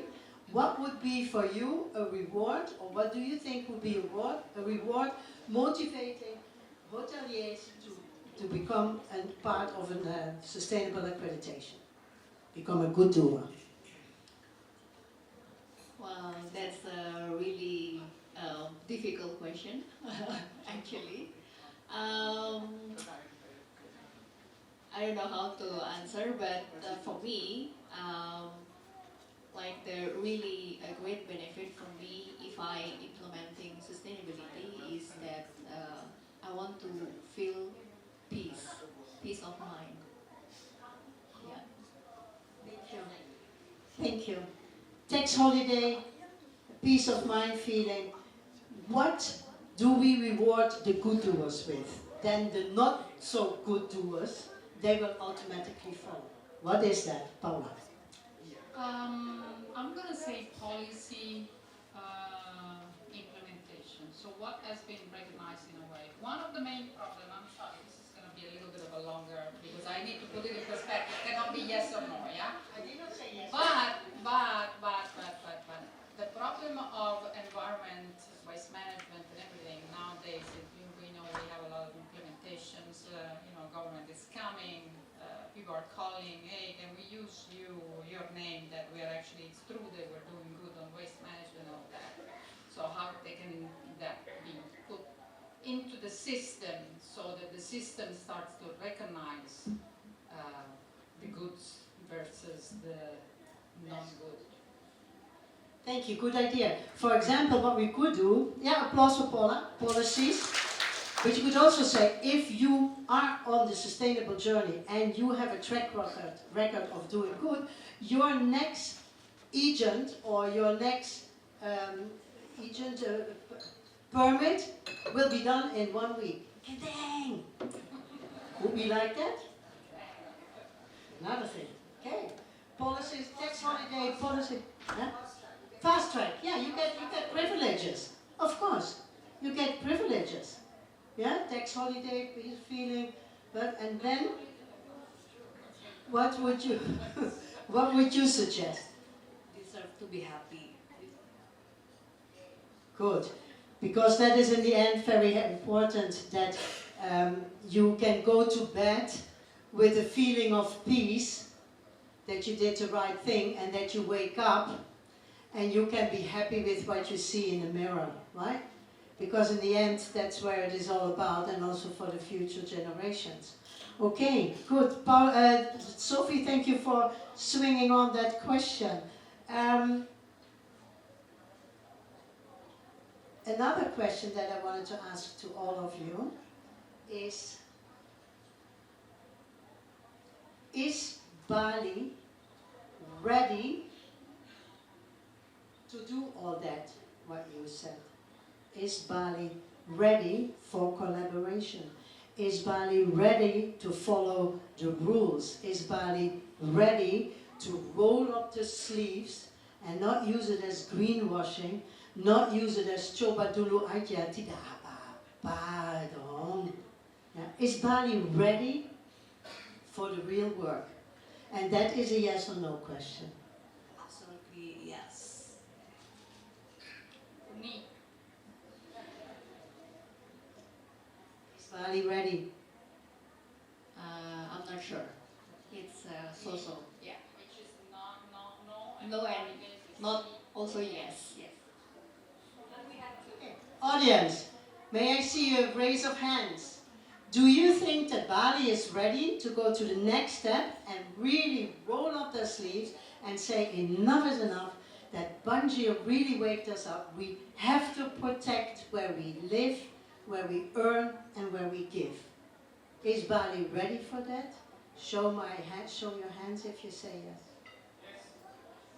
Okay, good. That's hope. That's hope. Ding, ding, ding. Okay. Show me your hands if you think, nah, not gonna happen. Sudah. Okay, good. Good. So what I can say with pleasure is that we learned today a lot about sustainability. We learned that it not is just a buzzword. We learned that it's not going away anymore. It's going to be a part of everything you do. You breathe, you eat, you live, you do, you sleep. It's going to be there.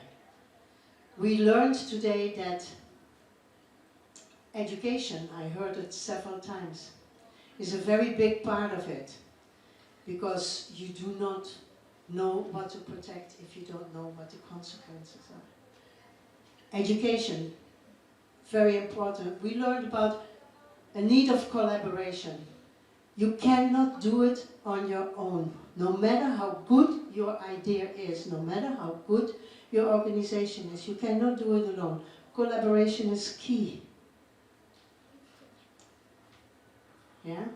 We learned that the key players on the island are going the next step in commitment by the 2.0 version. Everybody is working very hard to make this happen. Yeah? So, question to you in the audience, what are you missing? What do you need more in order to start, in order to act, in order to be a part of what we have seen today? Fines? What do?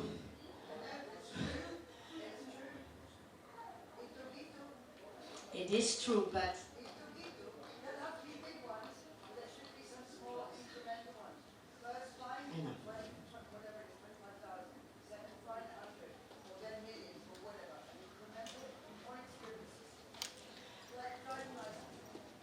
yeah, very good. Fines.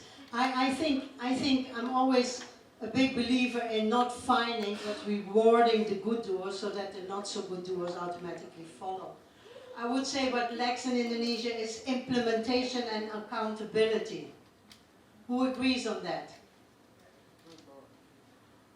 Because we can come up with a law, policy, or whatever, but if it is not implemented, and if you're not be held accountable with fines or anything else, does it work? No. I remember when I arrived in Bali, nobody wore a helmet, and it still took, I think, like half a generation before finally everybody starts wearing a helmet. And the law was already there for a long time. It's not bad, yeah. Exactly, but that's what I say. It's implementation and accountability. If that not goes hand in hand, then we don't have that. Okay, last words for our panelists. What is it, what has been discussed, but what I haven't asked you yet, and you would like to tell? Paula.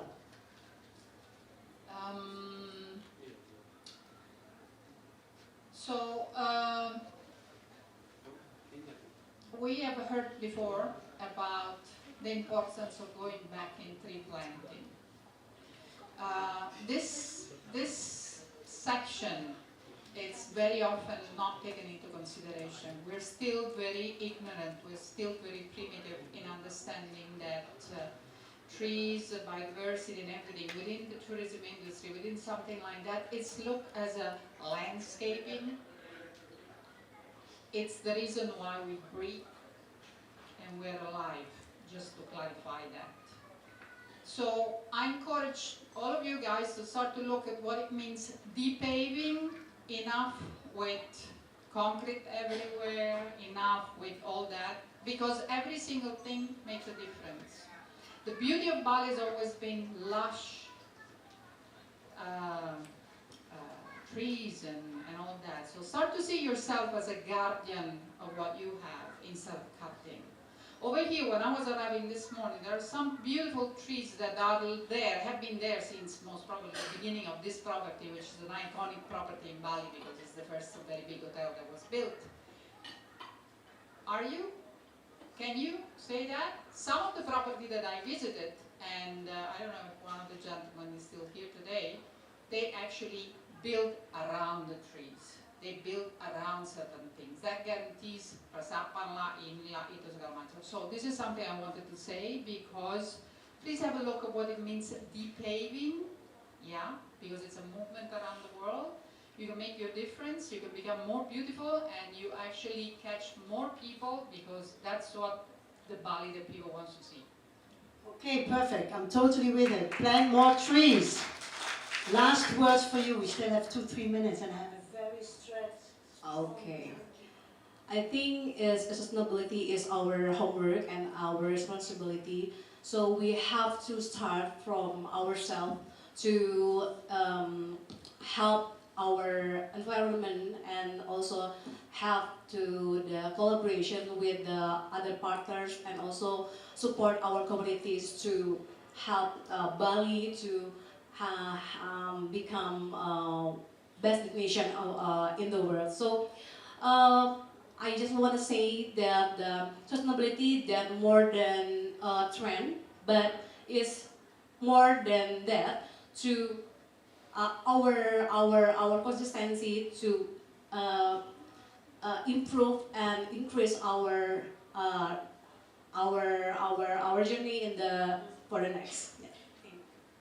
Okay, thank you so much, Gratika. So we have planting trees, and we have reserve it and planting trees, and just sustainability is our responsibility. Then it's strong for you, but you have the last words of this panel. What is it what you haven't said yet and what you want to take away for the audience?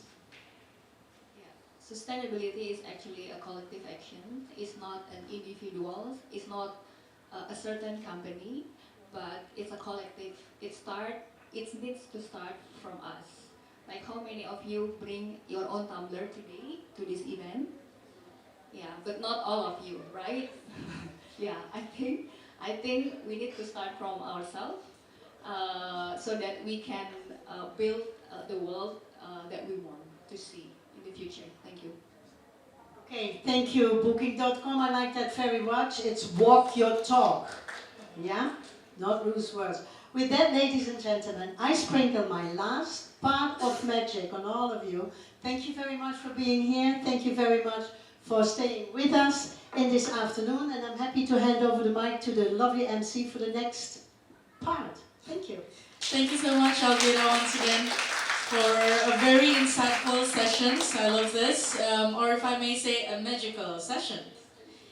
Okay, now let's head on to the launching of Eco Climate Badge 2.0.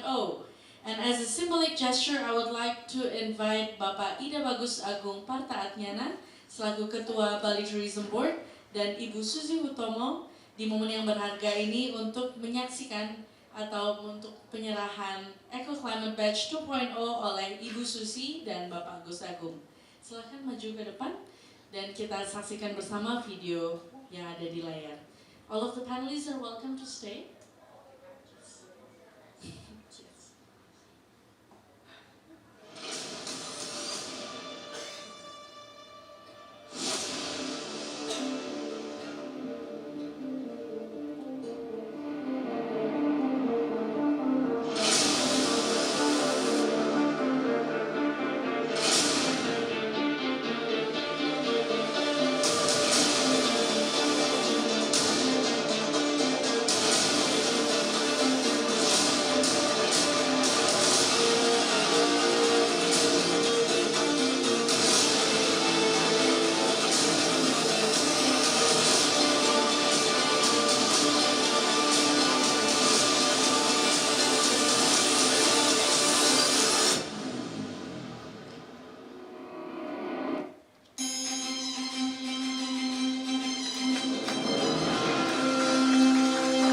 Congratulations.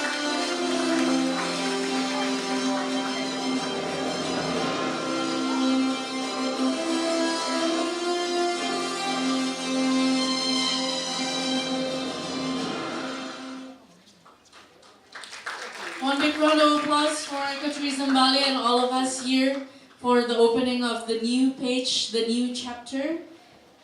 And in here we'll have one photo together of Ibu Suzy, Bapak Agus Agung, and all of the panelists and moderator are welcome to join right after this photo.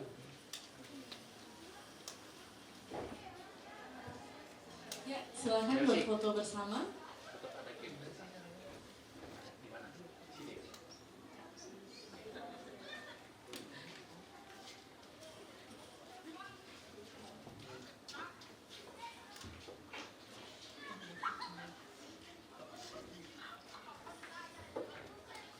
Now everyone say 2.0, 1, 2, 3. Wonderful. Amazing, thank you so much. We invite you back to come back to your seat.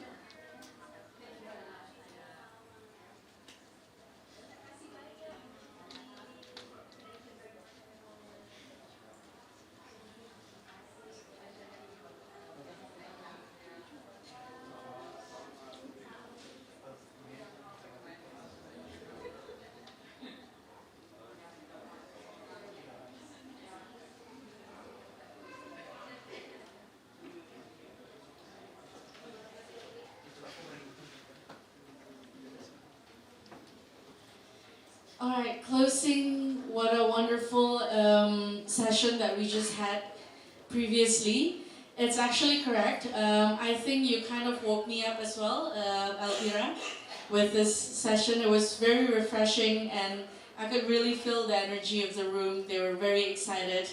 I think that's also because of your magic wand.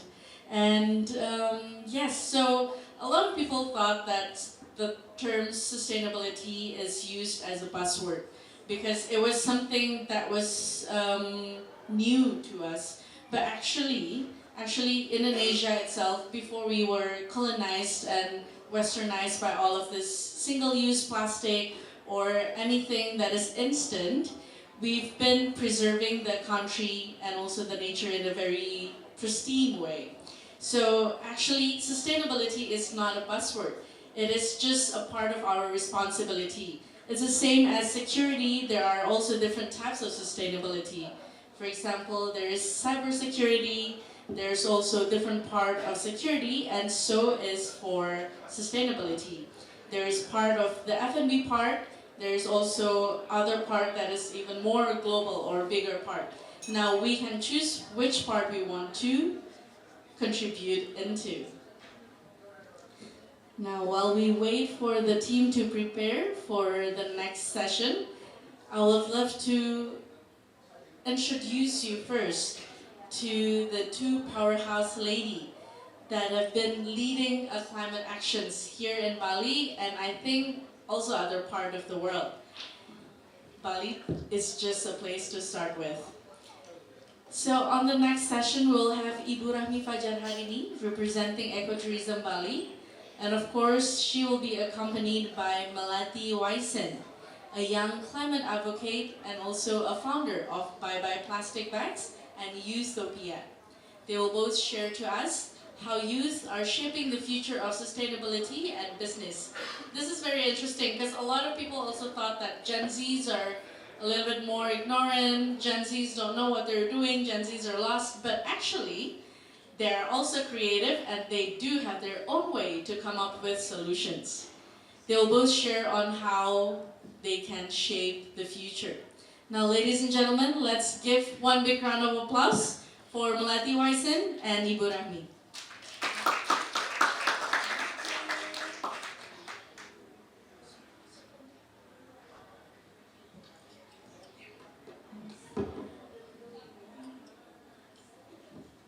Afternoon, everyone.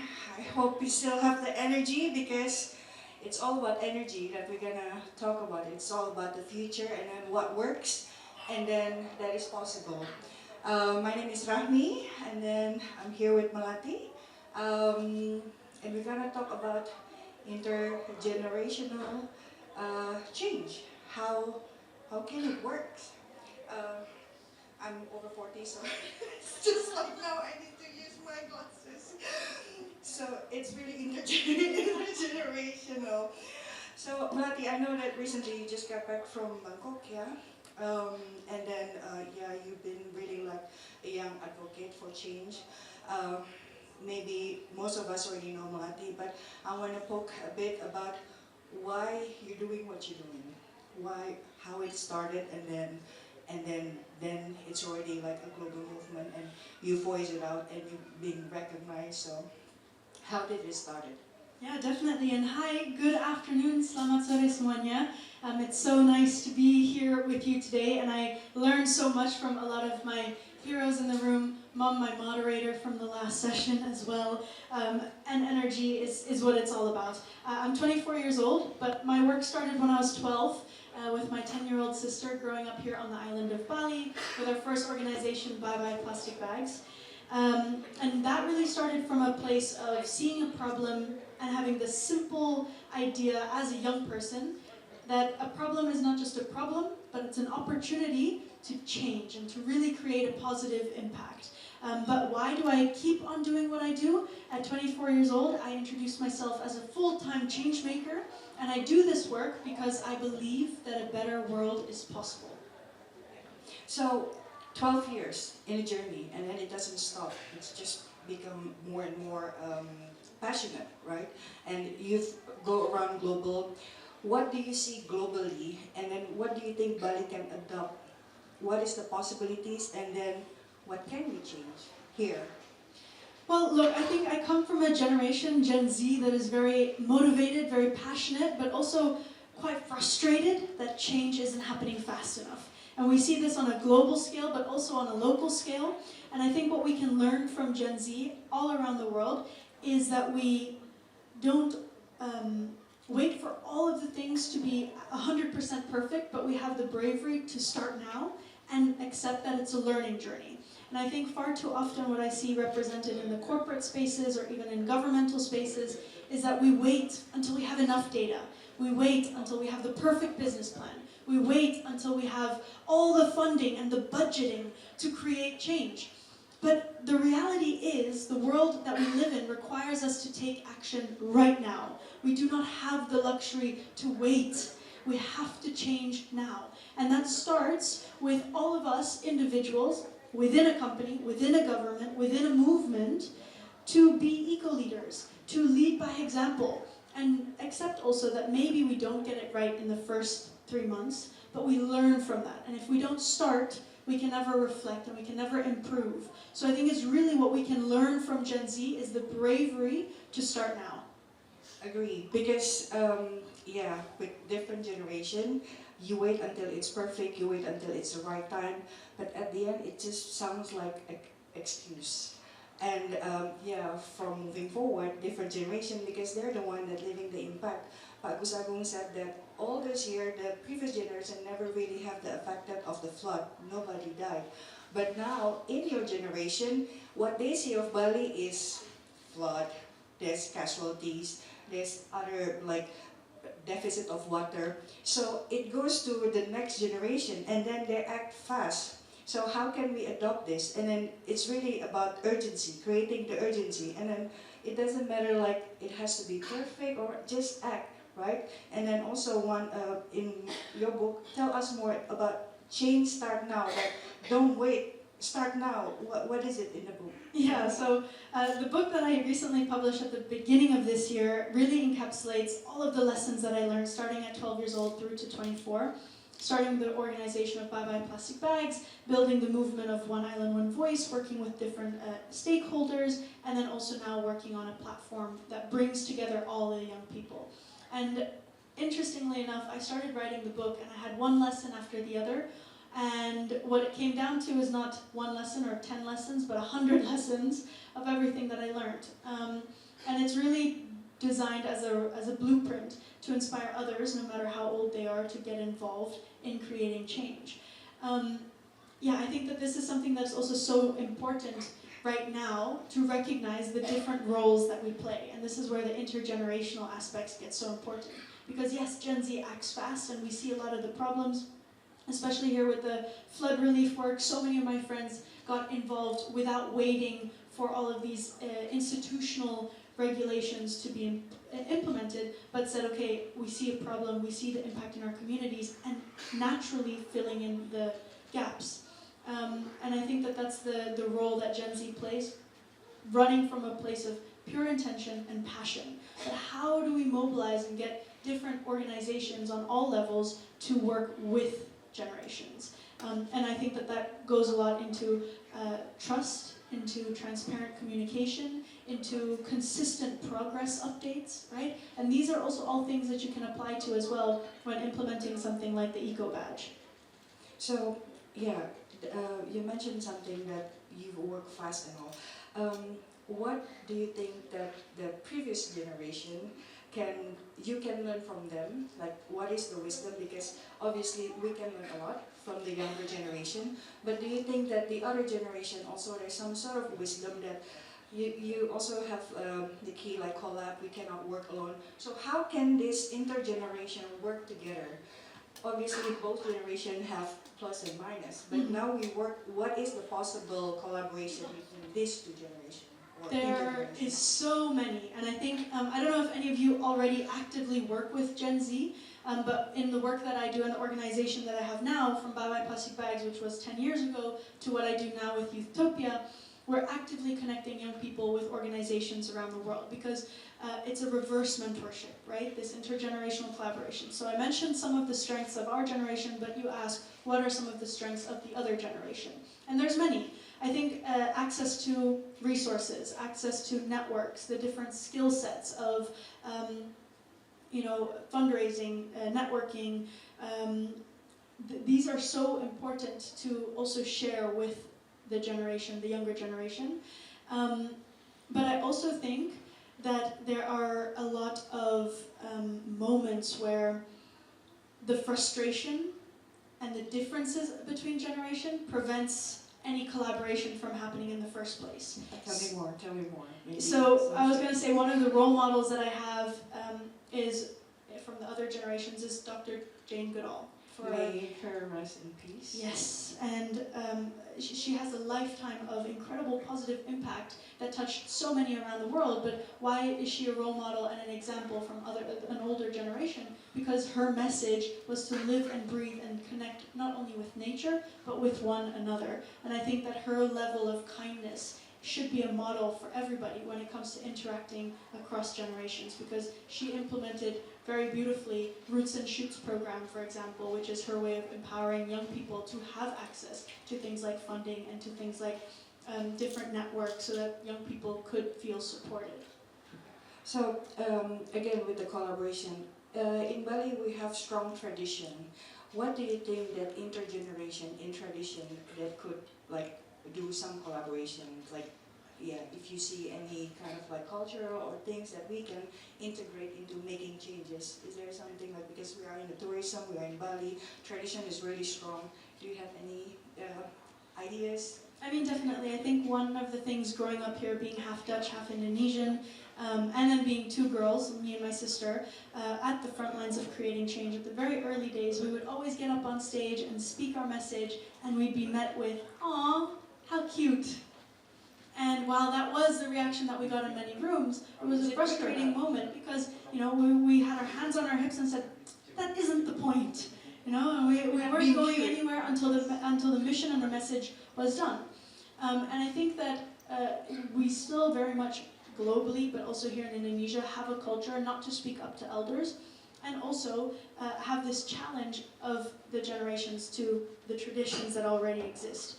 But one of the most successful ways that I have seen working are the pilot village models, for example, that when we work with local villages on a case-by-case way, where we involve all levels of society. So not only the young people, but also the women within the community, within getting the local authorities to support and endorse. I think this is something that is a model that works really well within Bali, recognizing, yes, the traditions are very strong, but we also locally have embedded in our culture that community is everything. That's one of the most beautiful things about this part of the world, that we celebrate community. We know more than many other cultures what that actually means, because everybody is always involved in everything, almost. But the way to get success for change happening, especially in environment and especially on things like the Eco Badge, is when the roles are very clear. What are the strengths of the young people on a campaign like this? What are the strengths of the pemerintah that needs to be involved? What is the role of the hotel association and their endorsement? I think that's how we get real collaboration, because collaboration is good and we need it. But how do we make a successful collaboration is if you know what your strength is and what you're doing to the collaboration, and I know what my strength is and what I'm giving into the collaboration. Because at the end of the day, we also cannot be everything to everyone. So how do we uplift? How do we support? How do we empower each other to bring out the best so we can achieve that one goal? Agree. There should be a willingness, We give a round of applause for the power. I want to talk about community because Bali tradition, community. What defines community for you? Because in here there's so many. Also, one of the things is local community. So what is community for you? I think at the end of the day, it's this feeling of not being alone. It's the feeling that I have if I think back to my big Indonesian side of the family. It's my oma and opa and all my cousins, and this feeling that if I had to do anything, whether it's project related or personal related, I have a community to lean on that are always there to support. And I think in my work with Bye Bye Plastic Bags and now with Youthopia, I've been able to build this community to a global sense, that almost anywhere I go in the world, there's a friend to have lunch with in a new city or another colleague to brainstorm a campaign on. But it's this feeling of community that you're never alone and you have a group of support around you. Agree. And this is also one of the mission from Ecotourism Bali. We try to create community, that there's a platform where everybody can fall into if you heard about sustainability, especially sustainable tourism. So we try to have discussions, updates of the news, and then raising questions, and then push it forward. And community is really like a strong tradition that really important for us. And then tap into tourism. What's your take on tourism in Bali, and what can you change? What's your vision? If I said, like, if you close your eyes 2050 or 2035, what do you vision, and then how do you think we can achieve it? Well, to bring back the magic wand from the last session, I think I really, since I was a little girl, I always had this really big dream and this belief that Bali could be a leading showcase for the world. I really think the potential here within the island for all islands around the world, all cities around the world, all countries around the world is huge if we do it right. And if we really implement a lot of the dreams that we have. How amazing would it be that if in the next year all hotels, all tourist-related attractions have the eco badge? That would be a dream. But how do we create systems that actually allow us to scale? It's not only collaboration, but it's real implementation. If we look at, for example, the ban on single-use plastic bags, straws, and styrofoam, legally, regulation-wise, it's there.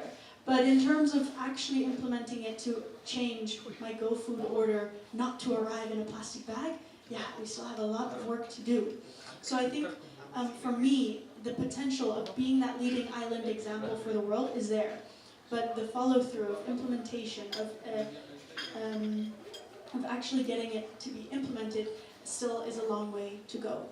I remember a long time ago, I saw one of your posts. We need a systematic change on things, because I think in Bali itself, we kind of like already step ahead compared to the other destination about the awareness of sustainability and why it's important.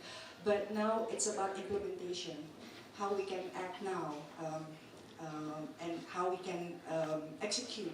So I really like the word of systematic change, and then that's also what we're driving. We really try, like, first initially with the providing guidelines, we did our research, what is important in Bali, the research also based in Bali, and then providing solution, providing incentive, push the government. So I think systematic change is available now. How to adopt it to really, like, this is now the time. No time to wait again. We need to act now. And I think we gonna open questions for the audience here for Melati. If there's anybody that would like to, yes, Adi, Ibu Sofi, and then yes, please. Oh yeah, thank you, Ibu Rami. Hello, Melati. So impressive to see your power, energetic and everything. Gen Z is always like that, but although there is some different perspective in the hotel industry in regard of your generation, but I do really appreciate to see your energetic things here. I see at the back of your clothes, it's written "I'm change maker," right? Which is in regard. That's right. Yes, I am a change maker. Yeah. I really love to hear that word are now happening in the hotel industry already in regard of sustainability things. However, no matter how I'm tired with the government, sorry to say, I think you need to come into government. Because if there is one department that need a change maker, that's our government. My question is, have you been collaborate with them? And if it's yes, what do you found on that government? Because I do have my family also Gen Z. At the moment, they are really energetic, having a lot of idea to change this one, bureaucracy and everything. And then once they are on the system, they lost their energy. Yeah. Thank you so much. Thank you so much. And what a beautiful question as well, one that's so important, because there's two sides of Gen Z. One that is extremely passionate, one that is extremely motivated, and I spend most of my time there with those Gen Z. But then I also see the other side of Gen Z that gets very quickly a loss of hope, a loss of trust. Anything and everything that we say, that we think will never be created or implemented. So that's very dangerous, because that's where we start to build the growth of gap between the disconnect within generations. And before I came here, I was just with a group of high school students and middle school students, and we did a workshop with the students this afternoon. And I felt that split between motivated and then very not motivated. And I think that where we have to look on understanding is that there are 3 levels on creating change. And I ask this to the students all the time. Okay, so level 1 is government. Level 2 is companies and the corporate sector. Level 3 is people, so you and me. And then I ask the students, who thinks that the ones leading the way when it comes to creating change is level 1, the government? And I can ask you the same question. So put your hands up if you think which level is leading the way with change. Who thinks it's level 1, government, are leading the way? Who thinks level 2, companies, businesses, private sector? Okay, a couple of hands go up. And then I ask the final question, level 3, people are leading the way. All right, so I see many hands, all hands pretty much are up. And that's the same reaction in almost every room I do this exercise in.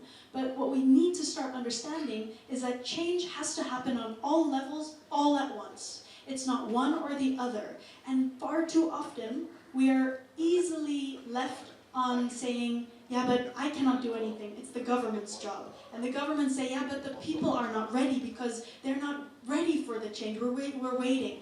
Companies say, yeah, but the regulations and the policy needs to change first. I'm just a business. So at the end, no changes, no. Exactly. And what that allows us to do is create the idea that someone else is in charge. Whereas we have to slowly start understanding that all 3 levels have to lead change one by one, all together, in collaboration, and right now. So I think when we have that shift, it's easier for us not to lose motivation because we don't forget the power we have, whichever level we're in. The power of collective effort together. Thank you. I got a cue, that's only 3 minutes left, really powerful timekeeper now. Okay, there's a question. Bisa tolong mic-nya?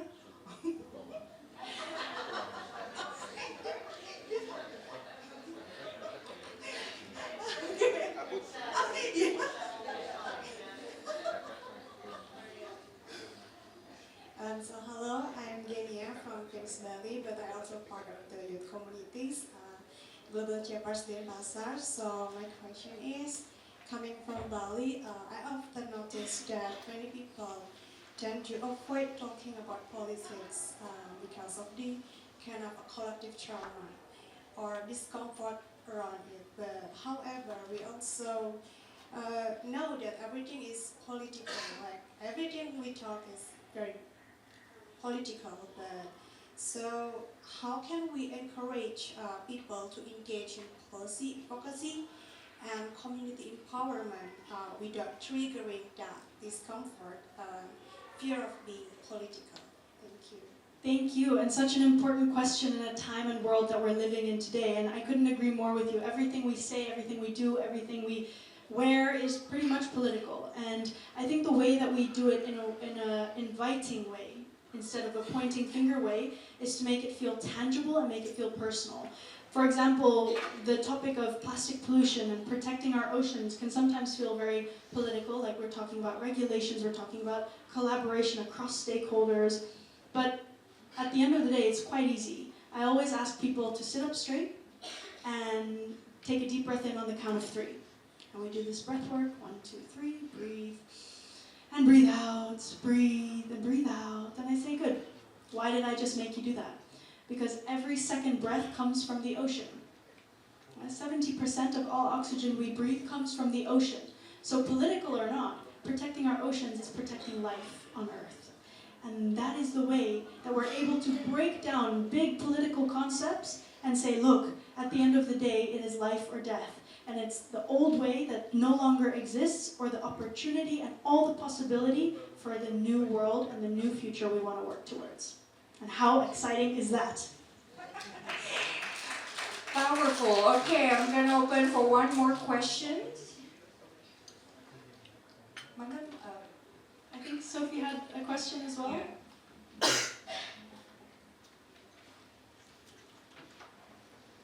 There's just one quick one, continuity. How does one continue the change to keep changing? So I always found that that's the hardest. It's the 2 steps forward, 1 step back, 2 steps forward, 1 step back. It's that how do we continue the energy when the ball has started rolling? How does that impetus, how do we get that impetus? Well, taking the responsibility off of one organization or one person to continue. That's how we build continuity. There is not one organization, one person that can be forever continuing with the energy that is needed. And that's the beautiful part between this idea of ego and ecosystem, right? We can learn so much from nature if we only listen.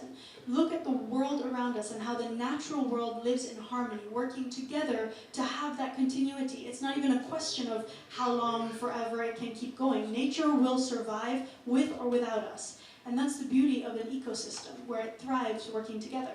So when we look at movements and how to implement a long-term vision for change, it's about building that supportive network that is needed, where not only one person, not only one organization is expected to have the energy to keep on going. And look at the ecosystem within Bali of all the incredible organizations, from what happened in Bye Bye Plastic Bags years ago, to Eco Bali, to Sungai Watch, to the incredible work of the Eco Tourism Badge that's now happening. There's so much, and I think it's so important that collaboration is taking its next level, that all these splinter movements and organizations also live and breathe for one focused goal, which is a better, cleaner Bali.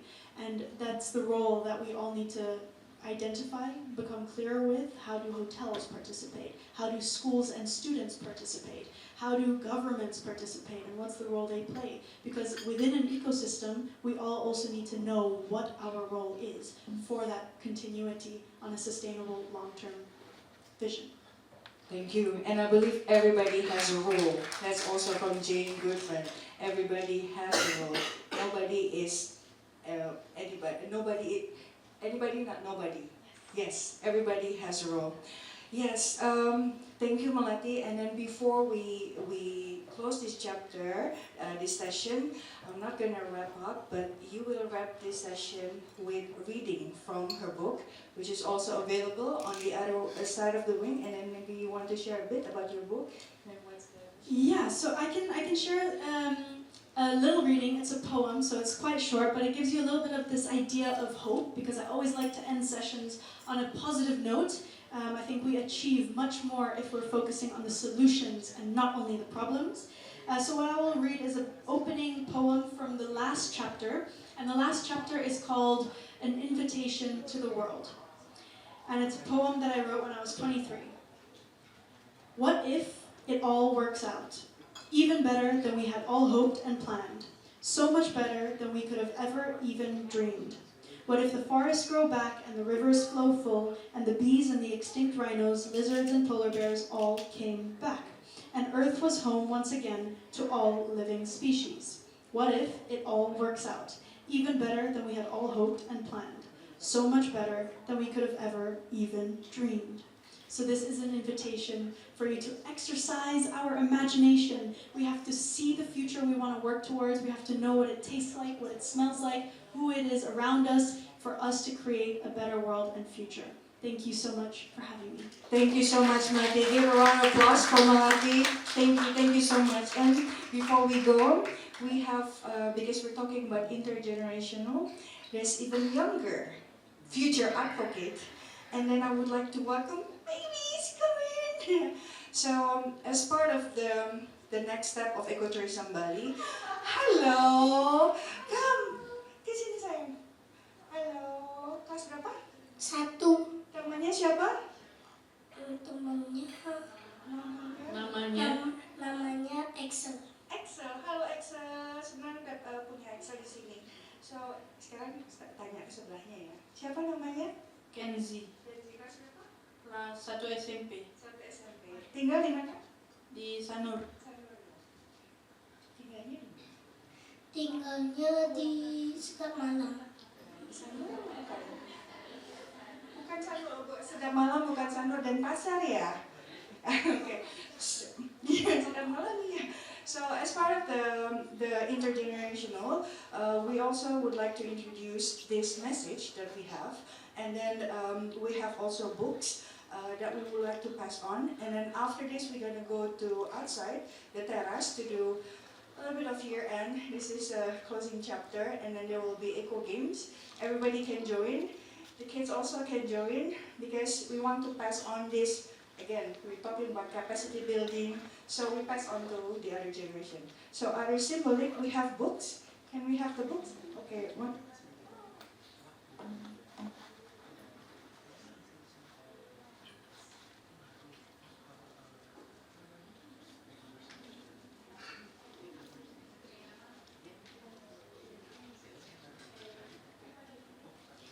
Yes. So we have two books yang dibuat oleh kawan kami dari ITB tentang proteksi untuk laut. Jadi ini adalah salah satu bentuk untuk memperkenalkan bagaimana generation berikutnya untuk the change maker also. So let's take a picture together.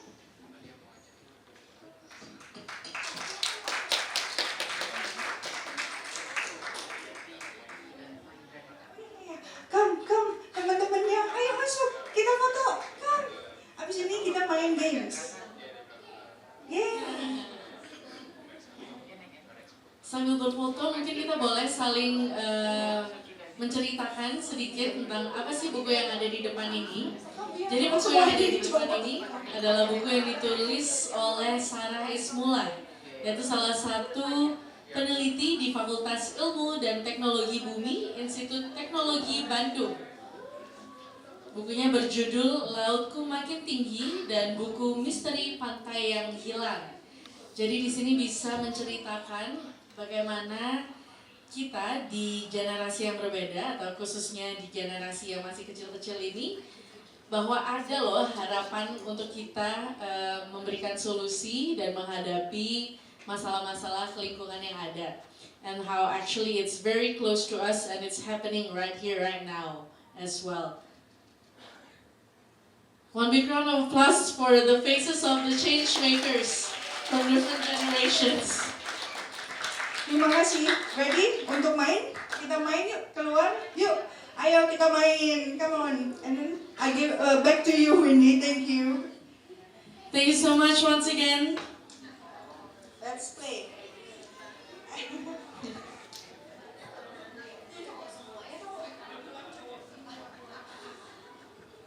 Thank you so much once again to Mami dan juga Melati for the wonderful sessions. What encouragement to have this fresh and also strong power and to reminder for us that we can change the world and we must, and that's our responsibility here as a human being from one to another. So ladies and gentlemen, that concludes our third World Tourism Day 2025 celebration. One big round of applause for Ecotourism Bali. And let us continue to collaborate, innovate, and take actions to prove that tourism and climate can go hand in hand. On behalf of Ecotourism Bali, ACT Project, and the Meru Sanur, and also our sponsors, Hatton Wines and Ecosystem Hotel Group, we would love to thank you for your presence and participation.